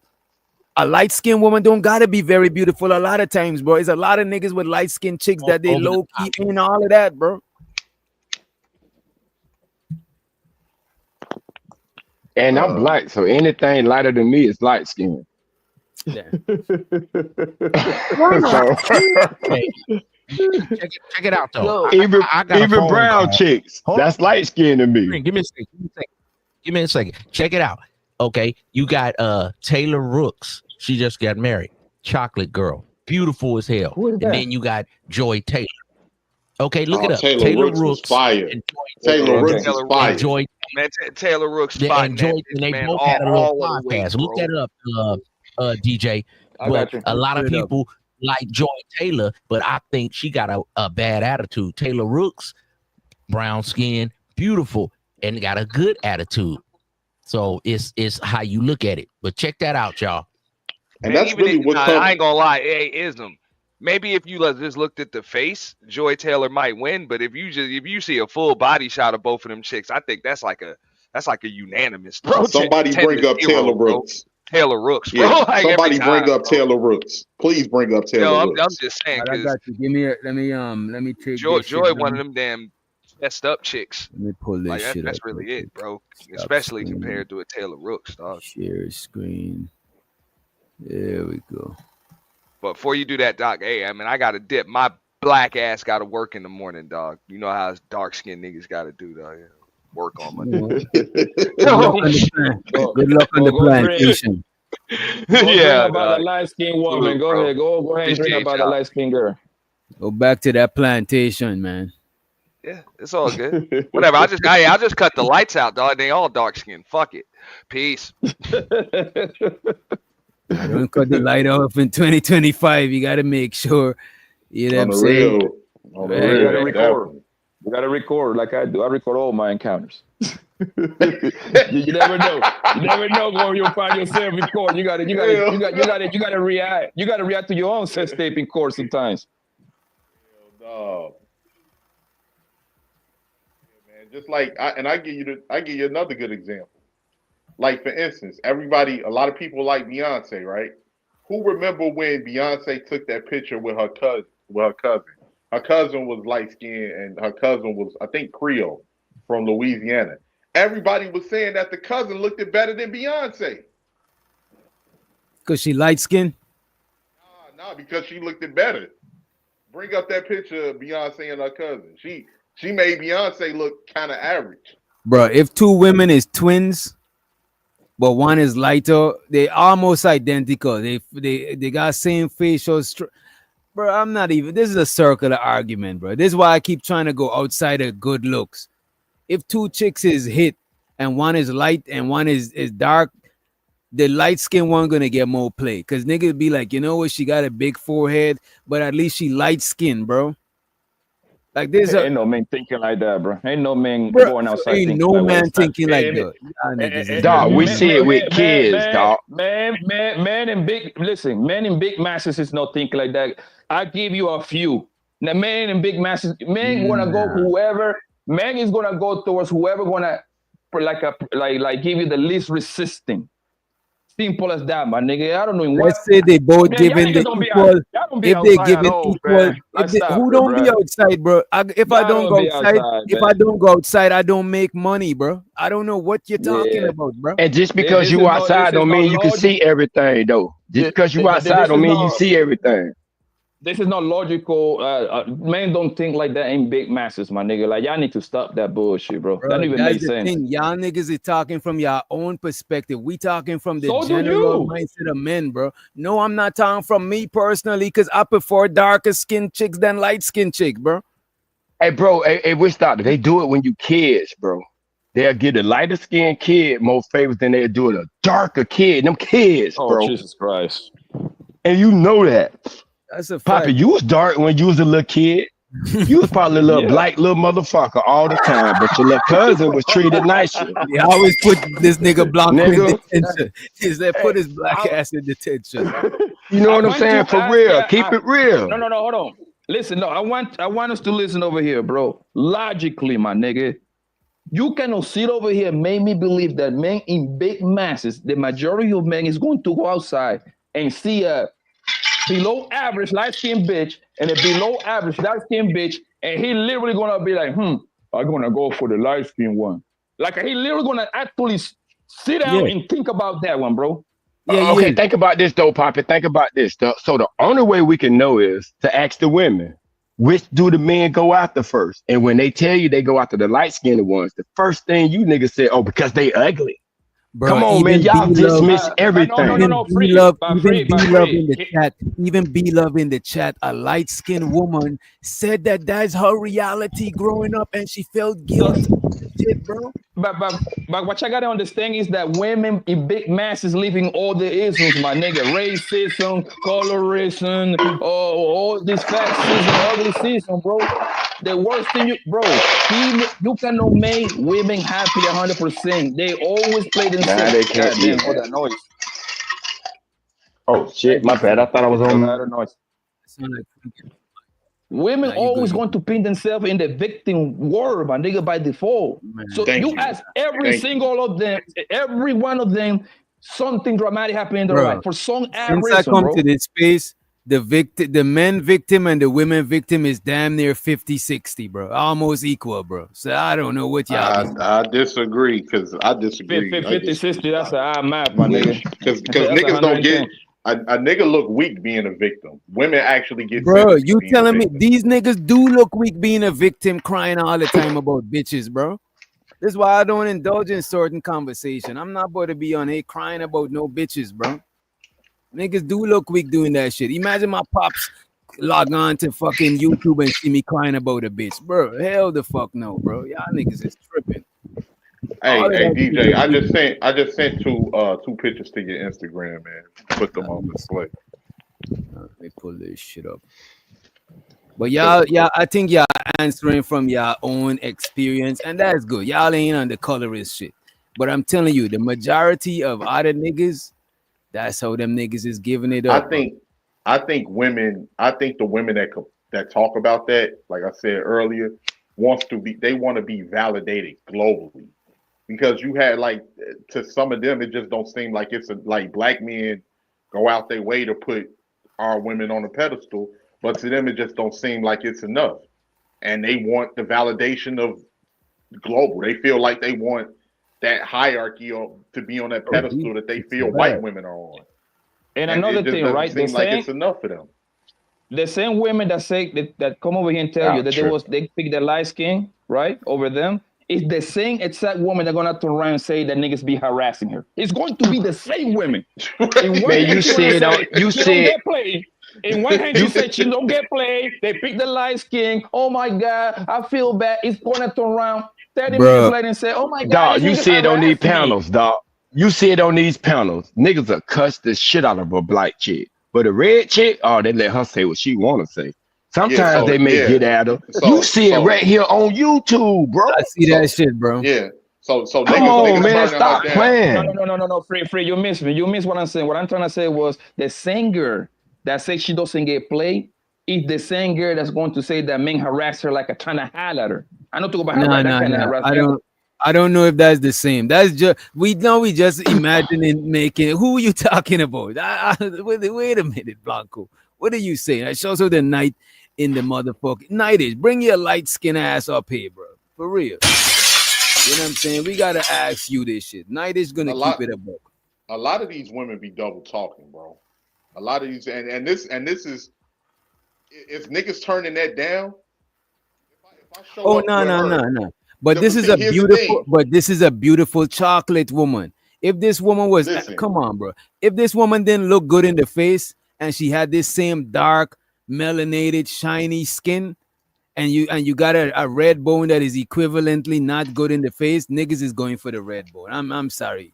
I'm sorry to tell y'all that shit, bro. Because it sounds like can we agree? Can we agree that men go for whoever gives them the best chances to hit? But that is not the argument. That's God damn. Okay, no. Which means that the color doesn't matter, bro. Which means that the color doesn't matter, bro. Man, doesn't matter, fam. Get out of the realm of sex, bro. Everything, bro. Just a conversation. Just listening to it. Just taking their word to be valid. Listen, all that shit matters, bro. I'm not talking. No, it doesn't matter. I don't believe what a bitch got to say, bro. Hold on. You see, that's y'all problem. Y'all niggas think y'all know women, bro. Like dating is not the only way. Even when I talk about having women as friends and shit like that, a lot of y'all niggas don't even understand that shit. A lot of the majority of people that help me on the back end and the front end with me on YouTube, just YouTube alone, is motherfucking women, bro. Like most of the bro, y'all don't get it, bro. Y'all just see women in one dimension, bro. I don't see them in one dimension. I got listen. Like I'm not about to fuck every bitch that I come into contact with. There's other values I see in women, bro. Y'all niggas just overlook shit, but just looking at bro, y'all I don't get it sometimes, bro. But y'all got listen. I don't see them in one dimension. I got female friends. I barely even speak about sex when it comes to females and shit. Listen, what I'm saying is that these women, they're talking about like they get play from men, but it's the men that they don't want. It seems like they're upset if they get overlooked by the men that they want. That's what I'm saying. A lot of this sounds like double talking because a lot of them ain't going for the average person that they feel that's average and looks that's on their level. They want the nigga that they feel that he's the top tier nigga. And if he's with any other group of any other non-black woman or a light complected woman, they feel some type of way. Hell, even another fine ass dark skin, they feel some type of way because it seems like that they're average and they don't want to look out. They don't want to look in the realm of being average. They want what they want, and when they can't get what they want, then they feel some type of way about that. And now they're complaining and saying that, oh, it's colorism, it's everything else. Colorism does exist. I'm not refuting that. I'm not saying that it's not, that doesn't play a part in certain aspects of things. But I think a lot of the times it's just women that are upset because they can't get what they want. See, but bro, you can't say you believe in colorism. You know it exists. And when it's happening to somebody, oh, well, it's not colorism. It's because you're mad because you couldn't get what you want. That sounds silly, bro. That's like when people try to tell us about, we know racism exists, but it's not happening to you. How the fuck it existed then? Where is existing at? You know what I'm saying? Where they existing in a vacuum by itself? No, bro. But 18 letters, you got to start thinking about dating. What about job? I'm not thinking about dating. I'm not thinking. You just brought up a situation with dating.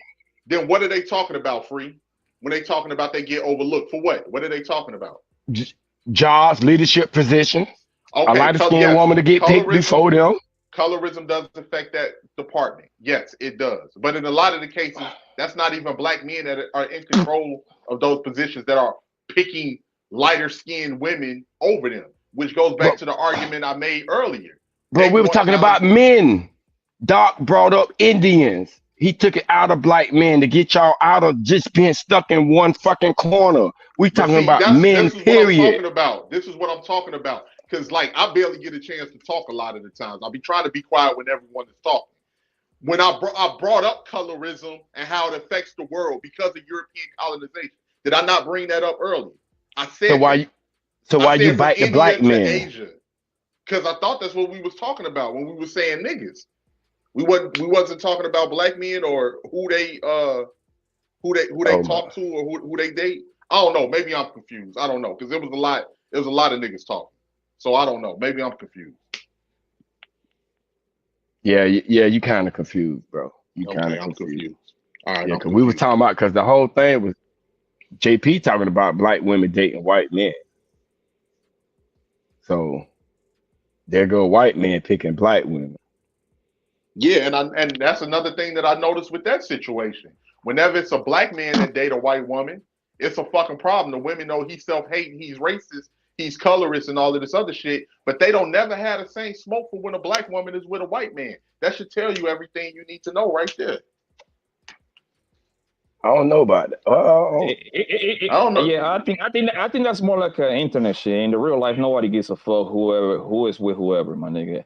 Like, I don't know about that. I don't know about that because if you come to the cookout with a white dude, everybody at that cookout talking. Who is her? Why he with that white dude? Come on, now. Okay. That's more personal. Keep it real. I'm talking about Freak. That's personal right there, right? But like, let's say wait. How's personal with everybody talking about it? Not just personal would be. I would say it. That's your family reunion. What I'm trying to say is, if you are Publix or a Winn-Dixie somewhere in Florida, you see a black ass girl with a white man, you wouldn't give a fuck, right? You're just gonna look and keep going, right? Well, I don't give a fuck far as saying that, why she dating her, but I do give a fuck to the sense of like, this bitch a traitor. What the fuck? I do look at her like that. Or if I see a nigga with a white chick, I don't think that, now my bias with a dude with a white chick, because what I'm used to from being in Florida, he with her for the money. I'm not looking at he with her for love or for the right thing. My biases do kick in. I'm not gonna lie to that. I don't look at it and be like, it's nothing to me. You crazy in the motherfucker. I be having shit to say in my mind. I ain't never cared. I feel you on that, but he asked me. I do. Yeah. I think most people just look at it and keep going, bro. Now, when I see it in reverse, when I'm having like a dinner at a restaurant or something, and I see this black ass nigga with his white girls, you can just feel the pressure of this black girls looking at that boy with the white boy. You can just see their eyes stirring. Yes. I notice little shit like that. I be laughing, yo. But let it be motherfucking Tika something or motherfucking Serena Williams or any of these other what was the other chick, the Jamaican black chick that was dating a white dude? Let them be them. They, yeah, girl, you go, girl, get you a white man. That's what I say, bro. It'd be double talking. It's really about them wanting to be thirsted and lusted after by all races of men, because they don't look at black men like they ain't shit. So a lot of the times, does colorism exist when it comes to the workforce and different things like that? Yes, but a majority of this time, the women ain't talking about that. They talking about the men that they want not choosing them. They not talking about dealing with colorism in the workforce or feeling like that they're being dismissed because of their color in business. They're not talking about that shit. They talking about the motherfucker that they want, that they feel that never picked them or should have picked them, and they feel some type of way about that. Bro, they talk about it right here on YouTube. I remember when we was talking about when I'm gonna give you an example. When we were reviewing the show on Chaotic Truth panel, when Lux was going after Security Boss, and we were saying, damn, it was fucked up the way Security Boss went off on Lux. Everybody in the chat was saying, y'all wouldn't have gave her that much grace if she was dark. Y'all would have said what Security Boss said to her was correct and right on. But because she light skinned, y'all giving her grace. And that ain't got nothing to do with dating, sex, or none of that. Right here on Duct panel. And we see it all the time on these panels. They say that if a light-skinned chick come up there and talk shit about niggas key. A black chick come up there, oh, bitch, don't nobody want you anyway. Where your man at? Go to questioning her and everything. We see it live. Well, now we blind. Oh, men don't care. Men fuck anything. Come on, bro. Bro, there's women that's literally bleaching their skin, bro.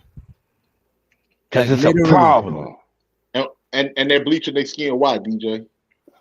Because they think that lighter skin is better than darker skin. They can get further in life by being lighter skinned. Not just because they can get a man. Right, it's not just about dating. We're taking it outside of dating. It could, in dating, it is the same. It is the same, but I'm talking about even beyond dating, bro. That's a psychological problem at that point. That's a psychological problem.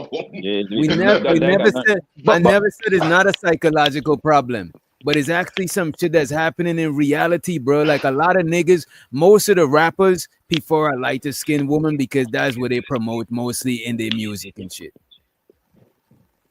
Okay, but I can't even remember one song.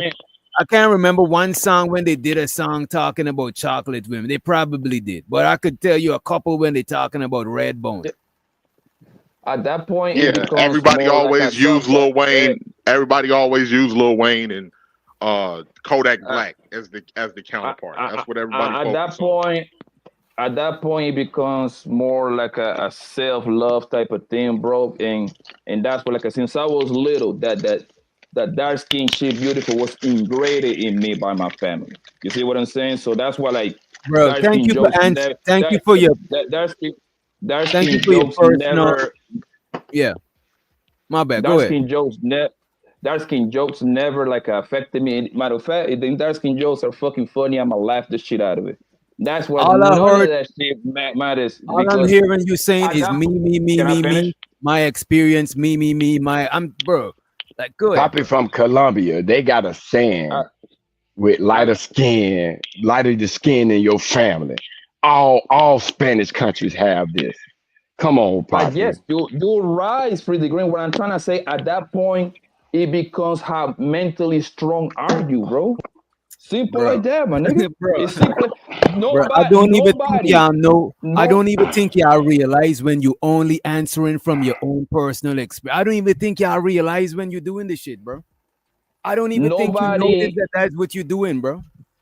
That's fine. It doesn't matter because at the end of the day, people need to be happy who they are, bro. They lighten up their skin. It's not gonna take.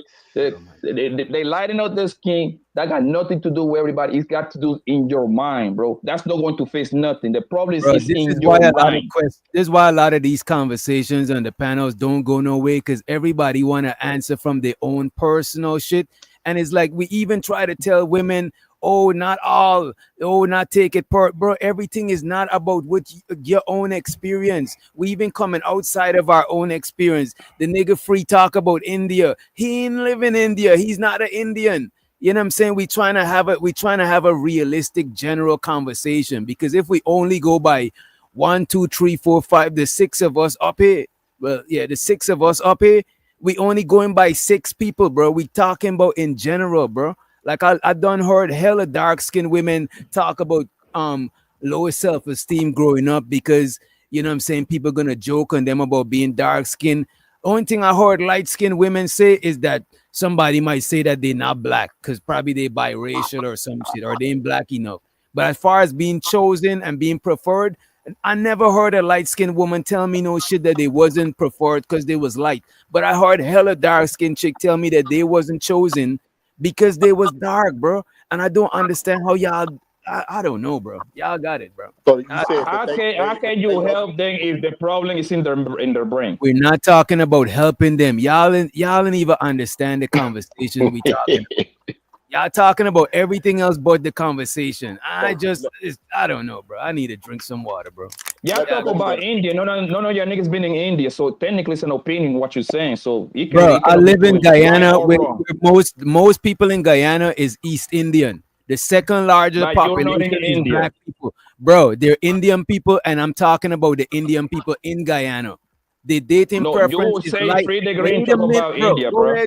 Go ahead. Nigga, so we don't talk at the same time. my first child mother is Indian, from India. Yeah. The hell but is he you never been talking in about, India, bro? so it's an opinion. We talking How's about an opinion? Indian people. Oh my God, bro. Y'all niggas. Everybody's over here giving their opinion from their point of view, bro.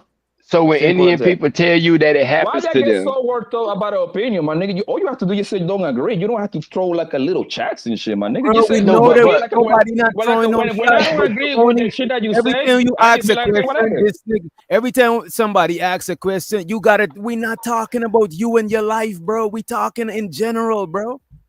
Okay, cool. You got it. God, you got to think it's so bad that we have to say we black and beautiful. Yes. Why do we have to do that? Well, we had to do that because we was an enslaved population of people that was under European rule, and they controlled the imagery. They made their imagery seem that it was the most beautiful, and you didn't get any opportunities unless you were European or you had a European admixture. And we've been fighting to correct that imagery since forever. So that's Right.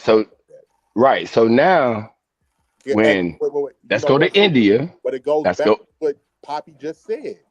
Why do we have to do that? We have to do that to correct our mental, because it plays on our psychological to think that white is better.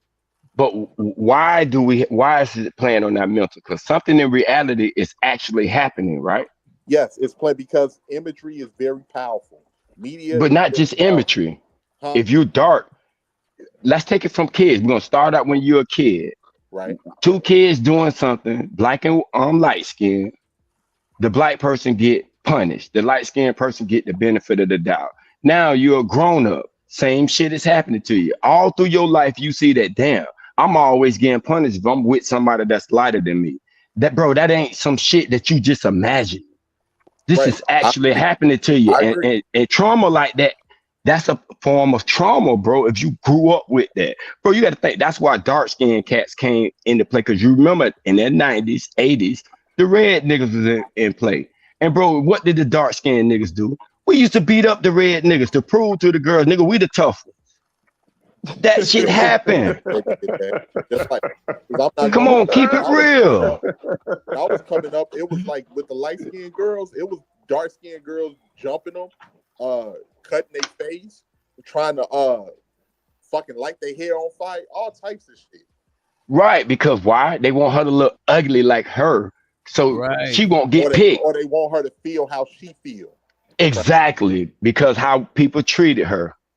So she want her to get that treatment because why she keep getting praised? That's how we felt this black dude. Hold on.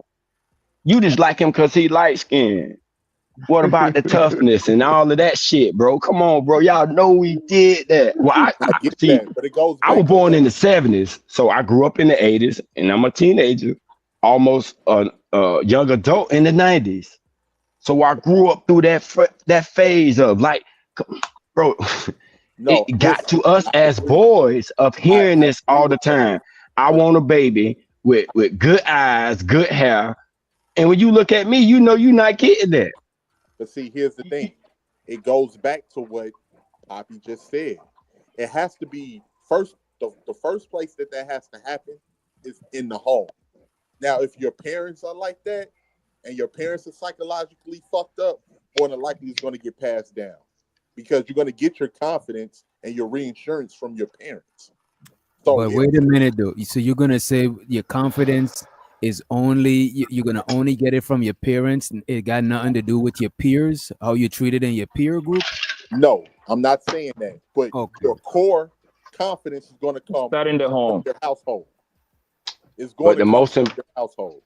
The most important shit though come from your peers, bro. You care about what your friends say more than you do about your fucking parents say. No. Most kids is like that, bro. Most Man, y'all kids niggas peer with their tripping. friend. Most kids, the peer. I know hella niggas that grew up real in a good household. They didn't have to do half the shit we was doing, but they did this shit because they want to fit in with everybody else, bro.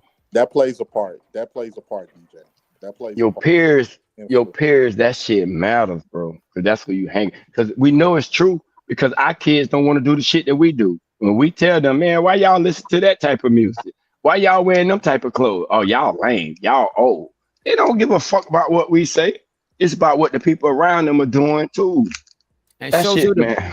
And shows her the black beauty. And yeah, she's black and she's beauty. She said, I grew up in a family where I am the darkest one. My family never treated me differently, but outside people did. See? And I'm saying I received a lot of compliments on my biracial mom, but I was talked about by some. You know what I'm saying? And even this girl in the video, I'm telling you, I got female family members, bro. I'm telling you, I seen this shit growing up. I done seen a dark chick that grew up to be very beautiful, but whilst we was in school, they used to call her all types of crazy shit, bro. Yeah, same thing with me, DJ. As a kid, I didn't have the best of clothes, right? I had to wear fucking Break It Out bags. Those was paid less. Same age. I had to wear fucking Pro Wings. I had a fucked up ass haircut where I didn't have no line, and I was bald head with no line. Bro, my pops used to cut my hair, bro. I used to hate that shit. I went to school very dusty in the early ages. This is why around 14 I started trying to get my own paper, because you know what I mean, I ain't want to be a dusty nigga, you know what I mean? Yeah, man, niggas was calling me Onyx and fucking Machiavelli and shit when I was because I had a bald head with no fucking line in the shit. So, and I had to learn how to roast nigga, and then I didn't have the best confidence because of how my peers treated me and how it was in my household. I wasn't, the confidence didn't start in my household either. I felt like I had to fight motherfuckers in school and go home and fight motherfuckers. But as time went on, I got in the care of somebody that helped with my confidence. And but I do understand. I do understand. But that's some shit you have to psychologically train yourself to get out of. Because I had to do the same. I had to fucking do the same. I could, and even as a nigga, right? I remember it was the chick I wanted, right? I was on this chick heavy as fuck. She was fucking with a nigga we was what, 17? She was fucking with a nigga that was hustling like at 23. The nigga pulled up to school with a motherfucking shit. Y'all remember them Magnums, the Dodge Magnums back in the day? That was like the station wagon. The Dutch Magnum. Yeah, the Dutch that joint. nigga pulled up in a Dodge Magnum. I still remember this shit like it was yesterday. On some 22s, bumping 50 Cent the Massacre. Nigga had jewelry, everything. She got in the It's like 2003 and 4. Bus. I was on the bus, G. It wasn't nobody I was able to run to and say, "Oh man, I don't know. Why the fuck she choose that nigga over me, nigga? Because you young and you broke. You ain't got nothing." She gonna go with the nigga that got something. And I had to get my motherfucking weight up. Don't get me wrong, that shit pissed me the fuck off. And I ain't no hater, but I was low key hate because she was bad. And I was lucky. I was like, this old hoe ass nigga. This hoe ass nigga that took and took my motherfucking bra. Hey, you kept it real though. You kept it real though. You kept it real. This old bitch ass nigga that took. Man, So- fuck that nigga. I'm on a motherfucking school bus. This nigga chromed out, man. So Free, let me ask you something, Free. Like you in Florida, and I love me some Florida, right? And Florida, and I see this everywhere, but I see this more in Florida. Florida is more really in your face. I see the lightest light skinned girl, they call them red bone down south, with the darkest, blackest nigga. Do you think they practicing some sort of colorism themselves? This is like the constant denominator. Like, of course they go somewhere else, but the majority is gonna be a dark ass nigga where they go. Okay, but now what are you asking me now?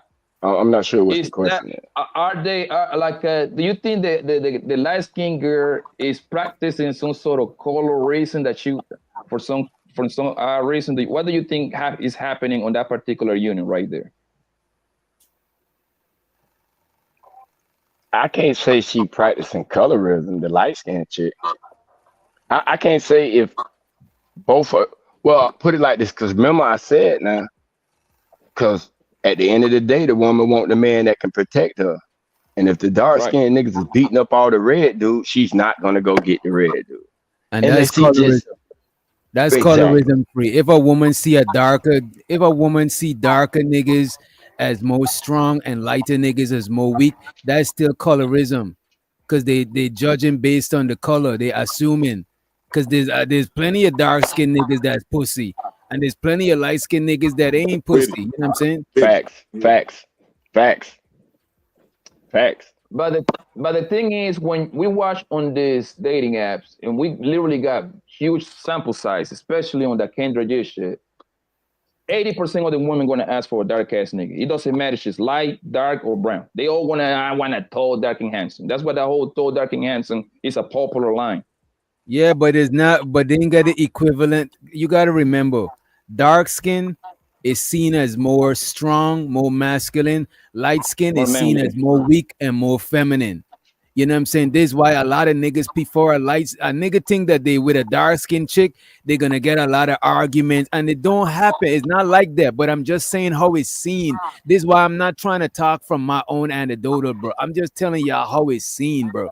A lot of niggas see a dark skinned chick as she probably from the ghetto. You know what I'm saying? It's just how it's seen, bro. And I just can't believe y'all can't be honest about that shit, bro. That's why I ain't even trying to go that hard, bro. Y'all got it. I'm not saying that don't exist, man. But I've seen like when it usually that stereotype is not even. It seems to me, and it's just me. I'm not trying to go into personal. It just seems like that's a stereotype that's put across all black people. I've never seen. Yeah. I don't. We're not saying it's not. Yeah. But and your mic is kind of. Your mic is going in and out. Oh, my bad. How about now? Is it straight? Yeah. For the most part, from what I've seen, it's just that like I've seen argumentative, angry women, and a lot of the times when it comes to women, man, like a lot of the times it's about validation. It's about validation, and they feel that they're not validated in the way that they want to be. And black men have went out our way to validate our own women. We put dark-skinned women in Jet magazine. We had Jet magazine, Ebony magazine. We were seeing dark-skinned women on BET when BET was owned by black people. We was doing everything. I'm not saying we don't have colorist men in our community. We got colorist men, but to act like that's the norm and everyone is just passing up on dark-skinned women, like, bro, you see, we're not saying we're not saying everyone. Look, man, I'm just having an honest conversation, bro. I don't want to get worked up because of the conversation. I'm just having I'm being honest as well. I'm being honest as well, DJ. I'm being honest. Right. And it just seems like the women, and me being honest, it just seems like the women are upset because they feel that they're not in a position with the people. Now you giving opinion. Like I didn't hear you sound like you talking about a specific woman that you imagining while you talking, because that's too. I'm having a more general conversation than a specific conversation. Like I'm not Like maybe there is a woman that is like that, but I'm talking about in general, bro. Light-skinned women get more preference over the dark-skinned women. Sure, it's probably changing because we make conscious effort to be more Afrocentric instead of have Eurocentric standards. But I'm saying it still exists, bro. Like it just is what it is, bro. I never said it didn't. Just like when you talked about India, we know about the cities in India, the Afro Indians that are called the untouchables or the undesirables. We know about that. We know about Mahoda across most of we call them Madras back home. Madras Indians is the darker ones. Okay. And then they do have Indians over in India that was brought there as slaves that are called the cities, the untouchables. And of course, Mahora Larasa across all of the Latin countries, Spanish-speaking countries. Then you got Blaqueamento in Brazil. Then we know the history of the paper brown bag test here in the United States in the Blue Vein Society. We know about a lot of this stuff. But what do you think when people are, because when the women are talking about they feel colorism, what do you think they're talking about? So I can have a clear understanding. You got ask that question over closer to the mic because I know you said something about colorism, but I hear the question. My bad. So what do you think the women are talking about? If when they're talking about colorism and everything else, what do you think that what's the argument you think that they're making and what they want to see change? I think when it comes to colorism, women think that darker to be it's just like to be a black man. Sometimes you got to be a very exceptional. Whereas if you are not a race, you could be average and you could still get the same results, whether it be in the workforce or whatever. It's the same thing that these women talking about with a dark-skinned woman. A dark-skinned woman got to be real beautiful, whereas a light-skinned woman could just be light-skinned. 18th letter, can I ask you a question? Go right ahead. Have you ever heard a woman say that someone came and told her that, oh, you're beautiful to be a light-skinned woman? Or have you heard women say, people have said, oh, you're beautiful to be a black woman? Which one have you heard? I heard you're beautiful to be dark-skinned. There you That go. is crazy, bro. There you go. And that's fucked up to say. You beautiful to be a dark person, but everybody else get, oh, you're beautiful. That's all niggas is saying, bro. Check this out, and then we'll go back to the JP video. Back then my mindset was date somebody that's lighter than me, so when I do have kids, they won't have to go through what I did. So her kids don't have to go through what she did. Let me bring that back. Back then my mindset was date somebody that's lighter than me, so when I do have kids, they won't have to go through what I did. That's no longer my mindset now, because of course I love my skin color, but yeah, it was. When you was say difficult. go through what you went through, what do you mean really quick? Man, like when you were a child, like in elementary, middle school, you go through it, especially if you're as dark as I was and darker. Mm-hmm. Like, so I grew up hearing you an African booty scratcher. Yes, I forgot that one. African booty scratcher. Yeah. Back. And that's another thing. When somebody see you dark, they assume you from Africa. Bro, I used to get that too, bro. I was an African booty scratcher. They used to call me that. That wasn't the term that was used for Africans or anything. That was the term that most black people here in the States use against other black people. Here's an African booty scratcher, nigga. You didn't know that? I'm an African, but I don't scratch booty though. I'm an African, but I don't scratch booty. I got a question. I got a question, right? I got a question because you heard her say the things that she heard as a child. The things that she heard as a child, and she wanted to get with somebody lighter than her because of how she felt. She said that's not her mindset anymore. So where do we let go of childhood issues, or do we hold on to them as we get older? No, it's not. I don't think it's about letting go. I think she grew up and she realized that she could remember now you a kid is different. When you older, now you could compensate for whatever it is that was affecting you as a kid. But that's not to say a lot of people grew up with that shit still embedded in them, bro. You know what I'm saying? No, and there's a lot of pro-black movement. Even now you see women wearing their natural hair. But back in the days, you was hearing some nappy-headed hoe and shit like that. But now it's more acceptable to wear your natural hair. So a lot of time people grew out of them shit. You know what I'm saying? Now, take it though, Doc. From what 18 asks, how long does it take for the black person to get through that? Do you think the light-skinned person have to get through anything? Because they was in elementary school too, and they was treated favorably.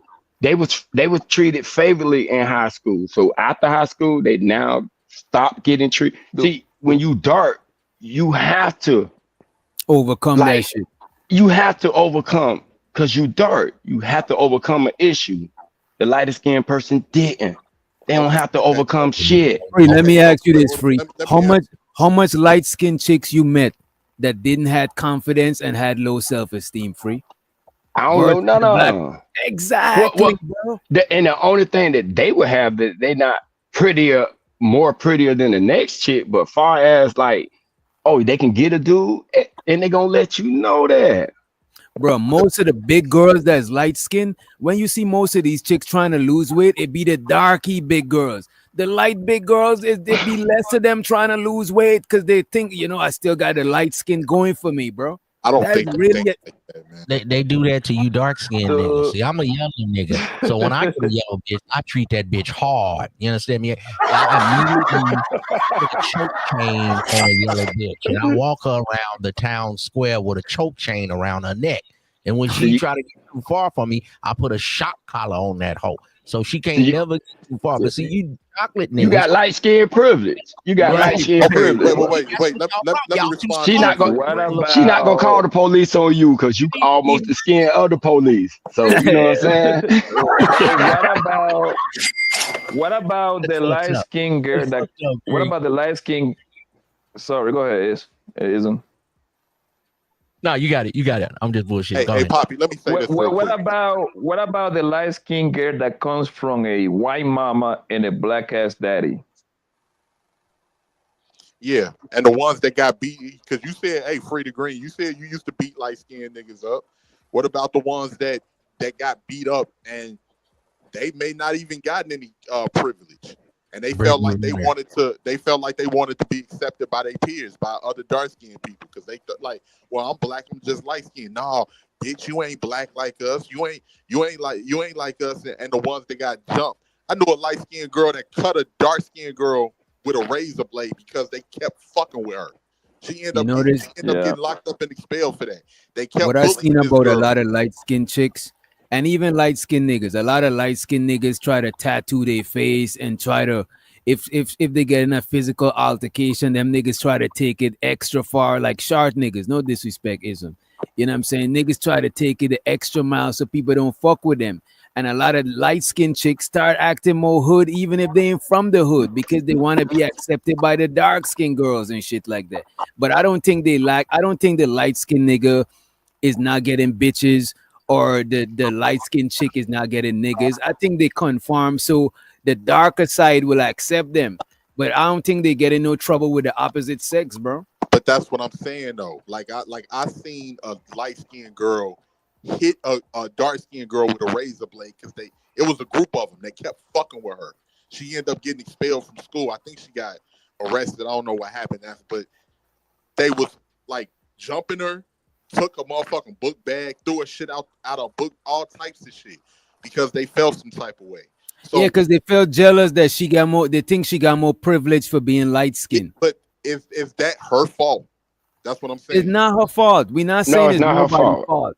No, it's not her fault. So if a situation like that is happening, and you push somebody to that extent, and that person does that, she ain't the one to be blamed about. That's when we say. They got shit to overcome too.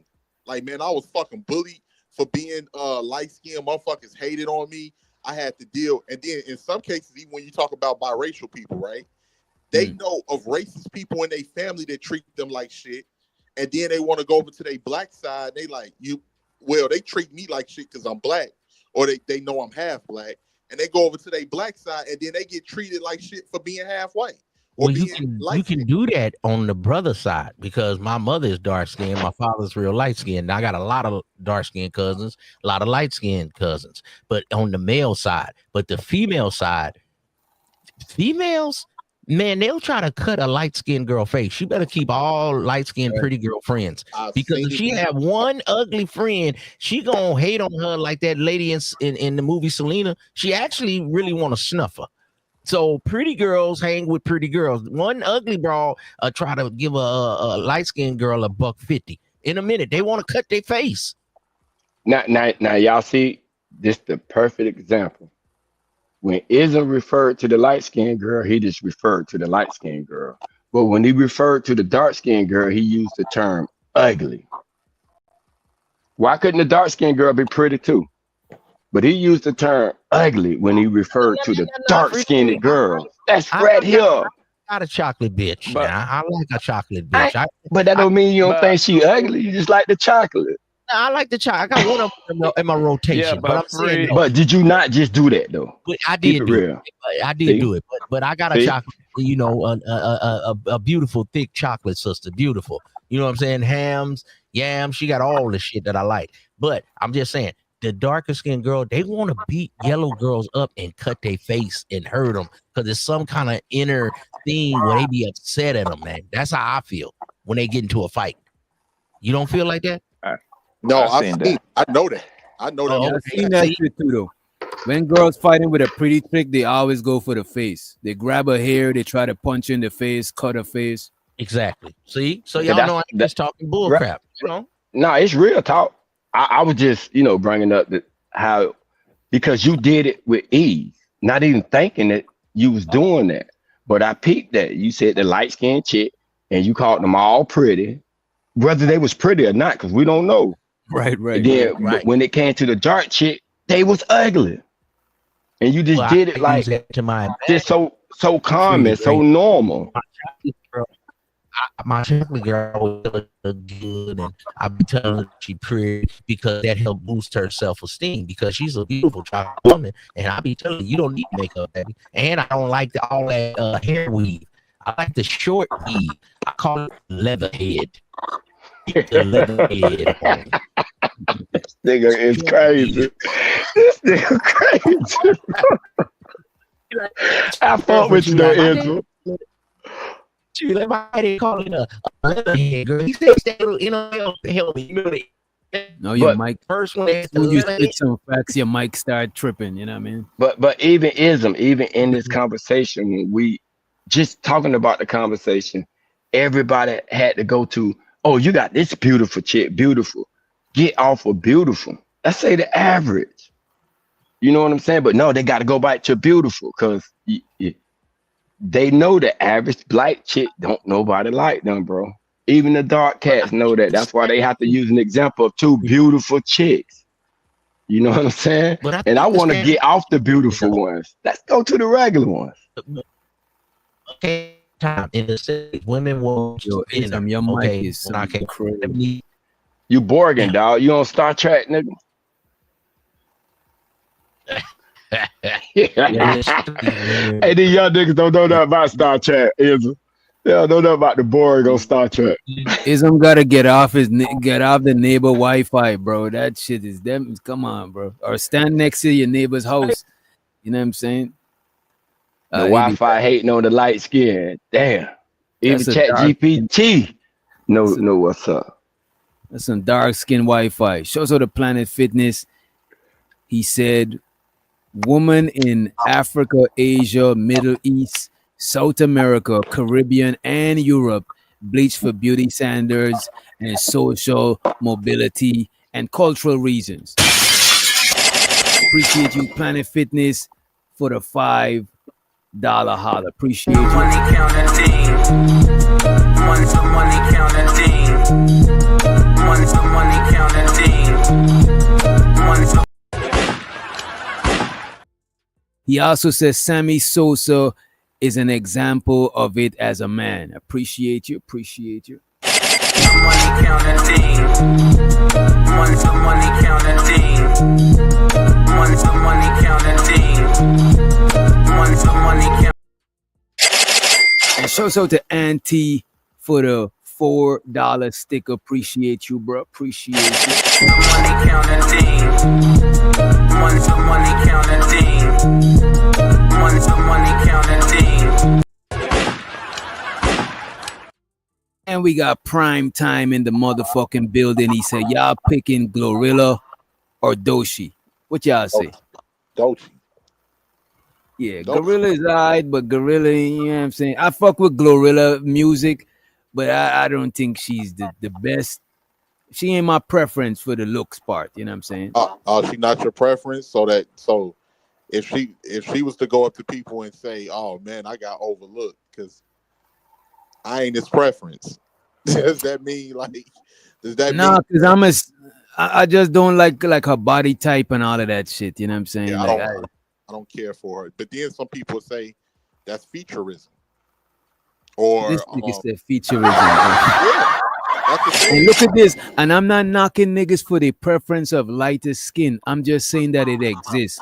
And I'm not saying good or bad or nothing. I'm just saying that it actually exists. That's all I was saying. I want to know how many dark-skinned female rappers that's ugly. That we all can say ugly. Because y'all saying Gorilla ugly. That's up like that though.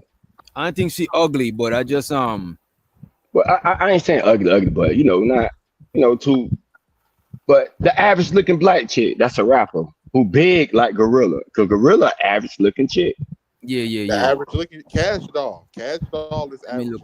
Let me look Cash Doll. Cash Doll, but she's cute. I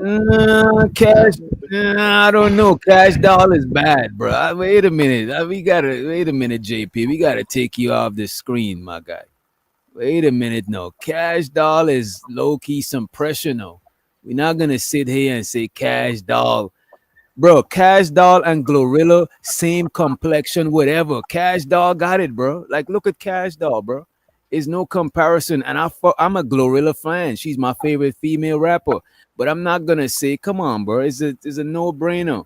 Well, the reason why I said Cash Doll because after the makeup, Cash Doll looks a little bit different when she take the makeup off. Without makeup, let me see. I was used to seeing her with the makeup on. I ain't gonna hold you, Cash Doll, without the makeup. She's an average, she is an average looking chick, but she's still pretty though. She's still pretty though. Not bad looking at all. And I'm a renege on that statement with Dochi and because Dochi said dating a straight man is a red flag. So I ain't gonna pick neither one of them. How you spell Dochi again? H.E. Letter say he pulling back his support. Yeah, she said dating straight men is a red flag. Wait, how you spell Dochi again? Let me go back. D-O-E.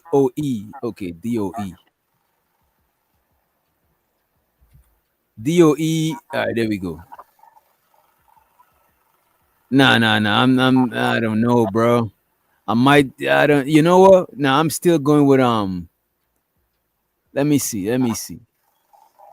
Nah, she's pretty, but her mind is warped. I can't deal with it. Her mind is all fucked up. Yeah, I'm fucking with her over Glorilla, but she just looked like a weirdo. You know what I mean? Yeah, that's because she is. And she seemed problematic. Glorilla seemed like more like you could chill with her, like on a homegirl level. If you come from the hood, she from motherfucking what's she from? North Memphis? Yeah, you can kick with Glorilla. Yeah, and you know what? I like a chick that you could be my girlfriend, but I could still kick it with you, just like we just cool. You know what I'm saying? That'd be the best relationships in my opinion. Like for instance, even when it comes to my preference, right? I don't like thigh tattoos. I don't like big ass thigh tattoos. I don't like big ass tattoos on women at all. I don't really like that shit. But all of them tattoos on your titties and that ain't my thing. But I don't know. I can overlook it if you pretty. If you look decent enough, it depends, man. But I could overlook the tattoos because I like soft women, but I like you to have like a sprinkle of ratchetness, just a little bit, not too crazy, but just so I could just feel comfortable. You know what I'm saying? Because I don't like chicks that's too uppity. We all come from the ghetto, man. But you don't have to be ghetto. It's like Yeah, don't be but I that. don't want a chick that's too uppity that I feel like I just gotta, you know what I'm saying? I just on eggshell. Like I can't just relax. You know what I'm saying? Me personally, I like when it comes to, I like them all. Like I done seen some fine ass dark skinned Jamaican women. I done seen some. Matter of fact, I got like it's another one I'm gonna pull up for you, DJ. I done seen some fine ass Jamaican women. I done seen some fine ass Haitian women. I done seen fine ass African women, whether they be from Nigeria or Ghana, and it's niggas that be going after. And I'm trying to figure out, cause I don't know, man. To be honest with you, bro, in my 20s, most niggas around me, and I ain't gonna hold you. My first girlfriend when I moved to America was a red fucking bone from this girl, a Geechee chick from South Carolina. I used to date, red as fuck. You could ask Low and them niggas because we all know each other or whatever, right? But the thing is, when you get older, for some reason, when I get older, I start preferring and appreciating more darker skinned women, bro. You know what I'm saying? Like it's just when you was younger, most niggas around you and myself, we just looked at red bones and shit like that. Not like I had like a disdain for darker.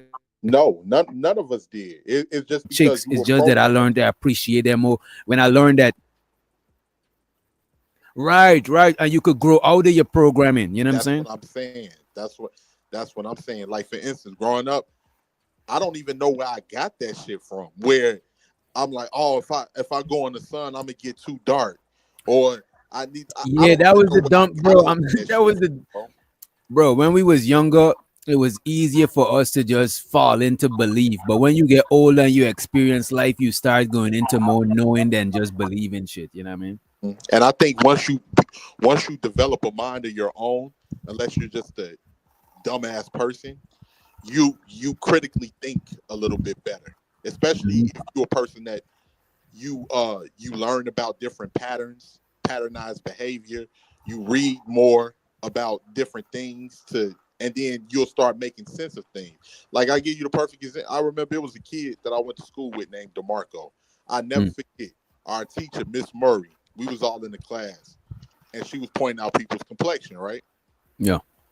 And she was like, "You have a gorgeous complexion." And then she got to me. She said, "18th, gorgeous complexion, pretty brown complexion."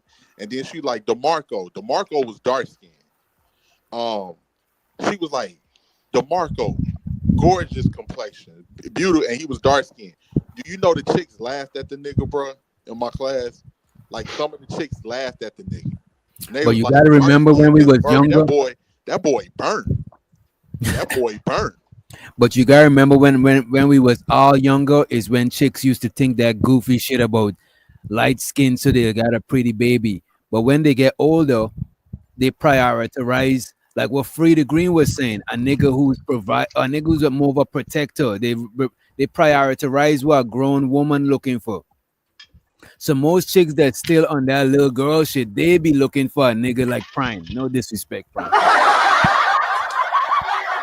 But when women get older is when that tall, dark, and handsome shit start kicking in. Because now they more practical about their dating preference. You know what I'm saying? But I think we all grew out of that colorism shit. But the majority of it happened when you're younger. And that's the thing, though. But we don't hear dark-skinned niggas today saying, "Oh man, they used to shit on me when I was a child. Now they won't," because a nigga would look weak even saying that shit, bro. Niggas ain't not trying to complain about that shit. This is why I be saying the shit that the shit that women complain about. Niggas can't complain about that shit and get the same results they looking for.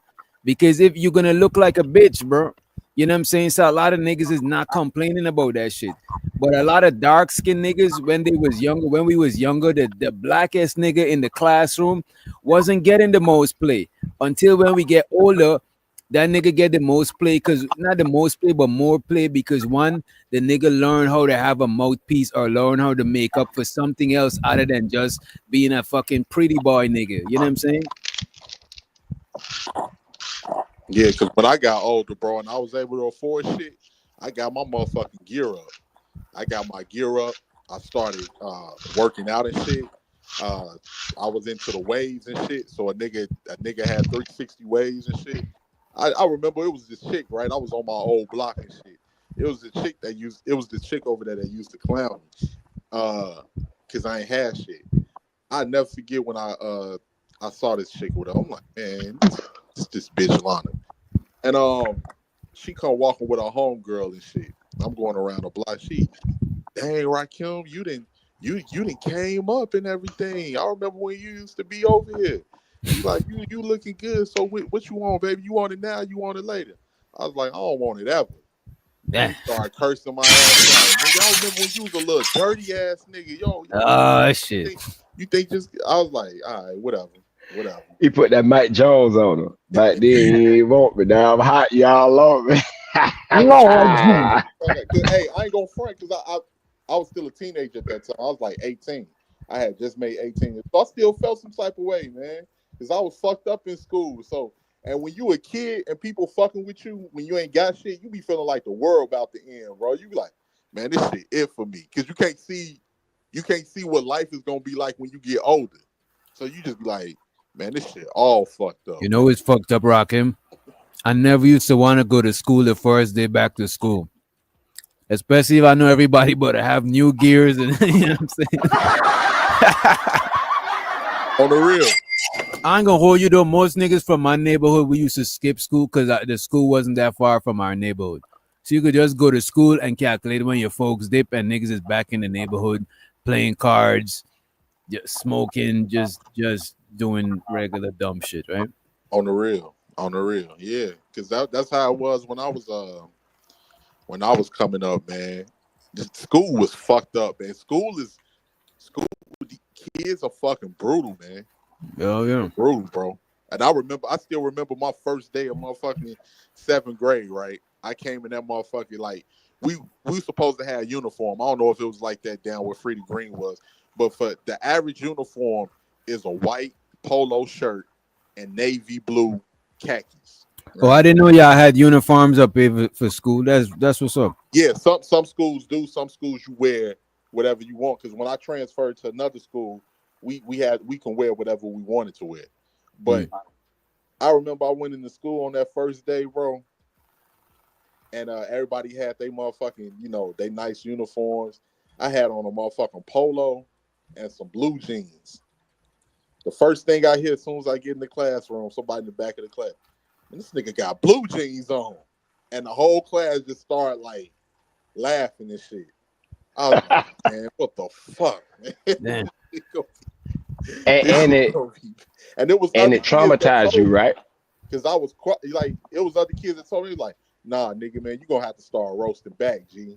You gonna have to start roasting back, folks, man. Fuck these niggas. You gonna have to start getting back at these niggas. You wanna get these motherfucking niggas off you. You gonna have to start gunning at these niggas back. And then that's when I started learning how to roast and roast other niggas and roast back and shit. Yeah. Same with me on 18. That's why I roast the way I do. Cause you had to learn, cause I'm black. On the real. Bitch, I'm tar baby. Nigga, I'm 1201. I'm blacker than me. Like, I don't heard all that shit. So a nigga had to learn how to get their words up and crack and let a nigga know, all right, bitch, open your mouth if you want to. I'm gonna embarrass your ass. On the real. On the real. You know what I'm saying? So now people fuck with you because they don't want to get embarrassed. On the real. Tar baby is some cruel shit to say. That shit is wild. You know what I'm saying? Like, I'm Bro, black, but I ain't never been that black to where somebody want to call me tar baby. That is fucked up. That is crazy. I appreciate you. Go ahead. You got to think, when I was in I started elementary school, bro, 1980, bro. Kindergarten. So in the 80s in America, bitch, white people still calling you a nigga. Yeah. You know what I'm saying? So damn, that's way back. It was rough back then because most people think white ice is colder. So they calling you a nigga. They don't like black. Don't nobody else like black either. Mm-hmm. That's how you know what I'm saying? Hey, and Sir Ism, you right. I had on a pair of Wranglers. I had on a pair of Wrangler blue. Not the Jordans. Not the Jordans. Yeah, like I remember, like it was this nigga, bro. This was the 7th grade too. This nigga, like My mother gave me bogus and bought me a pair of fucking rugged Outbacks, which was the fake shit. So I called myself trying to cover up so people would know, like the logo. And I go to school, bro.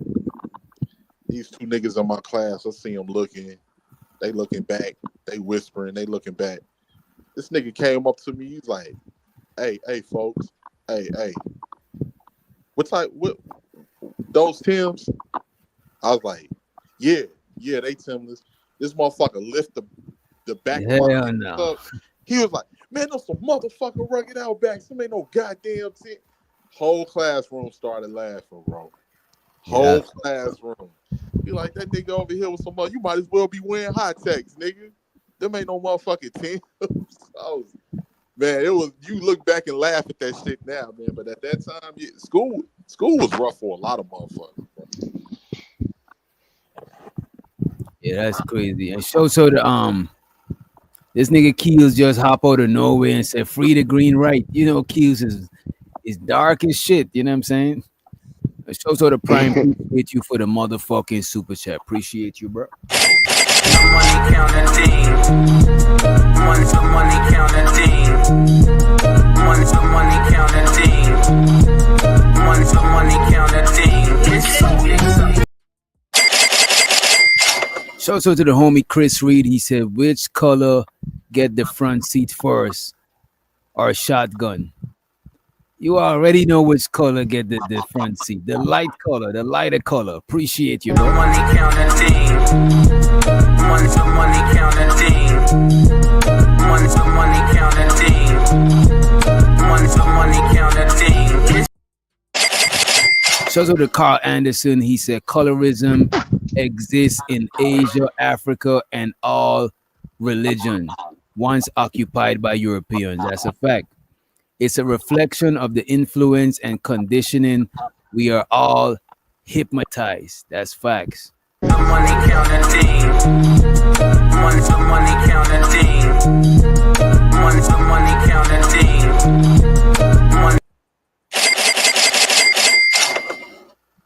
And we got Chris Reed once again. He said, can we copy J Prince putting deodorant on his arm? No, we're not going to do that. Shows you the Ongbe streaming. He said, white men and lesbians don't need 6 feet or 6 figures. This guy, man. Well, I think we read all the rest. I appreciate y'all for the motherfucking support. Really do appreciate it. Money counting team. Money counting team. Money counting team.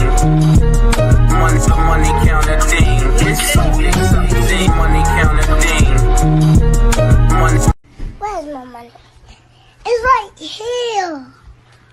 Right there. Appreciate y'all. And let's get back into the JP video and feel free to stop me at any time. Let's get back into this shit. Oh, she in it. When she was selling her body, right? They don't remove the white man from the homes when they have their nut babies. You know what else they don't do to the white man? They don't call the white man into a bunch of bullshit that could jeopardize his life. Either or, go to prison or dead. When a black woman with the white man, she's protective of the white man. How many of y'all remember? Let's go back to the old school word of the mammies. The original mammies neglected her own race of kids, her own biological kids, for that white man's kids. And that's why they so protective of the white man today. Black women, when they was mamming around for the white man, they went over there and looking like they was in bondage. They didn't look like they was in bondage. They weren't getting great. A lot of those black women were enjoying it. Just like I see them same mammies today across the street from my house. Well, fuck all them fucking the landlord because they can't pay their $50 rent. History repeats itself. Ain't nothing new up under the sun. Exactly how you can catch a black bitch right now that will fuck any white ball. I ain't gonna hold you though. That's because a lot of black women see white men as a come up. But a lot of them don't just see a nigga as a come up like that. You know what I'm saying? Nah, they do more than seeing. Yeah, they see him as a come up, and they also like some of them. Like I say, man. And this is not all black women, but a lot of black women that are the loudest that try to make it seem like black men are this and that. A lot of the times that be projection, bro. Because there's been plenty of black women that'll fuck around with white dudes, do the most nastiest shit with white dudes, but they don't stay with them because the white dudes don't keep them. They don't keep them around. Shit, I even knew my personal experience. I even knew girls that was fucking with the Arabs at the corner stores. Oh, I know about that when I was living in New York. I ain't gonna hold you. I used to be low key disgusted by that shit, bro. Yeah, they was fucking with the Arabs at the corner stores, man. And we already know how Arabs view black people in general. A lot, not all, but a lot of them. Like I say, they even got a term that they use for it's called abid, which is Arabic for slave or servant or abid. That's like because of the history of the Arab slave trade and all of that in a lot of those countries.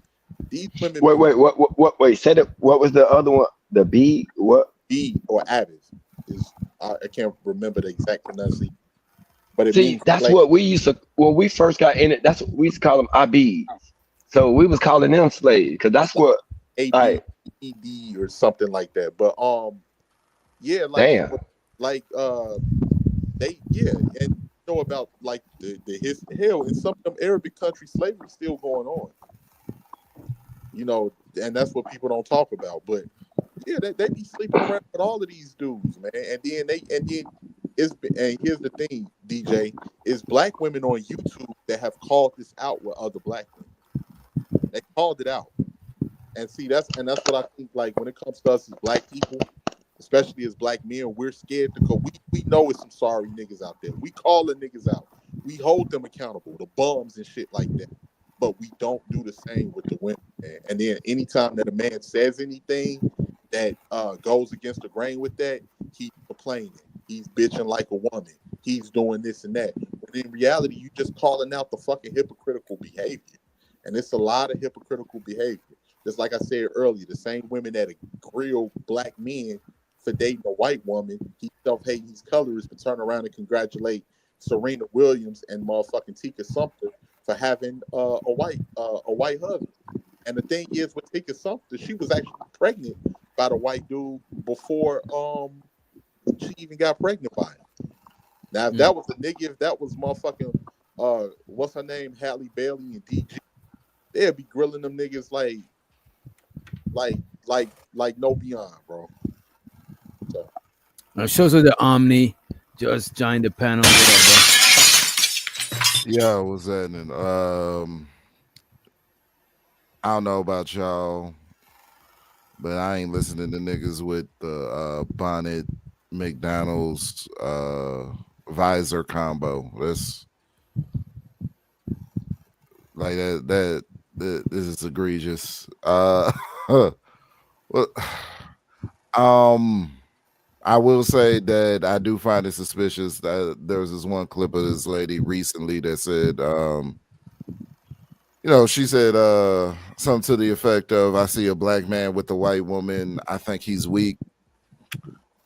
I see a black woman with a white man, I think she gets to rest now. She's had enough. That just sounds like divested talk right there. You know what I'm saying? Is. It 100% is. But yeah, all 2025 and beyond, I'm not listening to niggas with the bonnet, McDonald's vibers or combo. I'm not doing it. It's nothing you can do to get me to believe it's a good idea for my well-being. Oh no, I don't think nobody's looking at JP for tips on their well-being. You know what I'm saying? JP is more of an entertaining person. I find JP to be one of the most entertaining people on YouTube. You know what I'm saying? I ain't even gonna hold you. But as far as for life advice and stuff like that, nah, I'm nah. But JP is very JP. I fuss with JP. He's very entertaining, and the thing is, he does make some sense in certain things that he says. It's just that overall, it's a lot of shit JP say I don't agree with, but it is certain things he will say that you'd be like, all right, that makes sense. That makes sense. So it's nuance. You gotta, Like I ain't gonna like if I'm going in the store and a crackhead stop me, I'll listen to them. But if they ain't talking about shit, I'll keep it moving because you never know, bro. Like you don't like I don't like if somebody come articulating their words like they got like a bachelor's degree and all of that shit. That don't necessarily means that they saying some shit that I need to listen to just because they articulate, you know what I mean? So I just give everybody a chance to hear what they're saying. And when I give JP a chance, you see what I got from him is entertainment. So I'm like, you know what? He's consistently entertaining me, you know what I mean? But I don't look at him for like life advice. But some things he do say, it make a little bit sense. It's just that he might not articulate it well, or it might be a little bit misguided type shit. But I just like knowing how people think, so I'll give anybody a listen. You know what I mean? Or her landlord and have a good time taking care of their kids, better than she do the black kids. Black man, that goes to show you else on how the black woman is no longer around, no longer on your program. We not gonna feel sorry for no black bitch no more. Just because she's black. Because the black woman will neglect, will have your black kids reading at a 4th grade level, but will have that biracial kid reading at a college level. She don't call the biracial kids ugly. You know what she do? You know what the black woman do with the biracial kids? She celebrate them. She put them all, she take many pictures with them. She What level does he all, read at? like she. Just curious. I don't think they got no. I don't think his reading got a level. I don't think there's a level. Okay. Because for him to make that point, you have to have read more than a Cat in the Hat book. You know what I'm saying? You know it's wild as fuck though. Yesterday JP came up here and he was reading some stats. And nobody peeped it, but he was reading good as fuck, bro. You remember that shit's free? That nigga was up here. Yeah. He was done read, and I was like, I didn't want to point it out because I didn't want to get away from the point because we was having a heated back and forth. I didn't want to get away from the point, but the nigga was reading. You know what I'm saying? Shit. No, you gotta celebrate niggas when they're doing good. So if he actually is able to read above a 4th grade level, salute that. Right. You don't see no black woman cussing out her biracial kids and calling them ugly and shit. You don't see that. When she gives babies to the white man, she treats those white man babies way better. And this is why I say, at that point, black man, we have to eliminate the black bitch. If the black bitch is not on your program, guess what? You got power of her existence. You have to eliminate the black bitch. How do you do that, Jay Prince? This is some shit. That's where shit go left. Nah, Jay. The shit start left because he talking. Listen, it doesn't just go left. It started left. Let's be honest. He comes through with the agenda every time. Every time his agenda is to go left.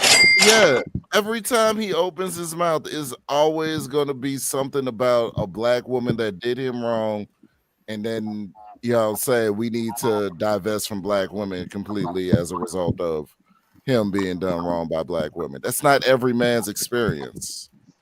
But I remember when this clown Taylor Bell is the only divester in the chat. His wife is Jamaican and she cook oxtail and he reminds us every show. You know what I'm saying? So to you.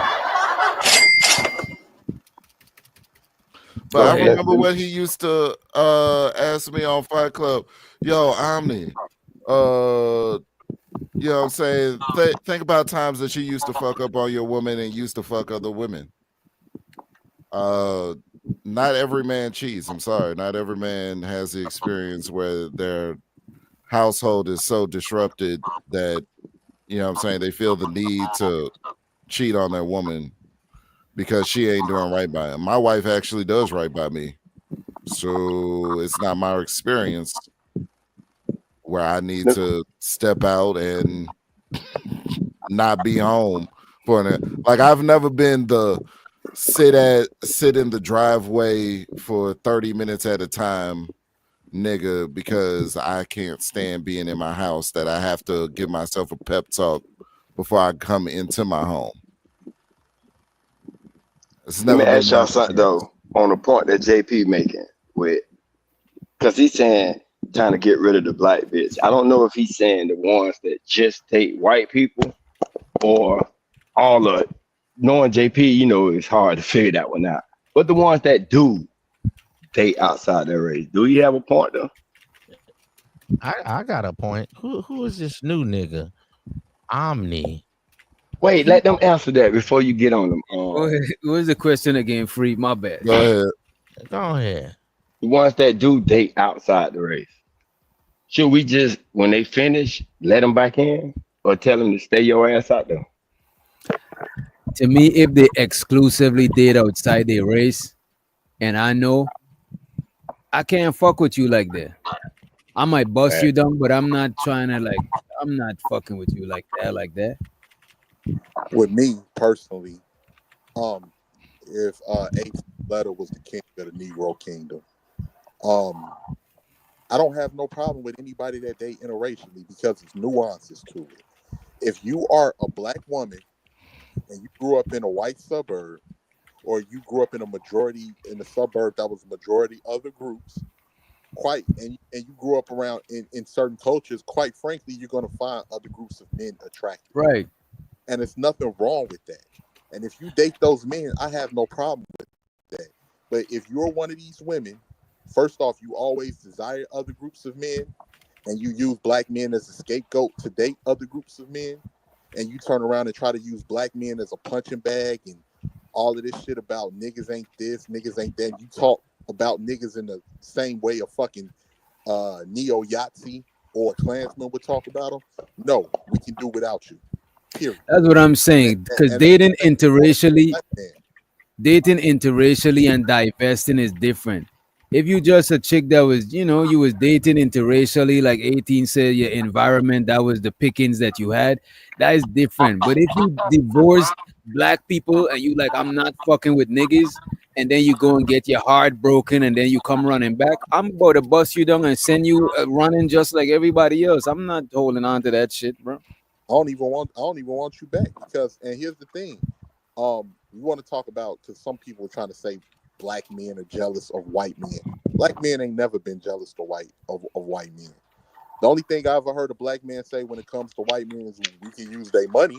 But other than that, niggas ain't trying to be white people. We don't walk around with fucking toupees on our head. You're lying. You're lying. Yeah, he lying on that. Niggas is a bunch of niggas trying to be white. Some niggas, bro, a lot. There's niggas that hey man. Wait a minute. We have a cool nigga right now in the chat. His name is Hood Conservative. He's a black man in white face. Damn. On the average, then we have this guy Omni. How many niggas I never seen him on Fight Club. Like white men. He wants us to believe him with his Umar headband, but I think we should believe JP with the hood. You've never seen me on Fight Club. I know you lying. Well, they said you was on Fight Club, and I never heard of you. So you wasn't on Fight Club because I never heard of you.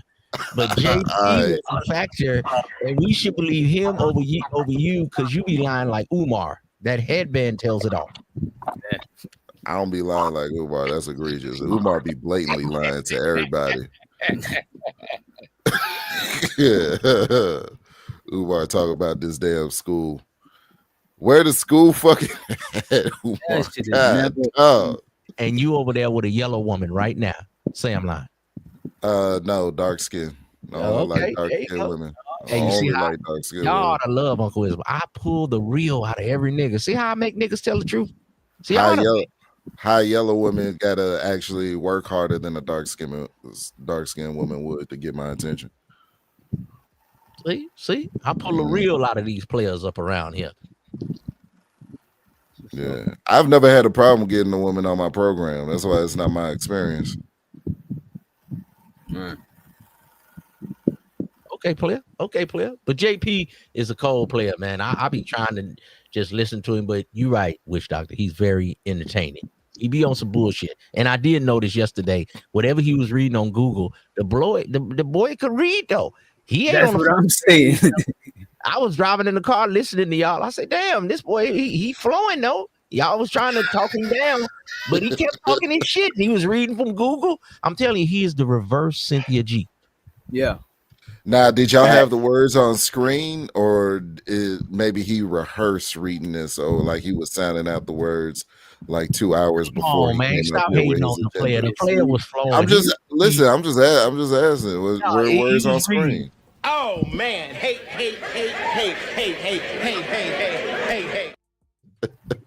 That's a great clip. That is infamous. That is it. You need the Silky Johnson up there, nigga. I hope all the bad shit that happens in the world happens to you and nobody else. I'm gonna start calling you Omni Johnson, nigga. Your name Omni Johnson until I further notice. Nigga, you want us to donate to something, huh? Oh I'll give you this little tidbit. My actual last name is Johnson in real life. That is crazy. My family and my, you know what I'm saying, not my last name, but most of my family, that's their last name. You know what I mean? See how I be doing it? Uncle Ism. I'm telling y'all, I'm a therapist, man. Now donate to the channannel.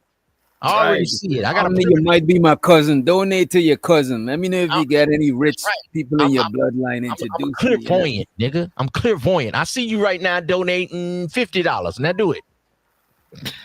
The black bitch is not on your program. Guess what? You got power of her existence. You have to eliminate the black bitch. How do you do that, Jake Grant, president? With violence? No.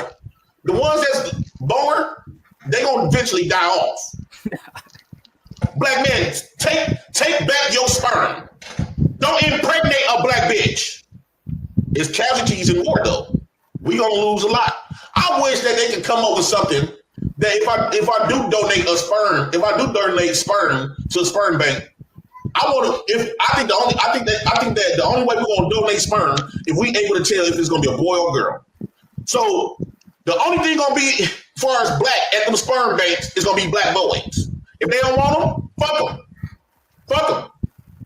We should no longer correct the black bitch no more. Or maybe you should not be. It's in your such dire straits financially where you need to jack off into a cup in order to, you know.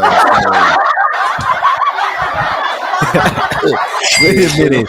Wait a minute. In order to the sperm bank pay niggas. Wait a minute. These niggas is getting paid. You hating, Omni. You hate. Yeah, niggas get paid for that. That's why niggas do it. I'm just saying. You thought niggas was just donating. You thought niggas was donating to have a safe space to jack off? Well, the sperm bank was on him. He's a big black buck. They see me. They were like, no yellow niggas. We want the big African. They only wanted him. So you hating that they wanted him and not you, bro? Nah, anybody can walk up in there. White dudes walk up in there. Whenever someone's in dire straits, you know what I'm saying? It's like, what can I do? Can I sell plasma? Nah, I'm gonna jerk off in this cup and give away my genetic legacy. Oh, they egregious. I thought that was only I know it's a sperm bank, but I thought that was only the blood banks that pay. The sperm bank. That's what I thought. I thought the blood bank. I didn't know the sperm bank. I didn't know that. Yeah, I think both. Why do you think dudes do it? I didn't know. I would never do that shit to the face. You giving away their genetic legacy for a few dollars. What they call that? You niggas is homosexuals. Y'all got 200 kids running around the earth. This niggas is just hey, sperm banging skeet in a cup. That's crazy. But didn't they say you could go to Japan or somewhere in Thailand and they'll pay you $70,000 to have kids? Is that real? A word? That's crazy. Yeah, I heard it was Japan. Japan. To come over there and have some kids. This is one white dude. He had a documentary about him on YouTube. He was doing it the old-fashioned way with women. So he just women would pay him thousands and thousands of dollars in order to have sex with them to get them impregnated.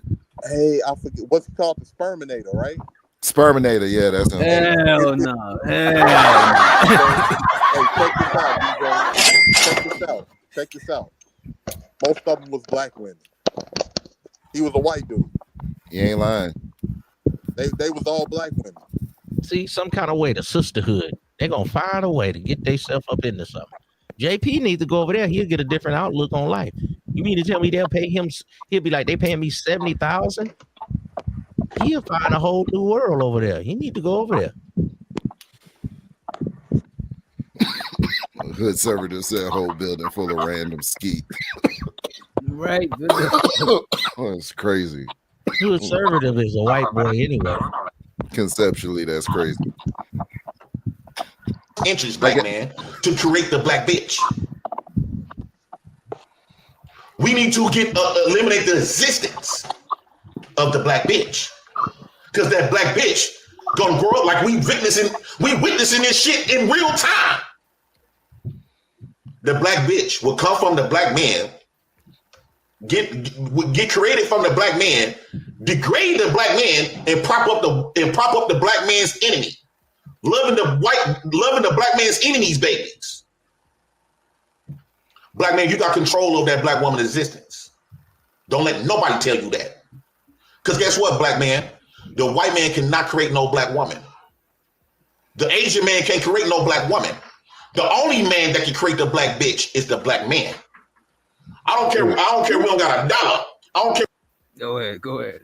Are we forgetting the fact that the black woman gets impregnated, the babies come out black? Yeah. Like, I don't think he was a biology. I don't think he's a biology student. I don't think that's his I don't think that's his strength. You know what I mean? Yeah. And you know what though? I don't think he considered biracial as black. I forgot to tell you that yesterday. Yeah. So no, man. Now you understand. That's why I got a problem with him. Next time I see him on the panel, I gotta say, nigga, what are you talking about, nigga? I'm considered biracial. Nigga, you trying to tell me I ain't, and I don't want to be black like you niggas. Fuck you. I'm about to say, how can the biracial be black? They biracial. You got too many denominations. You YNs and all you. But look, the biracial is not gonna be black. But if a biracial person make kids with a black person, what the kids is then? Nigga, I'm native. Biracial. Fuck you, niggas. Biracial. Native, nigga. Then most people is biracial then, because most people got a bunch of shit in them, especially on this side of the world. For instance, though, but what if they procreate with a white person? That kid is white, because that's it's not. Yeah, it is practically. No, it's And not. the only reason why we don't accept them from being white, because they don't accept them for being white. Well, I thought They push them off and make them black. Oh, I see what you said. If you had one drop of black blood, you was black. That's what I thought. That's how they used to do it. But That was on that hate and shit though. That was part of the law. Yes, that's how they used to do it. Let me ask you a question. When you see Drake's son, does Drake's son looks black to you? He may have some black in him. Yes, he does. But Drake is biracial. when you see Andrew Tate, do he look like a white guy, a Russian guy? Do he look like a black guy? Yeah, he does. He looks like a white guy. Yeah, he Right. does. And then he talks with an accent. You know, But he claims that he identifies as being black though. well, his father is a brown skinned brother. Yeah, Emery Tate. If you And look let him See, up, with me, comes to that. with the biracial people, I prefer for them to identify themselves. I'm not gonna put that identity on because they may want to be white. And here's You know why what I'm saying? I couldn't do that. Here's why I don't have no problem with. Like I always looked at biracials as black people. That's how I grew up. I can't speak for anybody else. I never had no insecurities when it came to biracial people or none of that. But here's one thing that I would say, like to what Freddie Green said. However a person chose to identify, respect how they identify. If a biracial person that chose to identify as black, I view them as black because we got so many fucking black people that don't want to be black no goddamn way. But if you biracial and you got a fully grown afro and you telling me that you're not black, that is crazy to me. Like I automatically assume that biracial people is black until they say otherwise. You know what I mean? Yeah, I never looked at anybody, a biracial person, and felt the need to bully them or felt, oh, you ain't black. I ain't never felt that way. I don't even know what being people to make them feel that way. Nah, because black people is the most accepting people. Like black people, we're not gonna just turn you away and shit like that. Even back home, most of the mixed people, they live amongst the black people. Like if an Indian girl done went and got pregnant, she can't go back to the crib unless she can't go back to the crib. Not even the dark ones, because they let them go with a black family. So a lot of black people you're gonna see in the black community, they have black and mixed people, whereas in the Indian community, you'll mostly just have Indian people. They strict about their shit. You know what I mean? Yeah. So what about these high pitch niggas that be on YouTube and they never show their face and they talk real like this and they talk like and they always mad at Keisha and the leftists and I thought they was black, but they sound like a white boy. So you know where that come from, Ism? A lot of niggas buy into the negative stereotypes about their own people, and they're like, you know what? Let me divorce myself from my people, so nobody not gonna say I'm one of them type shit. And that's what I be getting from them, like Anton and certain people. It just seems like that's how they keep it up. You know what I mean? And you know what? I'm gonna just push back on that just a little bit, D-Thing, because I get it, man. I get it why some people do, because niggas like stereotypes is one thing. Again, it's bad experiences to reinforce the stereotypes. And there's certain people that just have bad experiences within our culture. Like some niggas was jumped too many times. Some niggas might have been robbed too many times. Some niggas probably was told they wasn't shit too many times, or they wasn't worth a damn thing, or they tried to, and the culture was just not kind to them. So they push back and they just say, man, fuck this culture. And I can't be mad at that. If it's a nigga, if like I never seen a nigga that was done bad or done dirty and then be like, oh man, and looked at him like, damn man, you a fucking sellout. You did, because the fucking, maybe in his experience the culture never had no love for him. So but it's crazy though. You can't sit here and say every black person done you dirty, bro. That is wild shit, bro. But not only that though, but what sounds crazy is what other culture gonna accept your black ass? But don't no other culture like us. So to hate your own culture, to go to some other culture thinking they gonna love you, it's crazy. I don't even think it's that. I don't even think it's that. They just have individual relationships with other individuals from other groups. Used to get their ass in high school. Situation of just going to white people like, hey guys, you know, I think they end up making their money. They go in the area where it's based off of income, and they may live amongst whites, Asians, other groups, and they just build individual relationships. I'm not like those. But I seen white people do that too, right? Because I know one of my homeboys, you know what I'm saying, white boy, the nigga had a drug problem back in the days, and his family didn't fuck with him, and he ended up be around black people and Mexican people. As a matter of fact, he worked with Migos, like if he's a Migo type shit, because it's like criminal record or whatever, you know what I'm saying? And I know this one white girl that only did black dudes because when she was younger, her uncle forced himself on her. And she said every time she see a white peen pause, she get turned off sexually. So she only want that BBC. You know what I'm saying? So some people got a valid reason for divorcing their people, but I just don't think that shit is a good long-term strategy. You know what I'm saying? Seek some therapy. You know what I mean? That's why the sisters is mad, because they know all races like the BBC. So y'all know y'all upset, and you can't divest if you are over 125 pounds. So all you big butt bitches, you heavy back bitches. Wait. So you're gonna tell me that Precious? Wait a minute. You're gonna tell me that Precious ain't divested successfully? Precious did, man. Precious That's an anomaly. That's an anomaly. That's one. one. So the Precious, man, for real. Because I wasn't gonna do it. I definitely was not gonna do it. But most of the high class white men that I'm talking about, that they won't.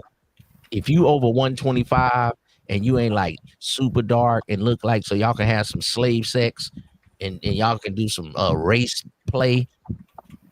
The regular black women with a little yams on them, y'all stuck with black men. You just gonna have to deal with it. Sorry about that. Your baby daddy left you to get you another. Don't nigga. get me wrong. A white man might try to. A lot of white dudes might try to. You know, a lot of white dudes and other races like black women sexually. Because I remember one of my Mexican partner told me this. He told me he would have sex with a black woman, but he would only marry a Mexican girl, bro. You know what I'm saying? I done heard from white guys that their parents would tell them, "Oh, you can have fun with them, just don't bring them home." Right? Yeah. Like, that's been going on. Here's the thing. Here's the thing where women don't understand. I'm not no fucking hater. I'm not saying shit because I have anger issues or I have pent up resentment against women that look like me. I'm just calling out the hypocritical behavior. That's all I'm doing. We know, but I don't know if y'all know this, but other races of men speak to black men. They talk to us. We know the shit that they be saying. I got a dude on my job right now, Polish dude. We was driving through a real rough area, right, in Chicago. He like, oh man, I used to mess with a chick over here. He's married to a white girl.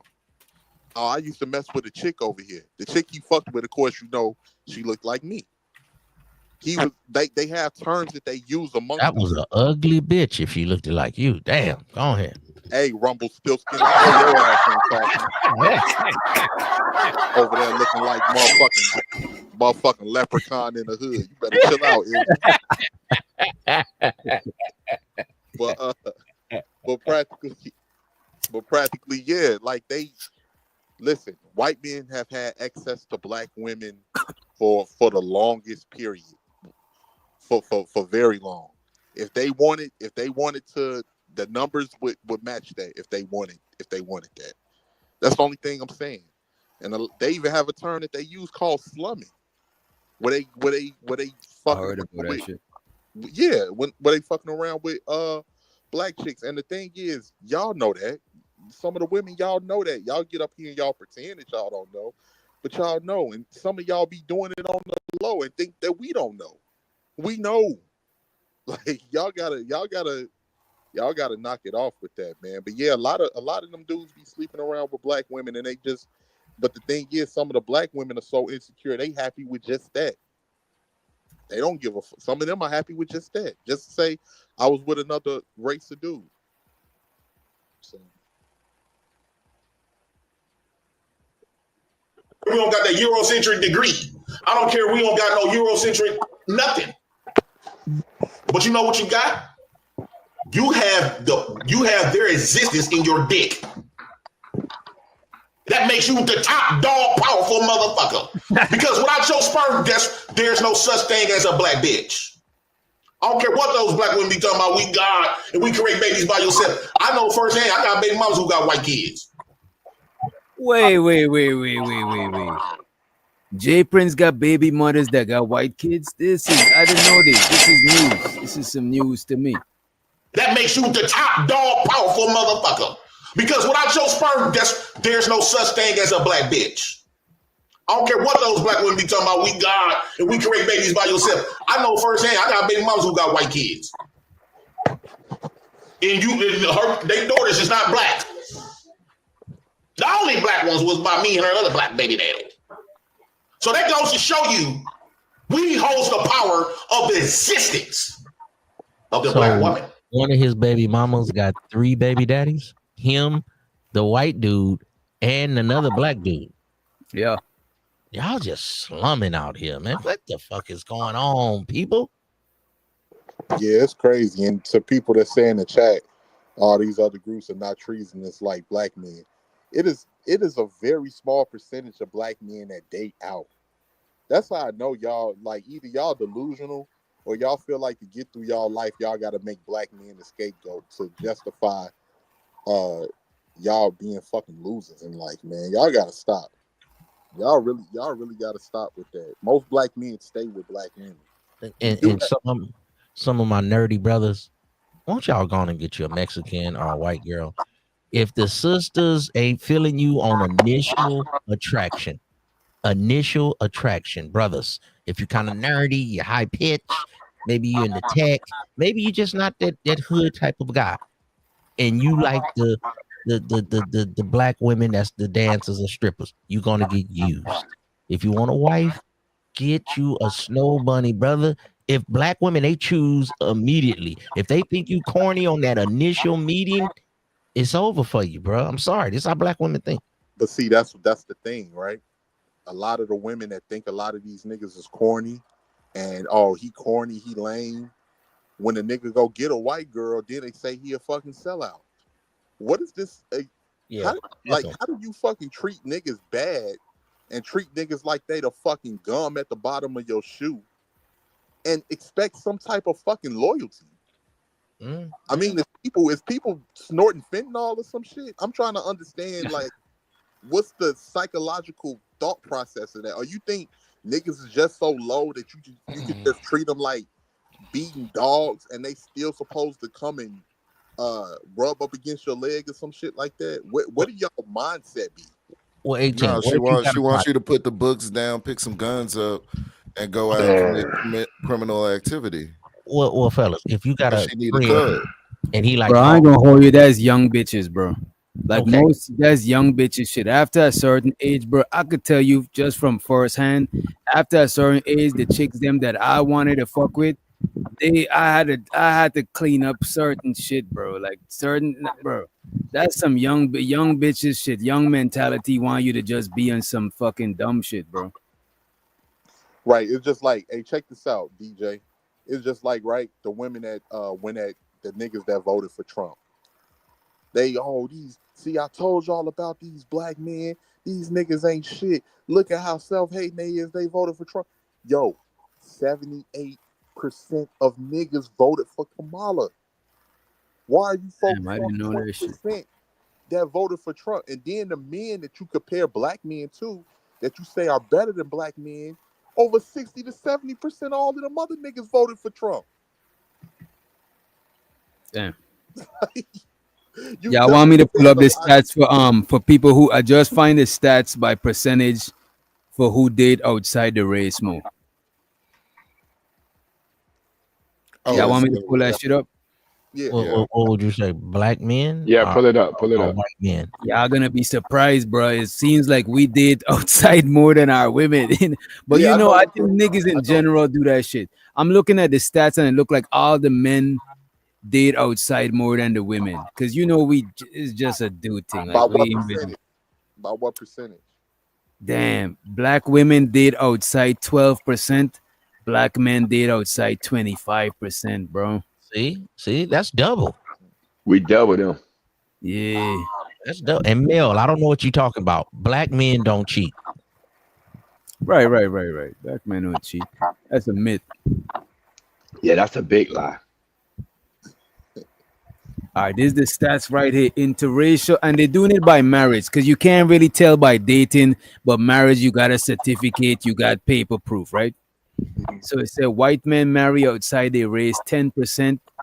No, white women 10%, white men 12%. Not that far.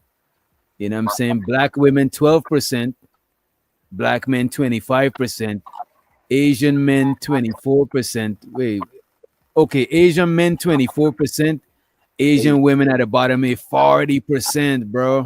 Yep. And 39% is probably white guys. Yep, absolutely. But you know what's the craziest shit, bro? Asian women and black men are the two that date way more outside of their race than the opposite counterpart. You know what I'm saying? It's not even a comparison with black men and Asian women though. 25% to 40%. Yeah, 40 is crazy. But look at this though. Asian men are the least desired. Yeah. Because Asian men are seen as the less manlier dudes and shit. But don't a lot of Asian Well, look at the other side of it. As a status Black symbol, women are seen as the most aggressive men. They're seen as the manliest women. So you have the most effeminate men being rejected at a rate of 40-something%, and the manliest women being rejected at a rate of like 25 or so percent. So what do you say about natives? Manliest women. What do you say about natives who's 50% half? I need to tap into the Native American podcast. I need to see what they got going. Because Native is man. I mean, wow. I think Native American can probably be explained real simple. They're a crushed community. They're a broken culture. They're not, at their native peak anymore. So anybody's just gonna get with anybody. It's not like they have a They're more solid. crushed than the black. So they're more crushed than the black community. Go ahead, go ahead. Yeah, technically, yeah. I thought we was the native. I consider Come on with myself. that shit, 18 man. Come on with that. Yeah, man, I'm native. I ain't none of you niggas, man. You call me a kata, so I don't fuck with none of you niggas. I'm native. Stop the cap. Fuck Christopher Columbus. Oh shit! Hey, so Ism, that's you in that percentage with the white women you be dating. Oh, okay. Hey, man, you better. Hey, you players better look into it. If you get you a snow, she will increase your credit score. Hey, that's a funny ass ride. That's funny. Okay, That sounds like something off of about 100 points, man. I'm trying to tell you, better try it. Better try it. Don't knock it till you try it.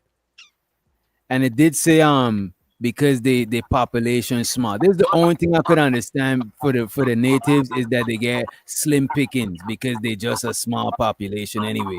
They probably got a date out to prevent inbreeding and shit like that. You know what I mean? Yeah, it ain't that many of them. There's only 2 million natives left in the United States for the ones that's counting, and that's like across all of those different tribes that's still around. God damn, only 2 million. 2 million Oh. that's left. Like, hey, Damn. here's the thing, Free. Remember that joke Chris Rock said on I think that was Big and Black when he said Native Americans got it so fucked up. When the last time you ever seen a Native American? He's like, you ain't never just walked and seen a Native American family at Red Lobster or some shit. Right. I probably walked past a Native American and I thought it probably was a Mexican family. You know what I'm saying? Hey, Some of the most impoverished regions in the country are literally native reservations. Yup. Yeah, that's true. I'm gonna bring that joke up, DJ. I'm gonna bring that joke Unless they got that casino on that bit.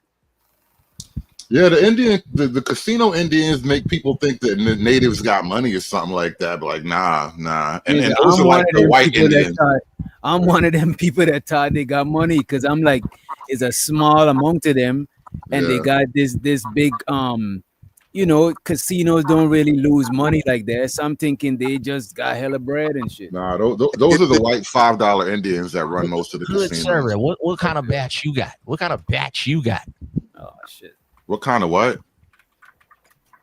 Did somebody get an English to nigga translator for me? What the fuck did you just ask me? Are you a white boy? You're a black man? No, I'm a grown man, bro. Okay. Well, what kind of batch you got? Can somebody get a nigga to English translator for me? What the fuck is this nigga asking me? Understand that, sucker ducker cornball. Now, what kind of batch do you got, sucker? I suck it, ducker. Oh man, I don't even want to cooperate. Get in that box. I don't even want to associate with this nigga. Yo, which doctor? Can you move my picture away from Ism? Oh, my bad. I don't even want to run shoulders with this nigga, bro. Nah, he want to be in the colored section. Wait a minute. He don't want to be in the colored. He's a white boy. Got me here in the chicken bone section with this nigga. Kumbaya ass nigga. Oh, house nigga. Oh, snitch on the runaway slave ass nigga. Oh, motherfucker. Yes, sir, master. We sick, master. Yes, if you hurry up and run the fuck away, I wouldn't have to snitch on your bitch ass. I was already here first. You came run over the here. Fuck away, nigga. So now you over you here. Was brave, nigga. Run the fuck away. So since you with the niggas, we gonna talk nigga talk. We ain't gonna use big words and diction right now, boy. What kind I just want to point out that Keel said that Hood might have a white chick. I don't know. I'm just seeing what's in it. Knock a white bitch. He ain't got no bitch. Damn. What kind of batch do you got, nigga? Try to move to the good side of town, nigga. My house probably better than yours. Shut your monkey ass up, nigga. Well, you get your motherfucking nigga wake up call. Use a black man in white face You know what's so funny? Only niggas give niggas nigga wake up calls. What I have never seen a white guy do that to a black man. Well, fuck what a white boy do. This ain't a white boy. Never ever seen a white guy be like, this nigga tripping. Never in my life. Only white boy over here is Taylor Bell, nigga. So I'm talking to you, nigga to nigga. What kind of batch do you got, Soccer Docker? Why are you trying to drag me down into niggerdom with you, bro? I can't. You lonely? You need another bro? Your credit score drag you down, nigga. You try to act like you got a good credit score. Why do nigga. you want me to be with you, though? Like, they're hood servant. Why you try to drag you up the hood, nigga? Ride the bus. Shut your. Cause you know exactly it's a downward move, bro. I'm too old to be niggering it up with this window. This nigga said niggering it up. Niggas is a downward move when niggas is all over the planet. Everybody want to copy a nigga. They don't want to copy black men. They trying to copy niggas. Niggas want to get people want to get money off. You go to China. They trying to be like niggas. They ain't trying to be like black men. They're trying to be like niggas, bro. That's and the only way you can. And the only way you can identify that they trying to copy our culture is when they copy what niggas do. Not because you black men are trying to be another man. You want to speak proper English like the white man do, because that's his language. You want to speak it properly. That's what black men do. A nigga say fuck that shit. Igbo? Why are you not speaking Igbo with your black ass? Because I don't know Igbo. But you know the white man's language, though, right? But why I'm not speaking it properly? Why I'm not speaking it properly? Because you a nigga and you don't want better. Exactly. Exactly. I'm a nigga. So don't expect me to be like this ism nigga. Let ism be great, bro. I'm not expecting you to be like him. What I'm just trying to say, you ain't finna put niggas down. Because you said why he trying to drag you down. Nigga, he dragging you up. You don't look at it as coming up. What did he say at all that was a drag up? What kind of batch you got, nigga? How the fuck is that a drag up? Batch, nigga, that's a But the fact that you don't know is a drag up. First of all, bro, it's 4 o'clock in the morning. Because the man you trying to mimic a batch with a random internet nigga because he feel like talking about a batch. Because the man you trying to mimic, the man that you trying to mimic, they want to know. They try to copy us. They see some type of value in it where you see no value in it. People around the world see some type of value in niggas. They try to capitalize off of it. And you throw that money away. You just say, fuck that. How much money has niggerdom gotten you over the years? How successful have you become at niggerdom? You want to talk about, that's the litmus test. Very successful. Very successful. Explain it to me. Tell it to me like you talk. Go ask Jay-Z that. Go ask Jay-Z that. How much niggerdom has made him successful? That wasn't niggerdom, bro. That's corporate's money. That's corporate money all the way. By being a nigga, though. By being a nigga. A nigga brought all that corporate money. A nigga brought all that corporate money. I mean, if you really want to get at, if you really want to go there, bro, rappers and athletes are jigaboos, bro. You really want to go there. Don't switch up his whole How a rapper a jigaboo? How a rapper a jigaboo? That nigga not tap dancing for you. He tap dancing for. We not tap dancing for white people. Niggas dancing for black people. White people. Would you like to see the video? Niggas do it for black people. Niggas do it for black people. Just because white people come to the concert, my nigga, you can't help that. We do it for us. Have you not other people like about it? The Diddy scandal, bro? Diddy ain't teach you niggas nothing. All your favorite rappers. You just mad, goddamn it, because your motherfucking ass can't do nothing. Don't get recognized. Niggas get recognized. How old you in the shower? You still got rap heroes, nigga? No, I just love niggerness. No matter where it comes from. This nigga like 49 with a rap hero. And who is your hero? What is wrong with these niggas, bro? The fuck is wrong with you? And you got an anime hero, nigga. Nigga, you glorify anime. Where do you see anime? Hold on. Where do you see anime? What do you in your voice, nigga? I can tell the way you talk. You like anime, nigga. Okay, all right. So you don't? So you don't? What nigga hasn't watched Dragon Ball Z? What nigga has not watched Dragon Ball Z? So you like anime, right? So you like anime, right? Like Goku, nigga. You the only weird nigga. Yeah. So I'm right. That don't like Goku. Right. But I like real niggas though. I like real nigga shit. I like shit that's in reality. Yeah, you like some cartoon shit. You get mad at a nigga. You get mad at a nigga talking about you finna go Super Saiyan on a nigga. Some cartoon shit. Reality, my nigga. You think rap is reality? Rap is based in reality. Nigga. Art mimics life, nigga. Art mimics life, nigga. Art mimics life. We are all adults. We are not in high school standing on a corner debating our favorite rapper. You grown ass men are really gonna tell me that rap is fucking reality? You motherfucker. It is reality, nigga. I'd like to remind everybody at this time that Tekashi 6ix9ine is technically a rapper. Damn. And just like this nigga. Listen, Mm. but Tekashi like 6ix9ine, whether he a rapper or not, he tried to mimic niggas and got paid off of it. Childhood grow. He It's ain't okay trying to to be a mimic grown man. You no can let that shit no go, my motherfucking nigga. black It's okay man, to no be an regular adult. black man. Black man trying to copy somebody else. You can't go your own way. You want to do whatever that white man tell you is. That's what's best. How Nigga, you his ice niggas in your colder than you, 50s were nigga. rap heroes though?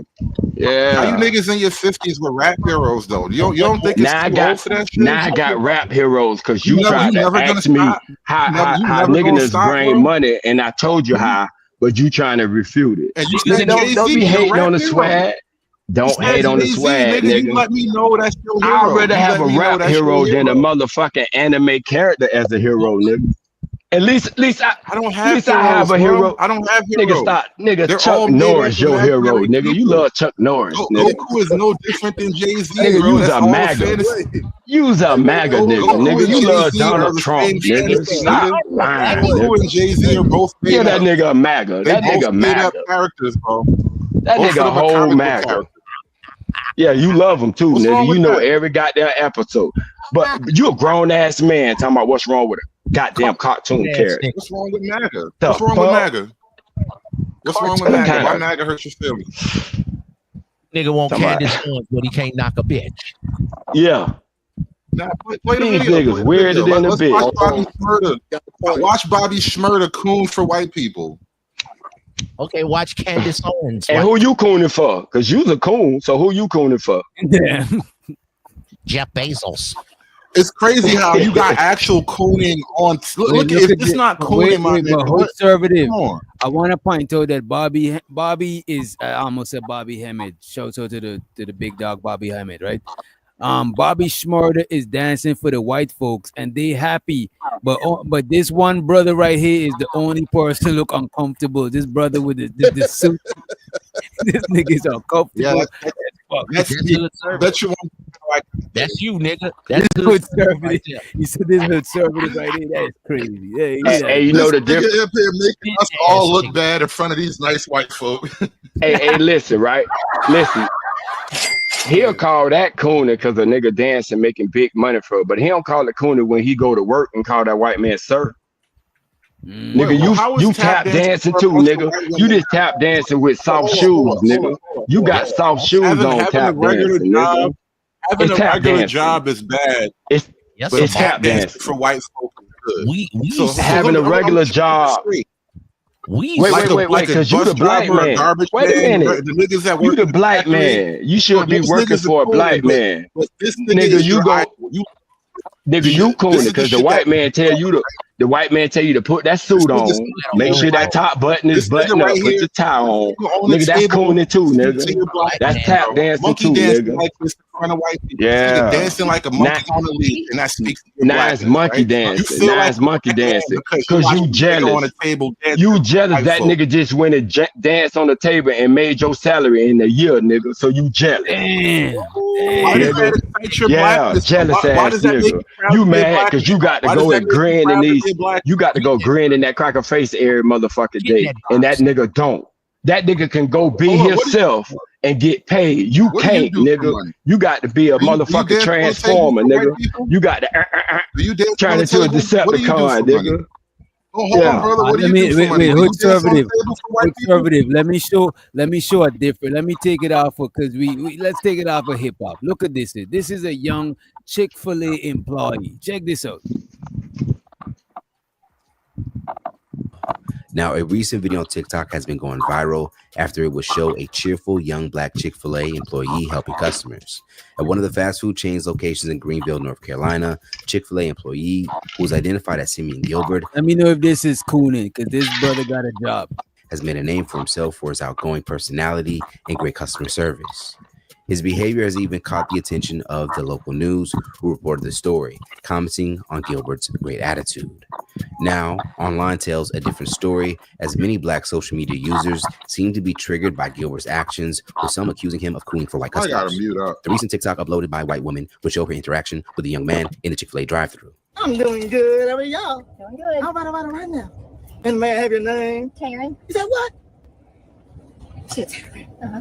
How messed up? Terren. This nigga going overtime.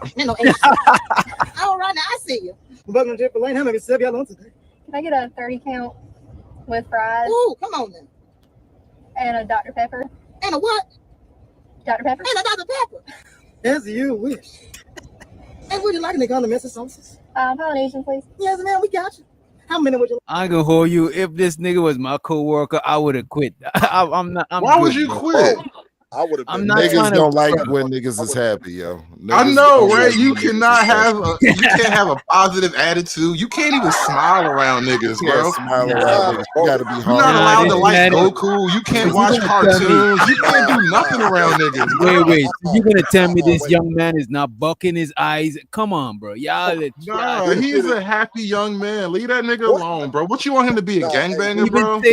Even Taylor Bell know that shit is crazy. Let that nigga crazy, be great, bro. bro. Let that nigga be great, bro. This is like some Amy. Hey, Witch Doctor, now you know why I'm glad to be a nigga. Now you know why I'm glad to be a nigga. Because if that's the attitude of a black man with hood servitor saying, I don't want no part of that shit. This is some Amy. Bro. Y'all niggas Listen, embarrassing. Nigga, I you wish- embarrassing, bro. I wish I owned a You need to go. Chick-fil-A so I could hire that Somebody nigga. go. He's the best Somebody go Chick-fil-A get a employee you truck could full ever of get. that skin shit, that bleaching skin shit, and dump Yo, this if you nigga in owned there. a Chick-fil-A, We don't if you want owned this a nigga no more. would you Somebody not take want this him nigga working back to the stove. Would you not His want him back- working for you if you owned a Chick-fil-A, bro? Yes or no? Hell no. Why not, bro? Why Nigga. not? That's the Chick-fil-A way, though. That's No, how all nigga. the white bitches are at Chick-fil-A. He just doing a little extra. So 'Cause he a you nigga. want me to? No. You lying, bro. Chick-fil-A is literally the most drive. Out of everything that I go to that got a drive-through, Chick-fil-A is where I go to, and them kids do not be like that, bro. They Come nice on. to you. They go out there. They They nice walk up to you in They're your car. nice, but they not like this, bro. They not like Right. this. They Yeah, not he's bucking their being fucking extra. eyes and They're nice bobbing because they're their a Christian. head. They're nice because they're a Christian organization, and a lot of people that's hired there is from the church and shit.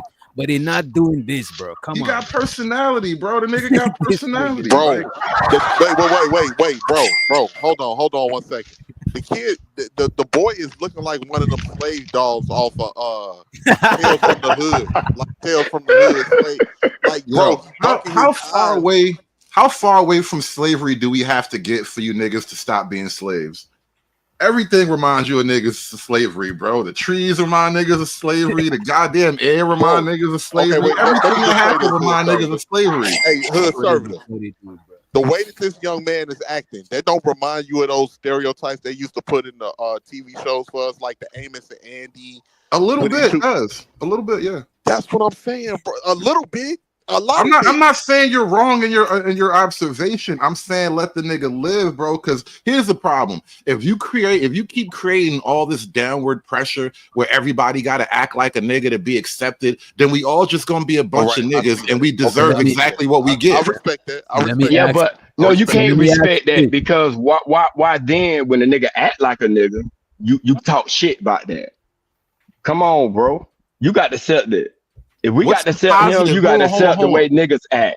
No. What's the positive benefit of acting like a nigga? Because this is a guy who was employed. He wants to please his boss. He wants to please the customers. He can actually move up in the world with that type of Why attitude. are you gonna shuck and jive? That is crazy. How does being a nigga help you move up in the world?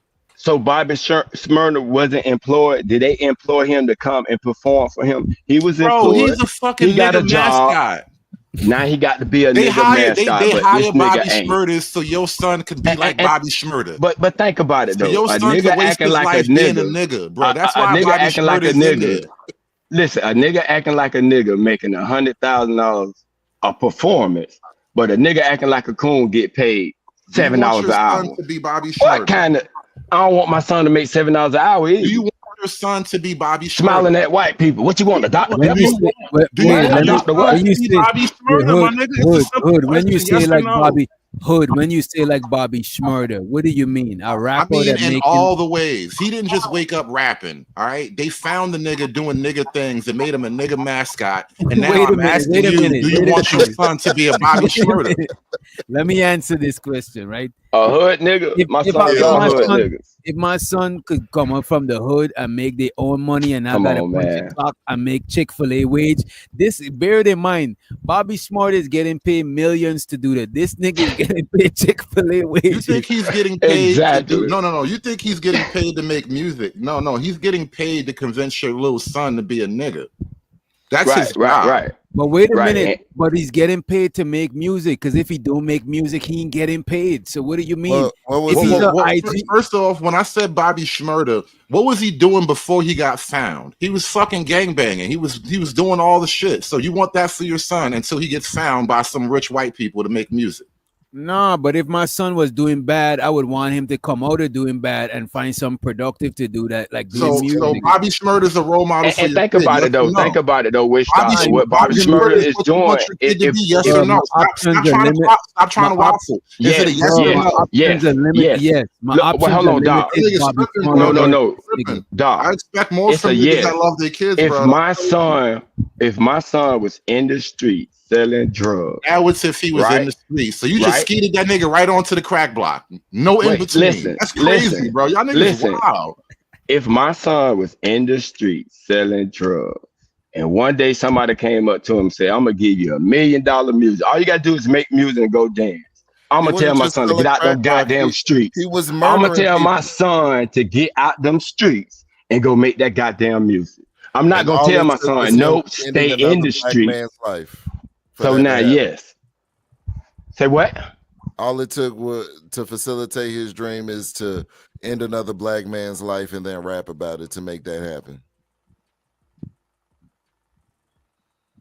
Go black I people. don't get what you're saying. Of That course he you got. don't. we Of course gonna you don't. Niggas skip. stupid, We bro. gonna This is skip Wait, over wait, you. wait. So you act like. Hold Wait. on, no, So no. You don't get it, okay, so I'm gonna break it down. We gonna break it skip down. over the part of his career that got him on in the first place. Was talking about murder. Just caught a body about a week ago. That shit made Okay, him famous, bro. And that's what you want for your son. okay.